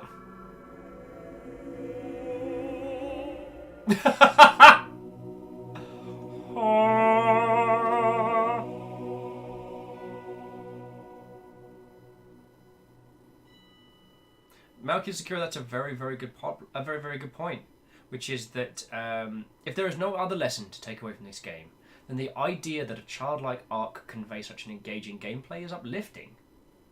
That one could create something so meaningful and almost use a childlike humor and wit to convey something truly special. You'd be all forgiven for looking at this game and being like, oh, this will probably be a thing I can plop my 5-year-old in front of and leave him to it. I mean, I think they'd come up with some creative words afterwards, but... Oh, so yeah. So Camille says, I feel depending on your experiences, you would have learnt and observed different lessons in the game. From kids on up. I think you're correct.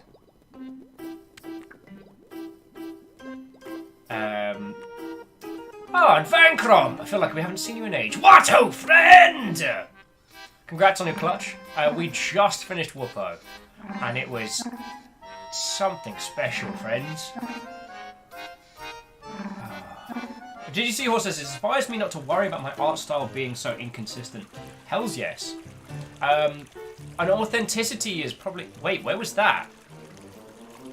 We never went there.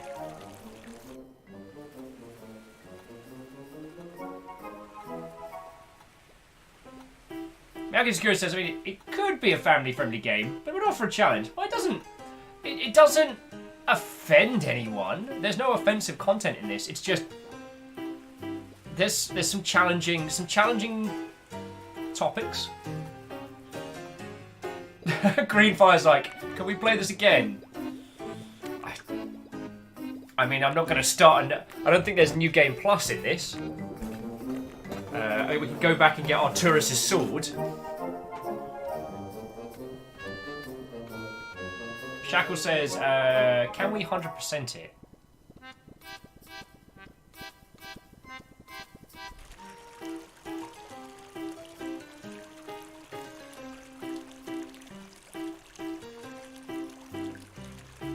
The Dreamer says, not to mention the whole way the Fanakas and Lion people are presented. There's the different... It's really interesting that initially the kind of the Wums are the best narrative does a really good job later on of kind of showing the... No, the other races were the clever ones that defeated the Fanakas, but so the other races were the ones that did the hard work, but the Wums were the clever ones and ended up with Wumhouse and having the best time. And fecking taking the train down to fecking... Yeah.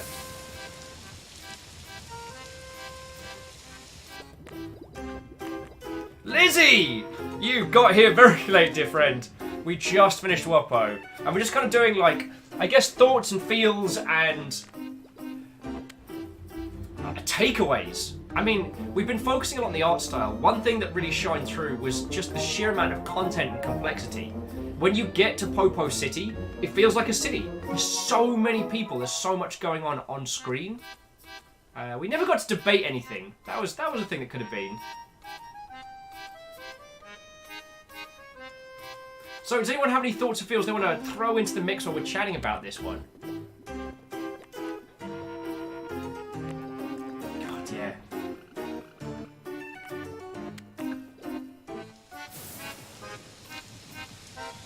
This game really was something special.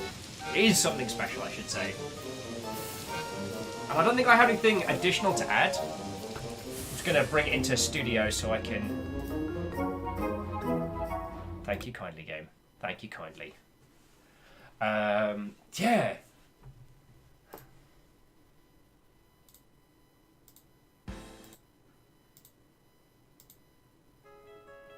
No, not that one quite yet. Save that for later. So, Meowkid Sakura is asking, having so much additional content that wasn't required to clear the game was lovely. Yeah, and all of it was... All the additional content... Hey, check it out. That's what Ambu did. That's my Wumsona. That's a thing. That's a thing. Yeah. The additional content wasn't used to artificially extend our experience. It was mostly used to enrich a lot of the areas of the game. And that's something that companies with millions of dollars don't seem to succeed. I played, what was it? Ghost Recon Wildlands, Tom Clancy's Mexico Invasion, or whatever it's bloody called. And for a game that had so much cash behind it, and such a ginormous environment, and the environment was gorgeous, there was so little to do, and so little to do that related to or enriched the experience in any way. For this, all the stuff that we got involved in, we could have blitzed through the city and done almost none of the stuff. And the more that we saw, the more that we got shown. You know what I mean? Sorry, I mean that we weren't just running around picking up MacGuffins for no reason. We learned how to whistle better by exploring an island and chatting with a person, having like a whistling fields jam. Or the island where you just blow a bunch of bubbles. Bubble Island! Yeah, we got to blow bubbles, and I would guess that there is something more on the island of bubbles. Because the thing is, the bubble pipe, you have to give it back when you leave, and yeah, and then freaking, yeah. I was a two-person team that made that, with, you know, some publishing and some additional QA stuff, but yo.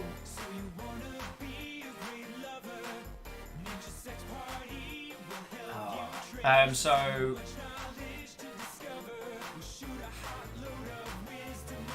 Miyaki Sakura was saying, it reminds me of, with the somehow non-existent content having the game, the Paper Mario somehow.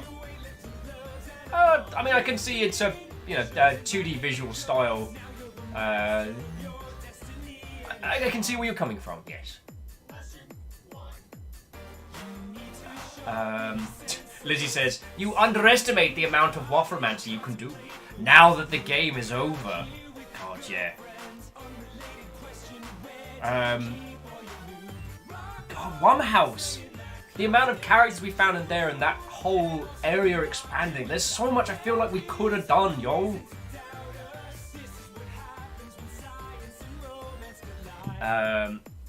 Asori says, I can see multiple playthroughs of this. What about the Wum Shark? Did you not find the Wum Shark? I got eaten by the Wum Shark! Scared the crud out of me! Twice! Yeah. Vancrum's asking, can I get your opinion on a topic me and a friend approached recently on games? Throw it in. If it's not horrendous, I have no qualms. Miyaki Sakura says, we gained more health from positive experiences, which was inspiring. Going on a little adventure, you know, helping someone out, someone saying nice things about us, being responsible, feckin' kicking ass in a roller coaster, or having a life-changing experience in a sensory deprivation room. Actually, you know what? Let me bring it back up. Let's go hang out in that room. Because if you didn't see it last time, that was something special, and I can probably get back to there.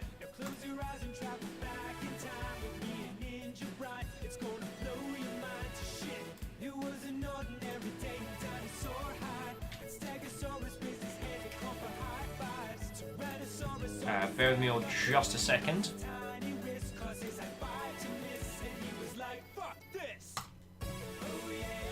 Right, let's bring that back up. I want to show you all the sensory deprivation room, because that was feckin' awesome.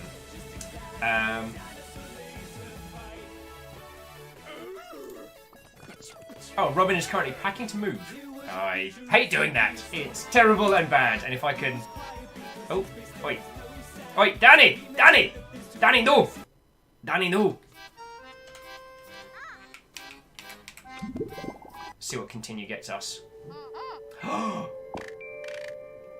Ah, greetings! Oh, yes, the house. I had a hunch. Or was it a dream? I thought you'd like it if I built you a house here. I had a dream like that too. Welcome to space, Mother Hubbards! Ah, interesting. But back on topic. The blank wreck is on the flip side of the world. I believe in you, One.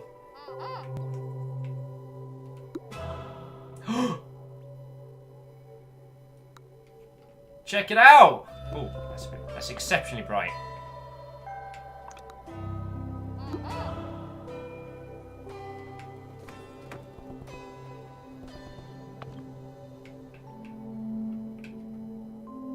Did we get an outfit for him or something?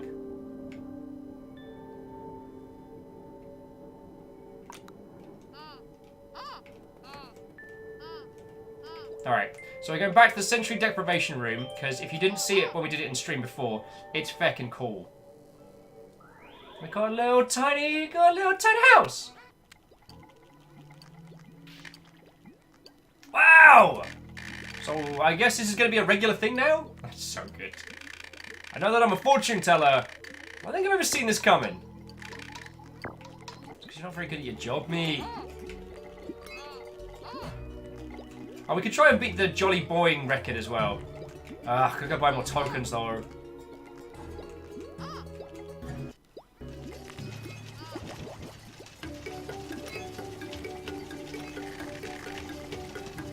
Oh.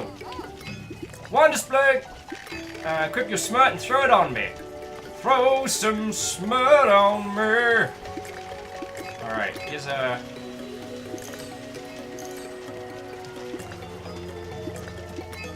Alright, that should be enough for us to get... There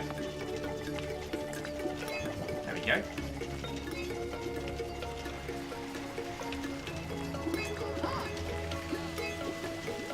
Woohoo! So we'll do the sensory deprivation room and then we can chat about stuff. Raving Penguin. Aww. Thank you for the 69 bits. Lol. Nice. And saying, are we a pirate, Wuppo? We can be! I don't know if you can see, but we got a pirate hat. Where's the pirate hat? I know I had it here somewhere. I'm pretty proud of that hat. Where'd it go?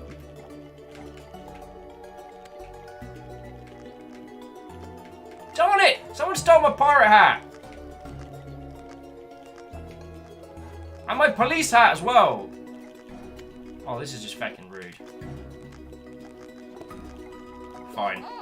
Well, I did have a pirate hat and really impressive. Welcome back to the Fortunous Splink, the most magical place in the universe. Would you perhaps like me to read your future? No, we want to go and visit the Dark Chamber. Alright, you know what to do. Thank you. The chamber is behind me. You can stay in as long as you like. Have fun!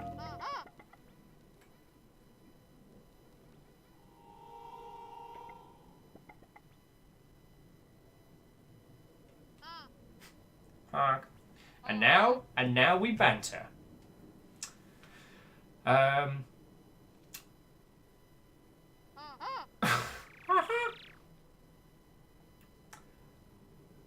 So this game was heckin' rad. And I guess one of the things that I wanted to talk about was how this did give me a lot of flashbacks and a lot of... I'm actually going to unequip him because he is going to get on my nerves real fast!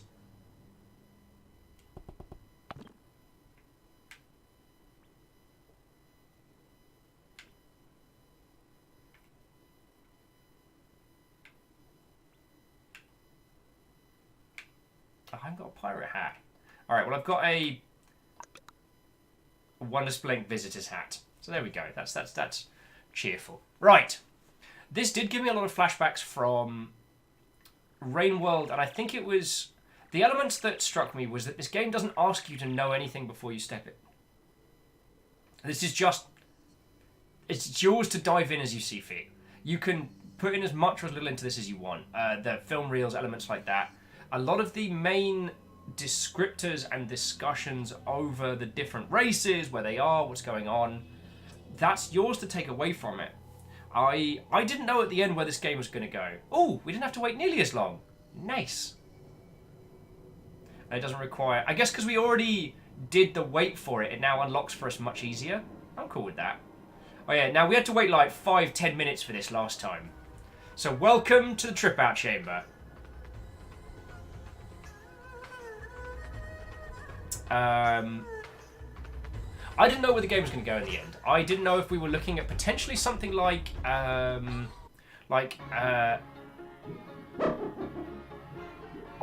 what the crap? What the actual shitting heck? Okay, let me grab a pad. Falcrum's like, I am Zwapple, the deadly pumpkin. Nightmare disaster. Prepare for the worst nightmare ever. I don't know. Wait, can we set up one rule? No whistling. I don't like that. If you whistle, I will leave. Good. And now, it is time to turn your dream into a disaster!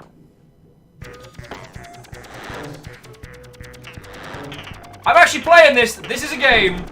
What the hell? We nearly got through the whole game without experiencing this? Cool. Who wants to play Just Shapes and Beats? Because I guess we're doing that.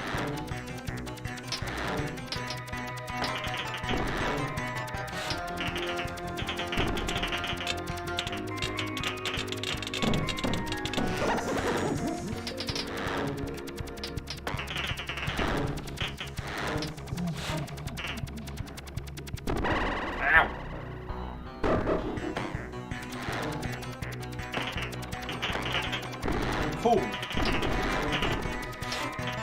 Guess I can't take any hits? Ah! What is even going on?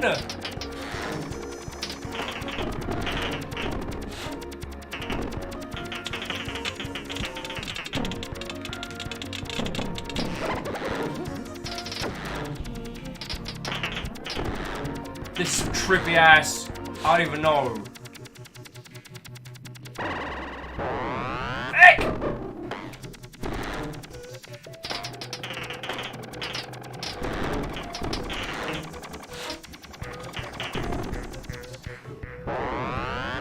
Alright, so the ice cream is good. I think.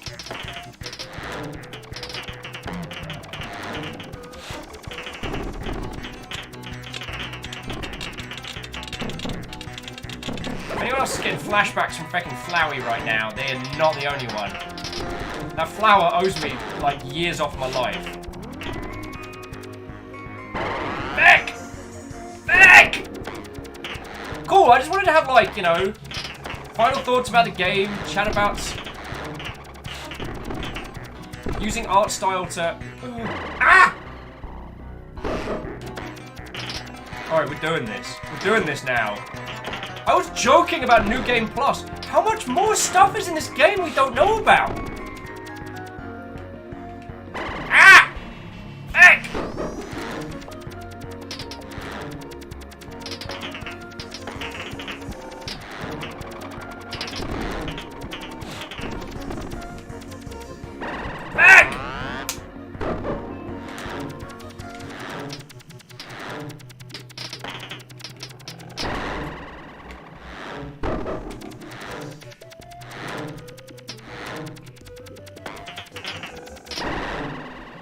Clap! We got this.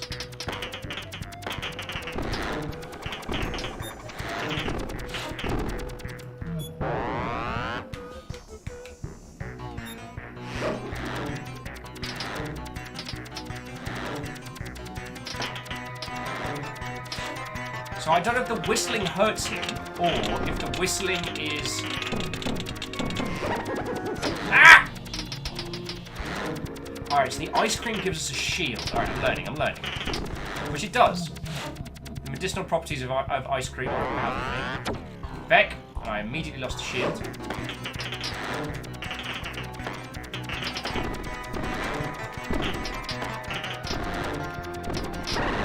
Beck, he ran me over! I mean, Camille, you might be right, there might be no winning ways in this. The fact that he's taking damage from this makes me feel like there might be a way to do this, but I don't know.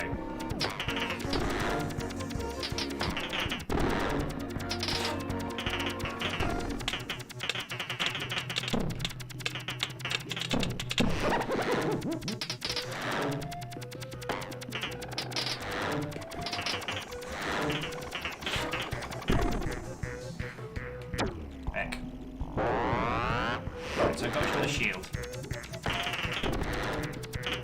Alright. This is not a boss that is conducive to conversation, let me tell you, friends.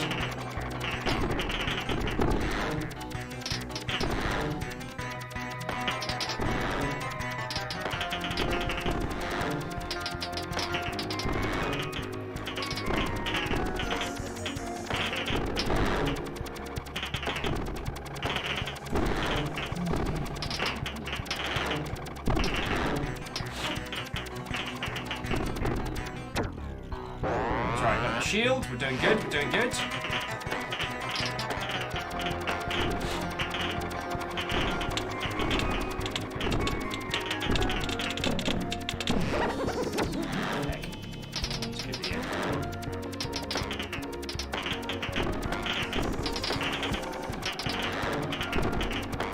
So much going on screen!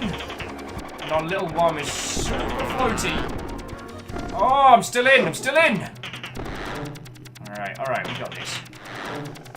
To think, if we hadn't gone back to just feck around in the chamber to use that as a place to do our, like, final thoughts, we would have missed this entire segment. Yes! Yes! In your stupid pumpkin face! Eat the other pumpkins, you... Oh, there are so many words I held back there.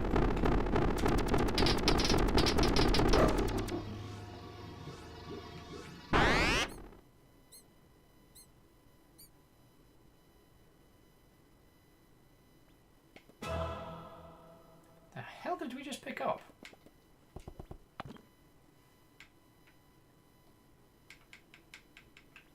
The candy. Gum Gum skin. Slap a sheet onto your Gum Gum. Looks extra fancy. It's such a better...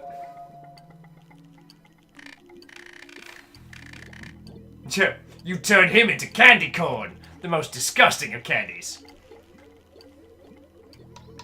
And, did you see anything out of this world? I am a changed worm. Ah! Yay. Told you crazy things are going on in there. Thanks for giving it a chance. Okay, see you around.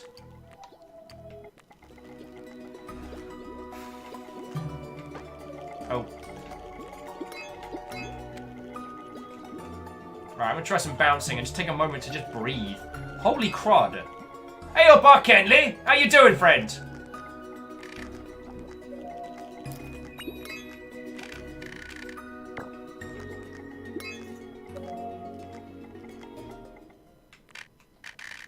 Alright, it's bounce o'clock.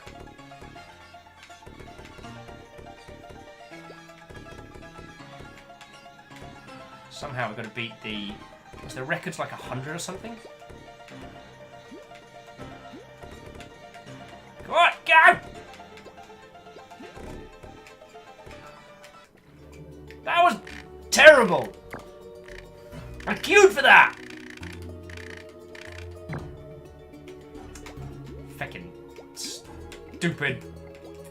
Feckin' machines doing stupid... Feckin'... I'm not even talking about it. I'm gonna go queue for a ride while I talk to you lot. So, to those of you who just joined us, Ayo Park Kenley, we actually just finished this game. We just finished Wuppo. It was fucking amazing. And a properly lovely game. And now we're just... Wait. And now we're fecking around with our bird friend, and we're just talking about, like, last feels. This game, as I said, ended up being something really, really special. A kind of a twin-stick, bullet hell, adorable Metroidvania with some charming, clever, funny, and generally downright touching moments. Despite its incredibly adorable art style, which seems very for kids, it ended up being a lot more than that.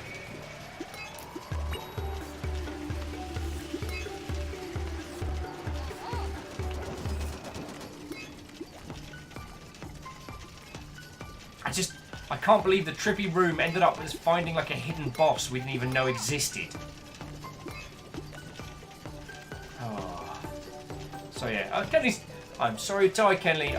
I'm sorry if you've had a crappy week, but it's lovely to see you, friend, alright? So, cheers to you, Leo. Oh! Sorry. Queuing for the next round of rides. This ride is actually surprisingly disappointing, but I figure if I sit and wait in the fecking dream room, I'm probably going to get attacked by some other nightmare creature.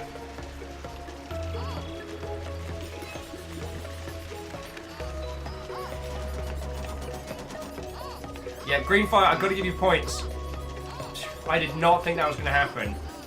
And Legata's probably going to show up later and be like, hey, so we found the nightmare pumpkin and kicked his ass. And I'll be like, wait. I don't really know... I mean, obviously, my grumble about this has not been anything to do with the game, per se. It's that if it hadn't been because of stuff and things, I wouldn't have known about this game. This game did not get any coverage, and it certainly didn't get the coverage it deserved. And here we are. Like, Greenfire, I don't think I'm going to be able to start a full playthrough again, but I'm glad that we had a little faff around on the additional stuff. But... yeah.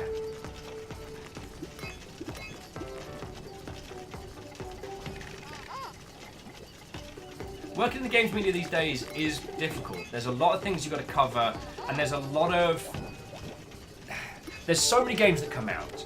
Knowing which ones to give attention to and which ones not to is a difficult thing. It is not easy. And I by no means have made any oversimplifications of it. When I complain about the fact that incredible games are getting overlooked, my point is the system is broken, not that the people are bad. Yes, the people who... almost everyone who reviewed Rain World, or at least who is metacritically weighted, didn't play enough of it to be able to actually tell anyone whether or not it's good. And that unlike... it is possible to have a game that... wait. Just have to set the other one. Alright, let's do some feckin'... some extreme... stuff! Had a time of my life! It's time for some roller coasting. Shackle would like to point out the bird is not strapped in. Details. The bird's from Glasgow, they're flying. They're flying, they are flying. Oh yeah, and Vanderbeest, if I didn't say thank you for the tiny bits refilling the cup. Sincerely, thank you. So yeah, who's ready to mega crank? Mega Crank's actually my screen name. No. So yeah, I don't think I have any additional thoughts on that one. And Erin says, I got a kitty! Yo! Are we going to get to see some pictures of said adorable fluffer? Preferably in Discord so I don't miss it. Did you see, Horse says there's 3 DLCs to this as well? They are. From what I saw, they're all kind of different style cosmetic unlocks. But I only looked at a couple of them. So... yeah, we got squished! I'll go to the other one as well while we're bantering. So, like, my points don't come with a... oh, I've got to get a ticket first, don't I? Hey!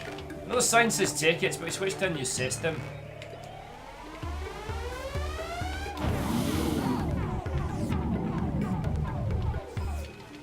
I think with this one, as long as we... oh no, we throw the coins into the machine. Alright. Oh, Erin says, put one on human maintenance. That's lovely. Although, just for cat pictures and animal pictures, throw them in general. Human maintenance, I'm trying to keep just for support and stuff and things, you know? Oi. But I am so happy for you, yo.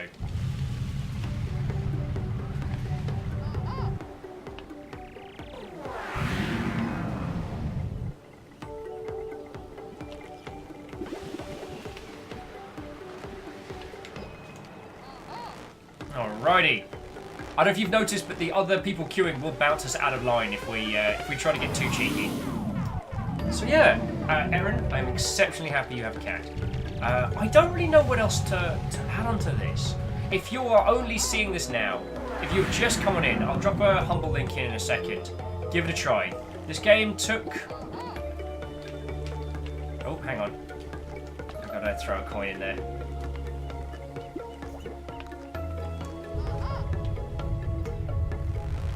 This game took us, what, 3 sessions to finish? I think how long to beat says about 12 hours. You could spend 20 in this and be happy.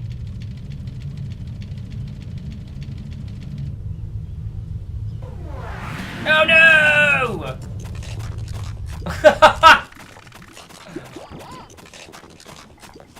Oh, that's funny. My little one got sick from doing the drop.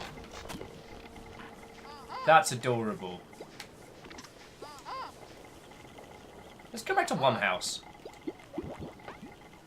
Well, actually, no. Let's go. We can go see One Rami. We've still got our train ticket. Yeah, we'll take the next one train down. I'll show you all a little bit of Popo City and the sorts. Oh.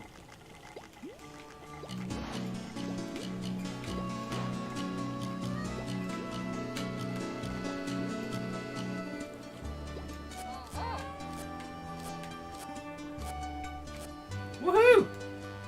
I can bounce on the balloons, and that makes me the coolest.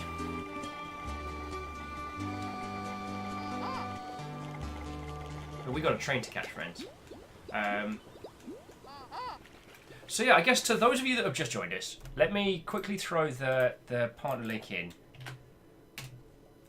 The adorableness of this game is perhaps a subversion is a bit of a strong point, but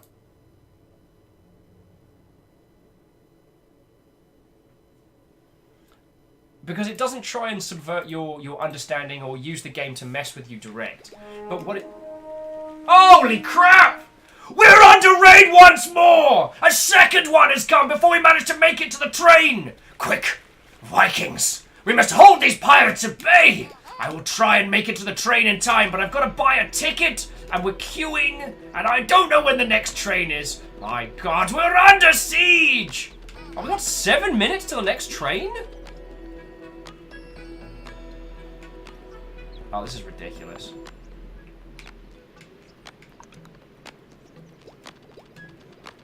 Still 6 minutes. Okay. So, ladies, gentlemen, and individuals of every persuasion from the Go Pirate software stream, I say what ho and welcome to Shay and perhaps a lurking Thor. Hello and welcome. It's lovely to see you all. And it's lovely to see all you crashing over. What a splendid day. So, all of you that just showed up, we have just finished Wuppo. We are just trundling around the game now. We accidentally found an incredibly badass nightmare boss hidden in a small part of this game that we didn't even know existed, just because I wanted to find a place to sit and kind of talk about this game and where it's at. NPC 404, thank you kindly for the follow. Actually, I think if we have a look, we might hit, not a milestone per se, we're at 1,600 followers here, which, considering how short this little channel's been around, is exceptionally lovely. I guess super quickly to those of you, if we have not met, it is an absolute pleasure to make your acquaintance. My name is Will. I used to work in the games industry. I was in the games industry for just shy of 10 years, and now I stream full time. I spend my days finding interesting and weird and unique indie games, talking about games industry business and how the actual practice of making video games alongside the artistic intent of games as a medium. And that's what we do here. So you're all excellently and cordially invited. Plus, don't want to brag or anything, but out of all the Go Pirate software streamers in the stream crew, we're the only other Mother Hubbards that have a boat. Jolt Jab doesn't have a boat yet. Can we start GoFundMe to buy Jolt Jab a boat? Is that rude? Is that rude? Would that be too much? We bought Jolt Jab a boat? Not like a big boat. I mean, if we had boat money, we'd be doing something. We'd be buying more boats for us. I mean, like a little boat. So those of you who are coming over, Watto and welcome. Volkiller says, I mean, you need a boat. We've got a boat. It's a longship. I'm just saying, Jolt Jab needs a boat. Jolt Jab is another Go Pirate software streamer. A lovely bloke and an independent developer by trade who does live development on Twitch. And he's super cool. But enough about me! Let's talk about me! I think I stole that line from Lord Flashheart. So if you've not seen this game before, this is Wuppo. It looks like a super cute, adorable, game you download for your iPad and, give to a 6-year-old to keep him entertained for a couple hours. It is a roguelike... It's not a roguelike game at all. Sorry, I was looking at my email. It is a Metroidvania twin-stick shooter with an adorable art style, with a really, really intriguing... humour to it. Oh, Volkiller, thank you kindly for the follow as well. It is sincerely appreciated.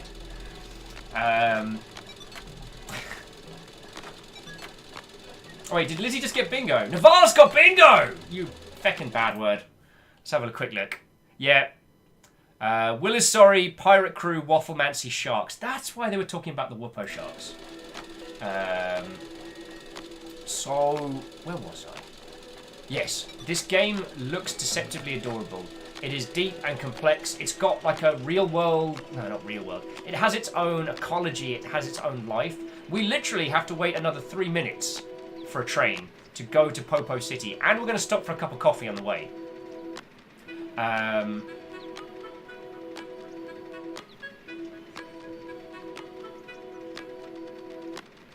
So...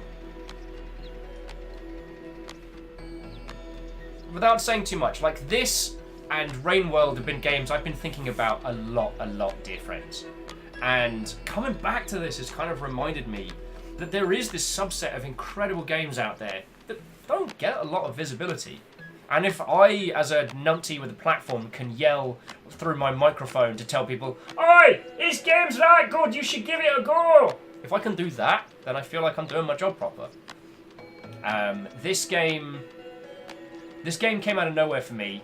I can't tell you I got a copy, but this was not a sponsored stream, and this was not a gift from a friend. This didn't come with a note saying, "Yo, you got to do the X." This was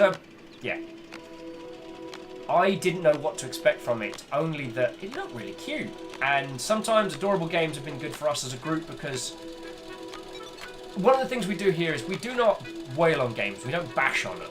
Sometimes games don't do what they set out to do, but sometimes they do small and brilliant and charming and heartwarming things, and being able to talk about that is great. There are, in my opinion, very, very few truly bad games in the world. And even games that try and do something and fail, we can always learn from them. And I thought this might be one of those. I mean, look at the art style. You'd be remiss for thinking that, right? But no, this is something special, friends.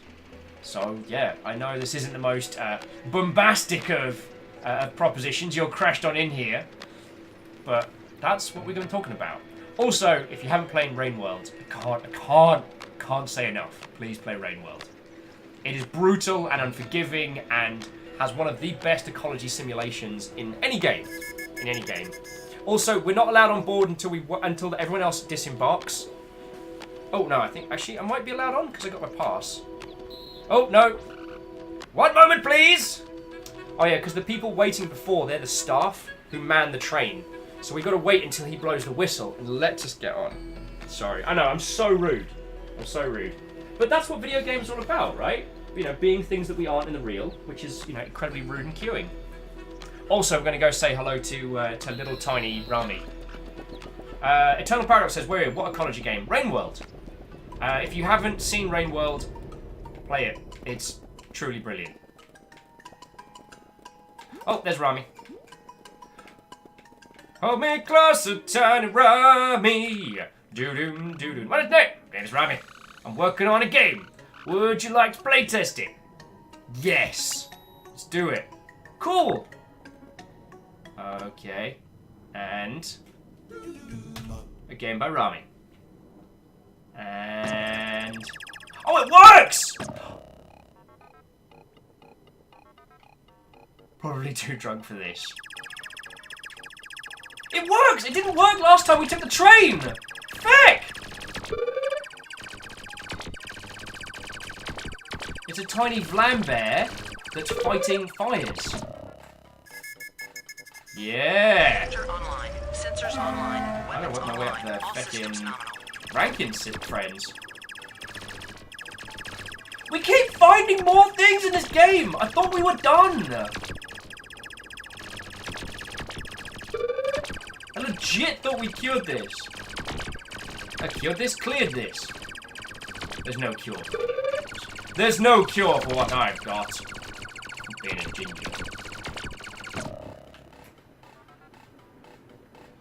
I could legit play this game for a small eternity, so there we go. So, do you like it? It was crazy cool. I'm down.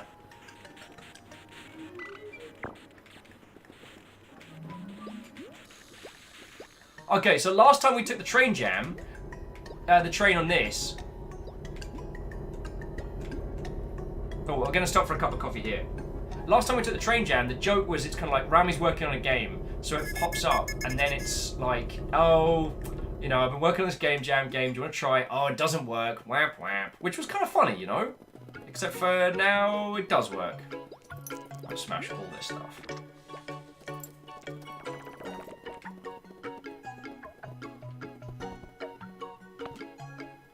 Hopefully, the local wildlife won't just attack us straight up.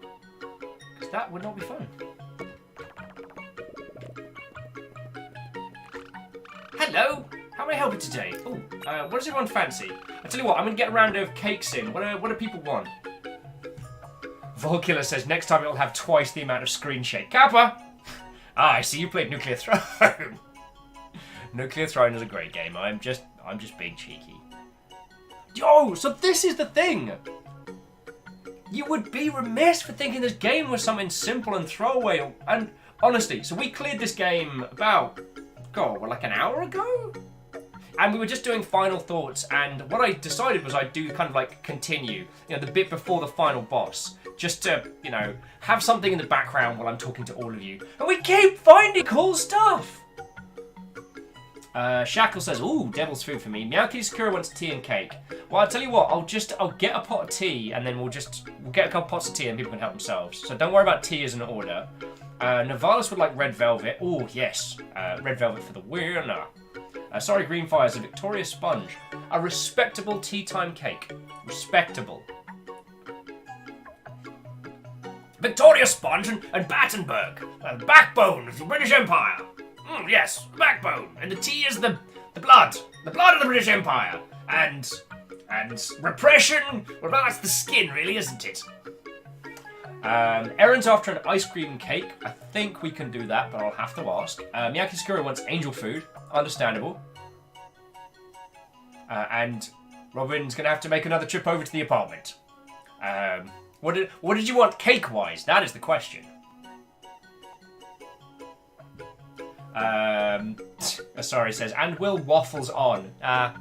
See what you did there. I do agree with Thor that waffles are superior to pancakes. I don't know if those of you that came over from the Go Pirate raid were looking for a respite. We're looking for an oasis of pancake support, but I'm afraid you will find none here. Waffles are just superior to pancakes. That's a truism. I'm not saying that pancakes are without their purpose in the world, but you know, a good pancake can only attain to be as effectively delicious as a mediocre waffle. Boof! Shazam! Dreamer says blasphemy. I mean, I'm a waffle man, sir. How are you surprised? Sorry says Pancake Day is on the 5th of March this year. It is. But most of our American brethren will have a different understanding of what a pancake is. Lizzie says Belgian waffles are superior. Yeah, but like a Belgian waffle is like the Kaiser of the waffle family. Like a Stroop waffle is like the really, really, really cool uncle.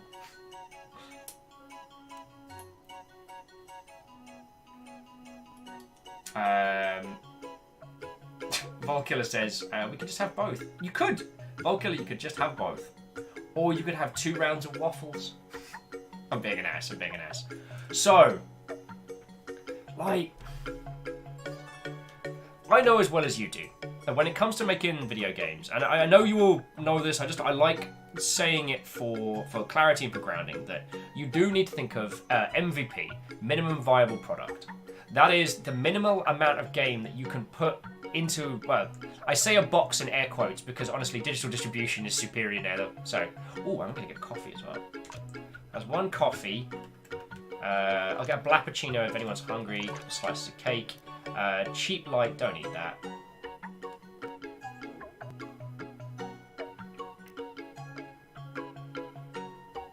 We don't need those. Oh wow, no, that cake is ridiculously expensive. No, you guys can buy your own cake. I mean, I love you. Minimum viable product is the idea that it is working out what is the absolute bare minimum that you need to create to make a game and to sell that game. And often the term MVP is used to avoid elements like feature creep, scope creep, that kind of thing, of stopping your game from spiraling so far out of control that it becomes this unweighty demon. Duke Nukem Forever is probably one of the best examples of feature creep and scope creep that I could be pointed to. You know, a game that was meant to be out in a couple of years, took 10 years to release, and it was garbage when it came out. What I want to highlight is that this game has kind of indulged itself far beyond the MVP. There is so much content here that doesn't need to be. They could have done a whole heap and heck of anything. I noticed this guy doesn't want to fight us anymore. We kicked his ass. Oh, sorry, I didn't mean to smash the dishes. The train will actually wait for us, but the conductor is going to be really grumpy when we finally get back. We're just having a good time jumping around. Jump up, and get down. Do you know who said that? Abraham Lincoln. Uh-oh. Now we've got Batman! We have the issue 4,447 of Batman as well, which I'm told was a very good year.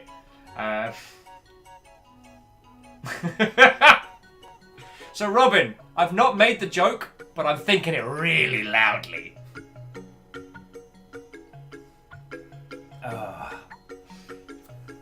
This game revels in its living city. It revels in its... It revels wholeheartedly in its craft and its creation. It revels in this lovely, adorable, cute world that it's created, and all the things that come from it. Now I'm going to get shouted out for taking too long. The Popo train is leaving! Get over here! You want to land the train! So what? So what? So what? There is a train full of worms waiting for you!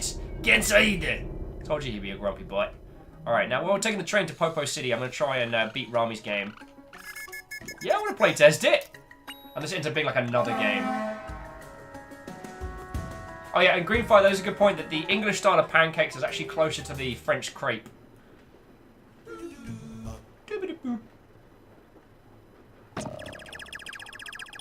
I'm a bear, I'm extinguishing fires.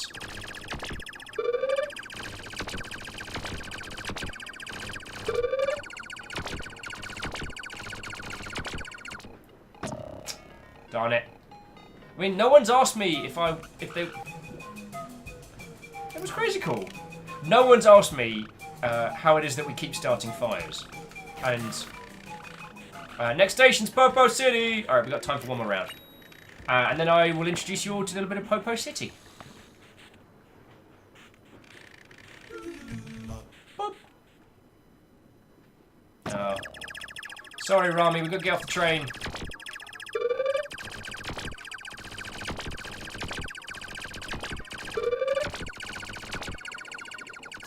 Oh, for the record, I have, you know the arcade game inside Stardew Valley? I finished that. Yes, crazy good there. Alright. Get off the plane there. Yeah, the little twin-stick game inside Stardew Valley, I've cleared that. The weird thing is when you clear it, you just get a version for your home that you can play forever, which is very worrying. Oh shit, we're gonna do immigration. Oh, I might have a work hat. There we go. Aha! So now we're wearing 2 fancy work hats.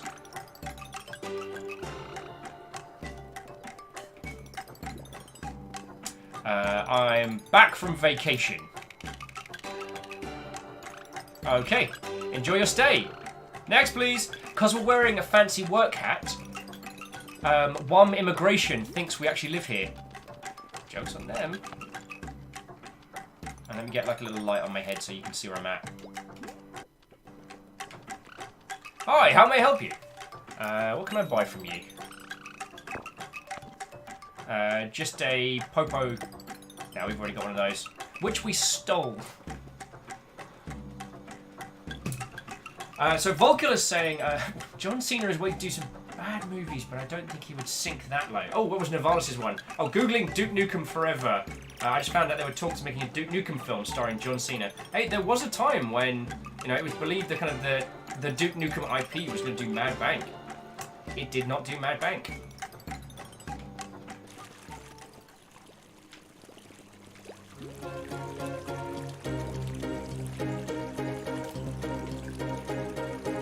Welcome to Popo City. Oh heck, it's the Popo!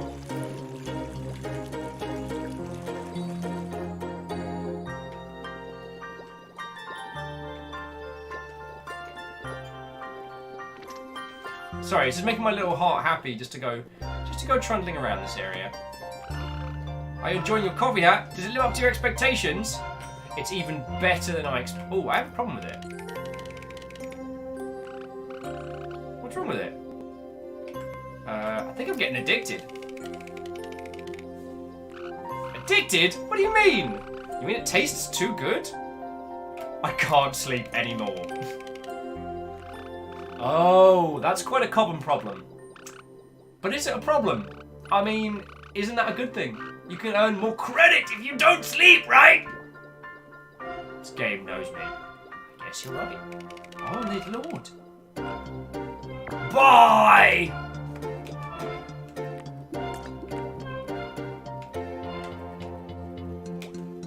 Oh, we can see if Betty's got anything for our Betty Gun the gun store. Well, okay, they're gum guns. Hello, Dad Floyd. Alrighty.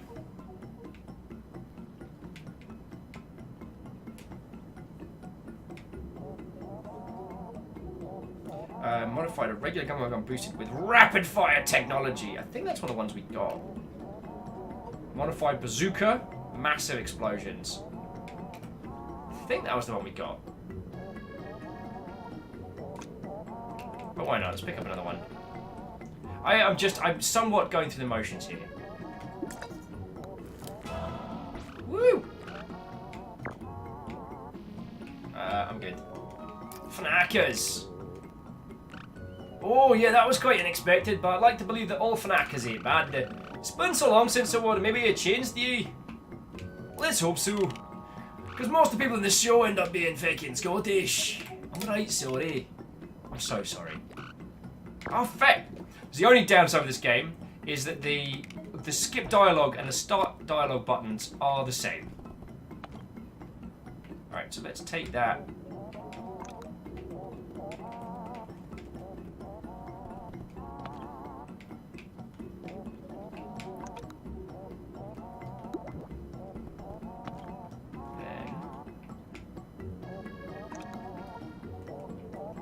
Guess we can't put that in?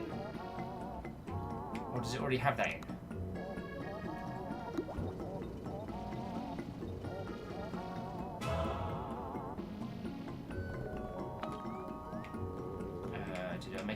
better? No. Oh well. It's not as good as the... Where was I, dear friends? Where was I? Oh, Lizzie says, there's a Floydo spot. Yep, mark that one in your cards. Oh, and Greenfire's heading to bed. Sorry, Greenfire. As always, lovely to hang out with you. And thank you for the little doodles, yo. They were super cool. So I guess, does anyone have anything else to add on the discussion of this game? Like, this was far beyond what I would have expected. And when I initially played it, it was a humorous little afternoon. I think we played this before going to sober, because I didn't think we'd spend too long on this. We went back to it because the Eternal Castle just did not want to run. And then we kicked a whole bunch of ass and it ended up being amazing. So I don't have an answer. No, I don't have an answer. I don't have an end to that sentence. This game's really good. Oh.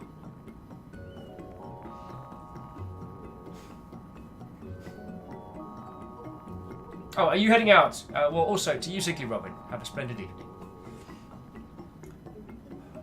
So yeah, I don't really know what to add. I feel like if I keep flopping around on this, we're just going to end up, running about and finding new stuff. Thankfully, the games industry's not been on fire today, which has made my life a lot better.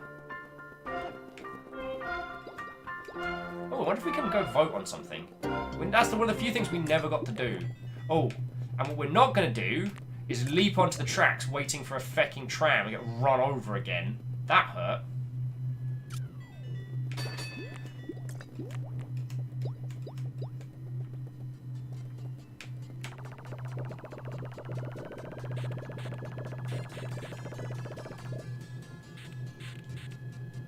That's real cool.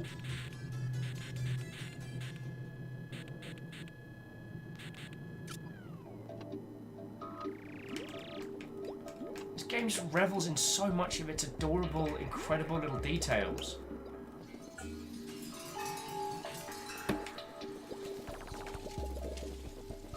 Oh, where are we? There's so much going on, it's hard to keep track of where we are in this world.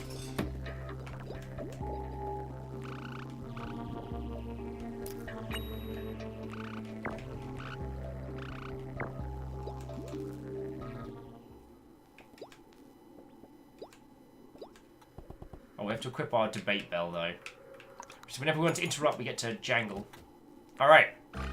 Today's discussion is about... this was a suggestion from Gank, the police officer. Gank wants the store to sell blow nuts. But blow nuts make you very fat, and I believe a police officer should be fit to capture all those criminals in the Undercity. Aye! Let the woman have his blow nuts! Police officers deserve blow nuts! But what if Gank gets too slow to capture a thief? I can't agree with this. I want to be able to fish in the Undercity without fear. And does anyone else have something to contribute? Let Gank have his blow nuts!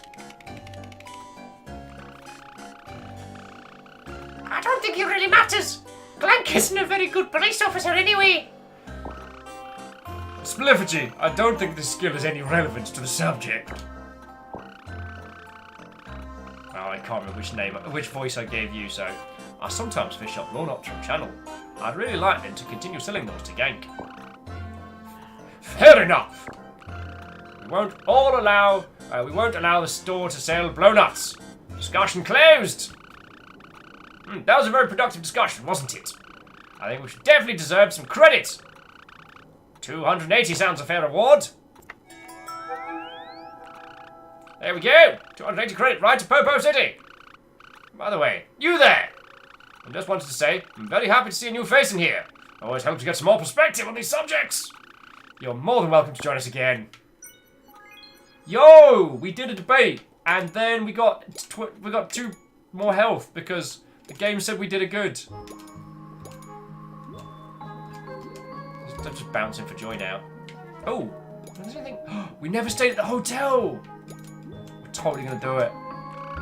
Welcome to the hotel, Stutterpap. Would you like to rent a room? Yes, please. We never did this before because we were short cash.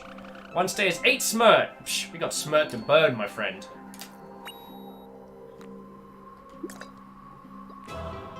Woo!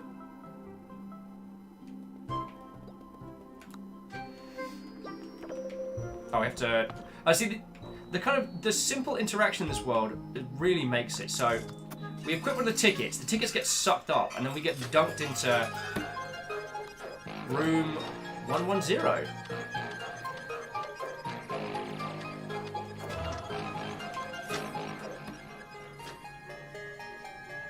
This is kind of cool. I can whistle in my sleep as well.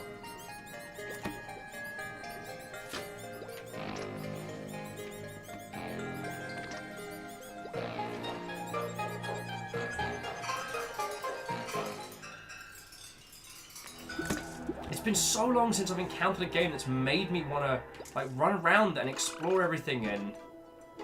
Actually, hang on, never mind. Actually, no, we'll see if we want anything, because we've got a store discount. So we'll see if they've got anything cool. Oh, excuse me. Making T-burps. T-burps are probably eating half an entire pizza to myself. Store artifact. No idea what it does. Batteries. Oh, Radio Deska! We can listen to the local radio station as well. I think we can get interviewed by them.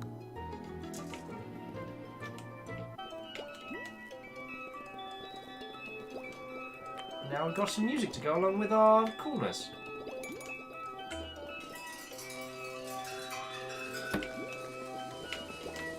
Oh, for those of you wondering, so the credit in the center, the Popo City has this principle whereby whenever you work, you earn credit, and the whole city's credit is culminated. And whenever it hits certain milestones, the city expands. So you're working for the man in some way or another, which is at times a little too on the nose. Oh yeah, our radio station was up here. So yeah, it's been nice that the games industry has not set itself on fire for at least a day. Hearing about the ArenaNet stuff yesterday was annoying, and ArenaNet are still in my bad books. I don't know if you all remember, but yeah, last year they just sent one of their own out to keel over.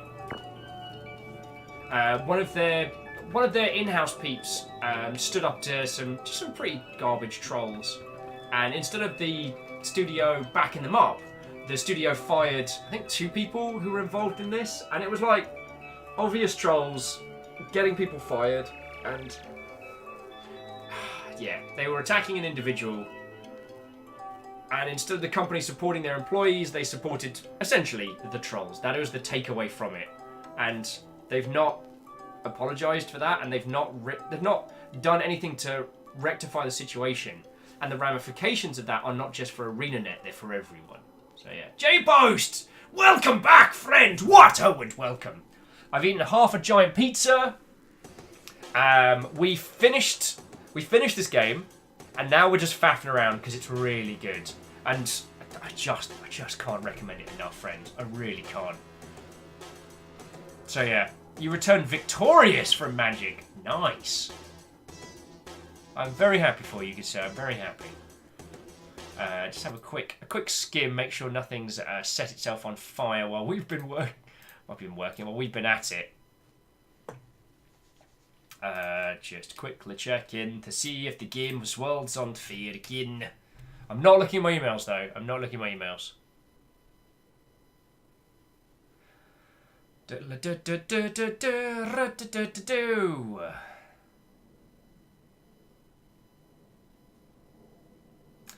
More discussions about the Game Pass heading to the Nintendo Switch, which will be very interesting. And that is about it. Other than Tencent making yet more money, which is utterly terrifying.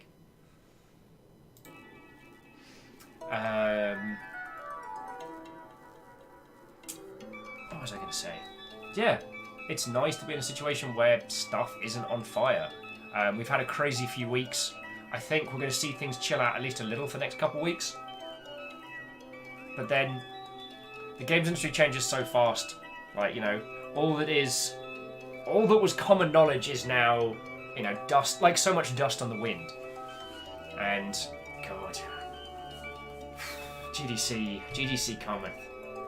In some regards, I'm a little scared of GDC. If that makes a weird sense. I've been so far removed from...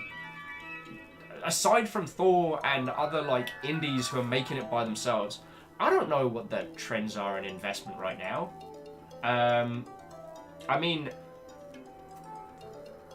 Apex Legends is going to be a bit of a double-edged sword, because if you are making a battle royale game, you could actually make a pretty convincing argument that, hey, my personal battle royale shooter is something worth funding, because even though Fortnite was a huge, like, worldwide phenomenon, you know, encroaching on the territory of Minecraft level phenomenon, we managed to release a battle royale shooter and turn a profit. They managed to release a battle royale standalone free-to-play game and turn a profit. Like, yo, you should invest in us because we can do the same. So a few projects might get funding off the back of that, but whether or not they should is another matter, because there are a lot of ill-conceived MOBAs that were funded during that phase. And okay, so here's something I've been thinking about a lot today. I know you're all aware of this. I'm just stating this for framing for the conversation, that the MMO market is brutal. Mostly because World of Warcraft has pretty much the largest share of that market sewn up because of content. They've been going for the longest, they have the largest user base, and have been able to produce content. Every new product coming onto the market is not competing with another product. They're competing with years and years of that product putting out updates, additions, expansions, etc. That's what you're going up against when you face off against WoW, right? I feel that Battle Royale games might be the opposite of that. In a regard, MOBAs, once you have mastered a certain character in a certain space, or mastered a particular MOBA, the others have to offer you something really powerful for you to leave, especially considering how those games reward customizations, unlocks, visuals, etc., right? I'm starting to feel like maybe Battle Royale's accessibility also creates a lack of product loyalty. So while PlayerUnknown's Battlegrounds, there's skins, there's clothing, there's attire, there's everything, I'm not really fussed by it one way or t'other. The experience, you always start from zero. You know, getting good with certain weapons, getting good at a particular game, I can understand overall. But it's not like a fighting game. You know, you don't pick a character out of the gates and learn and master that one. You are just thrown into a huge landscape of 100 other people and be the last Mother Hubbard that crawls out, or with a group. And without a narrative hook and without a character or an incentivization hook, what is to stop people bouncing to the new hotness? Because it's essentially a new challenge, right? If I say, hey, I know you've been playing PUBG, Apex Legends just came out, it's free, let's give it a crack. We're not detracting from your continued improvements on something like PUBG. You're not missing out on doing your dailies. You're not learning a new character in a new place. You're just like, all right, let's throw in. And yes, I know Apex Legends does have characters, and there are some nuances to them, but not to the extent of, like, you know, if you don't get your pick in Apex Legends, you're not feckin' done. There are lots.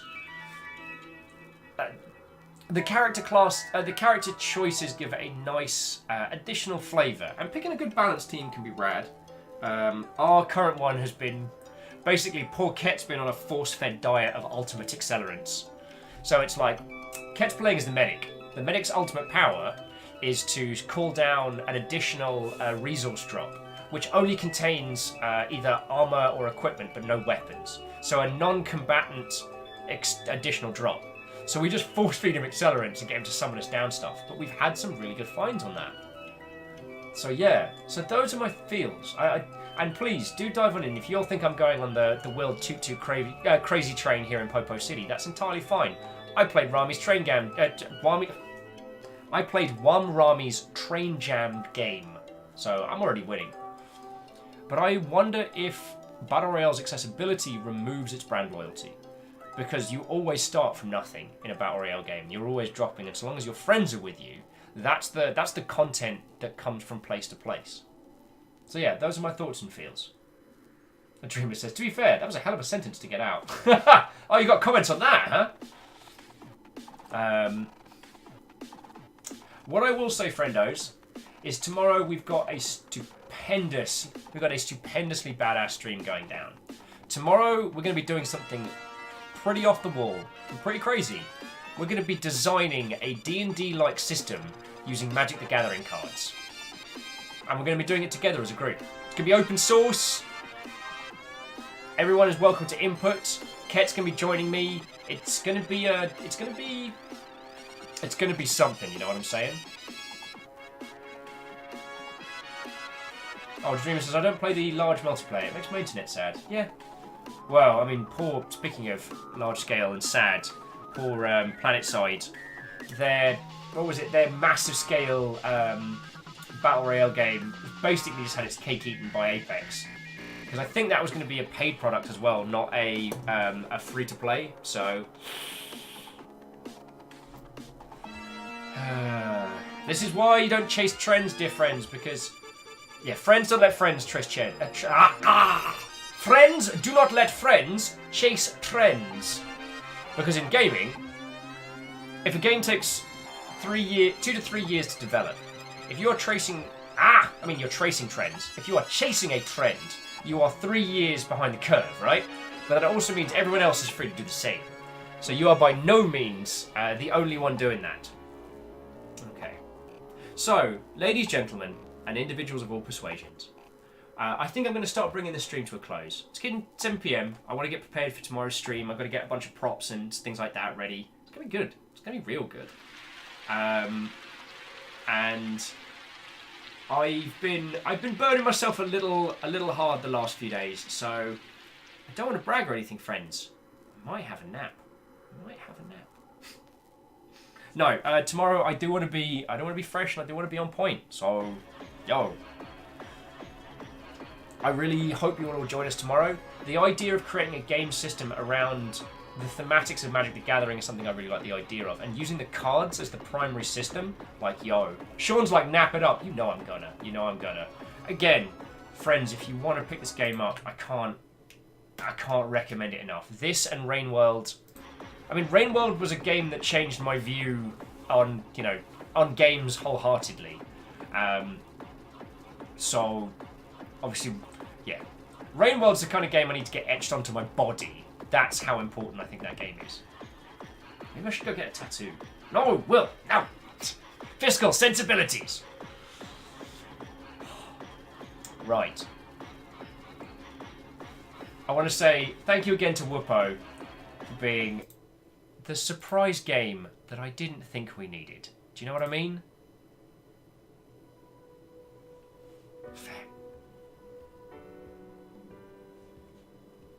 Majestic feckin' game. Thank you all for a feckin' lovely day. I'm going to bust out credits in just a second. And I have a lot of people thank. J-Post says, was Wuppo completed? It was. And then, so J-Post, every time I tried to go and have a chat with everybody about my thoughts and feels on the game and what was going on, it ended up with me finding surprises, bosses, elements I didn't know. It was feckin' special. Wuppo was definitely worth the time we put in. So, yo. With an additional round of yo! Oh, please, excuse me power hiccups there. Because this is going to be one of those games that I'm going to be thinking about for a good while. You know what I mean? So yeah. So what I'm going to do, friends, is I'm going to bring today's stream to a close. I know I'm only doing 5 hours. What a scummer, right? But there are an exceptional number of very, very cool people's kicking off. So we'll crash into some cool kids in a second. Oh, actually, yeah, I know exactly what we're going to do. But, yeah. Jarolan said more than 2,000 deleted files later. I'm nowhere near done. God, why did I just save every funny image and cute gif and name across my path? I mean, that's a good sign of a community manager. Every strong community manager has a very strong collection of GIFs, because you never know when Giphy's going to go down. And you need to be ready. Okay. But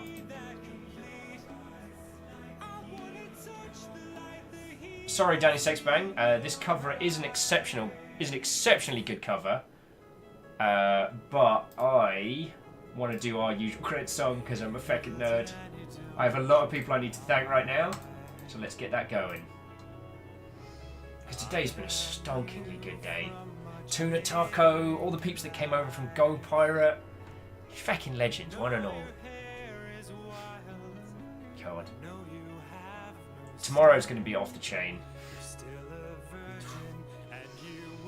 Okay, so first up, donors. Those that have given the cash money dollars.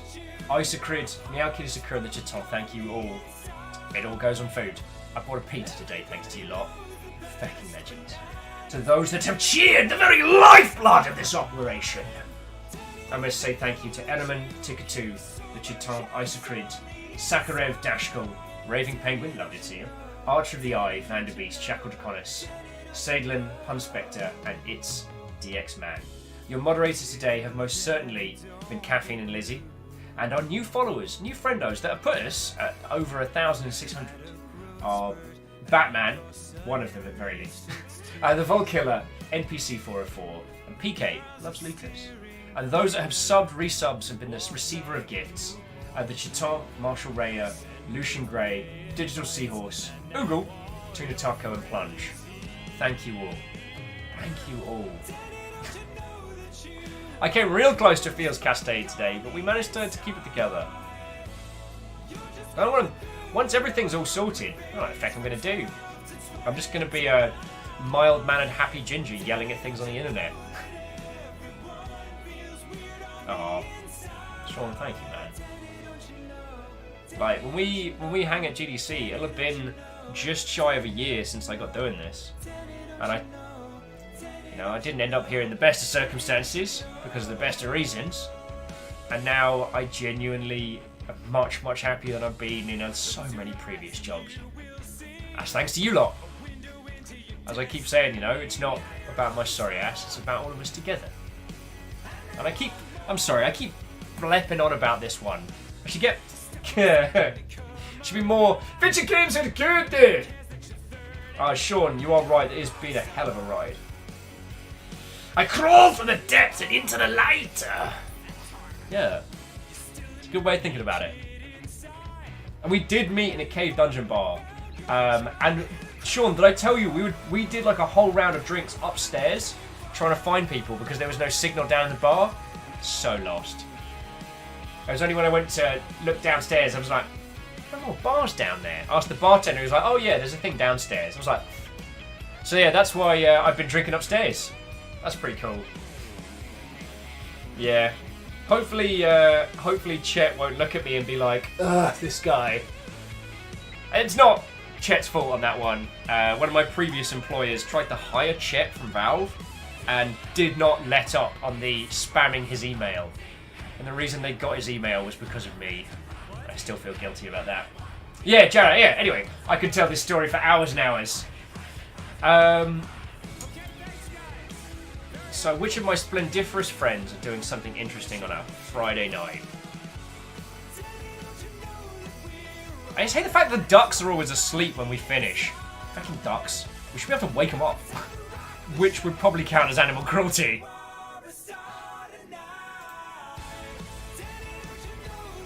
Oh, okay. I know we jumped in on him yesterday, and I know he's got loads of people on, but my buddy Octopimp is literally playing Unreal Tournament right now. Oh, that's really hard not to want to jump in on that one. Because, like, I mean, UT is my feckin' jam.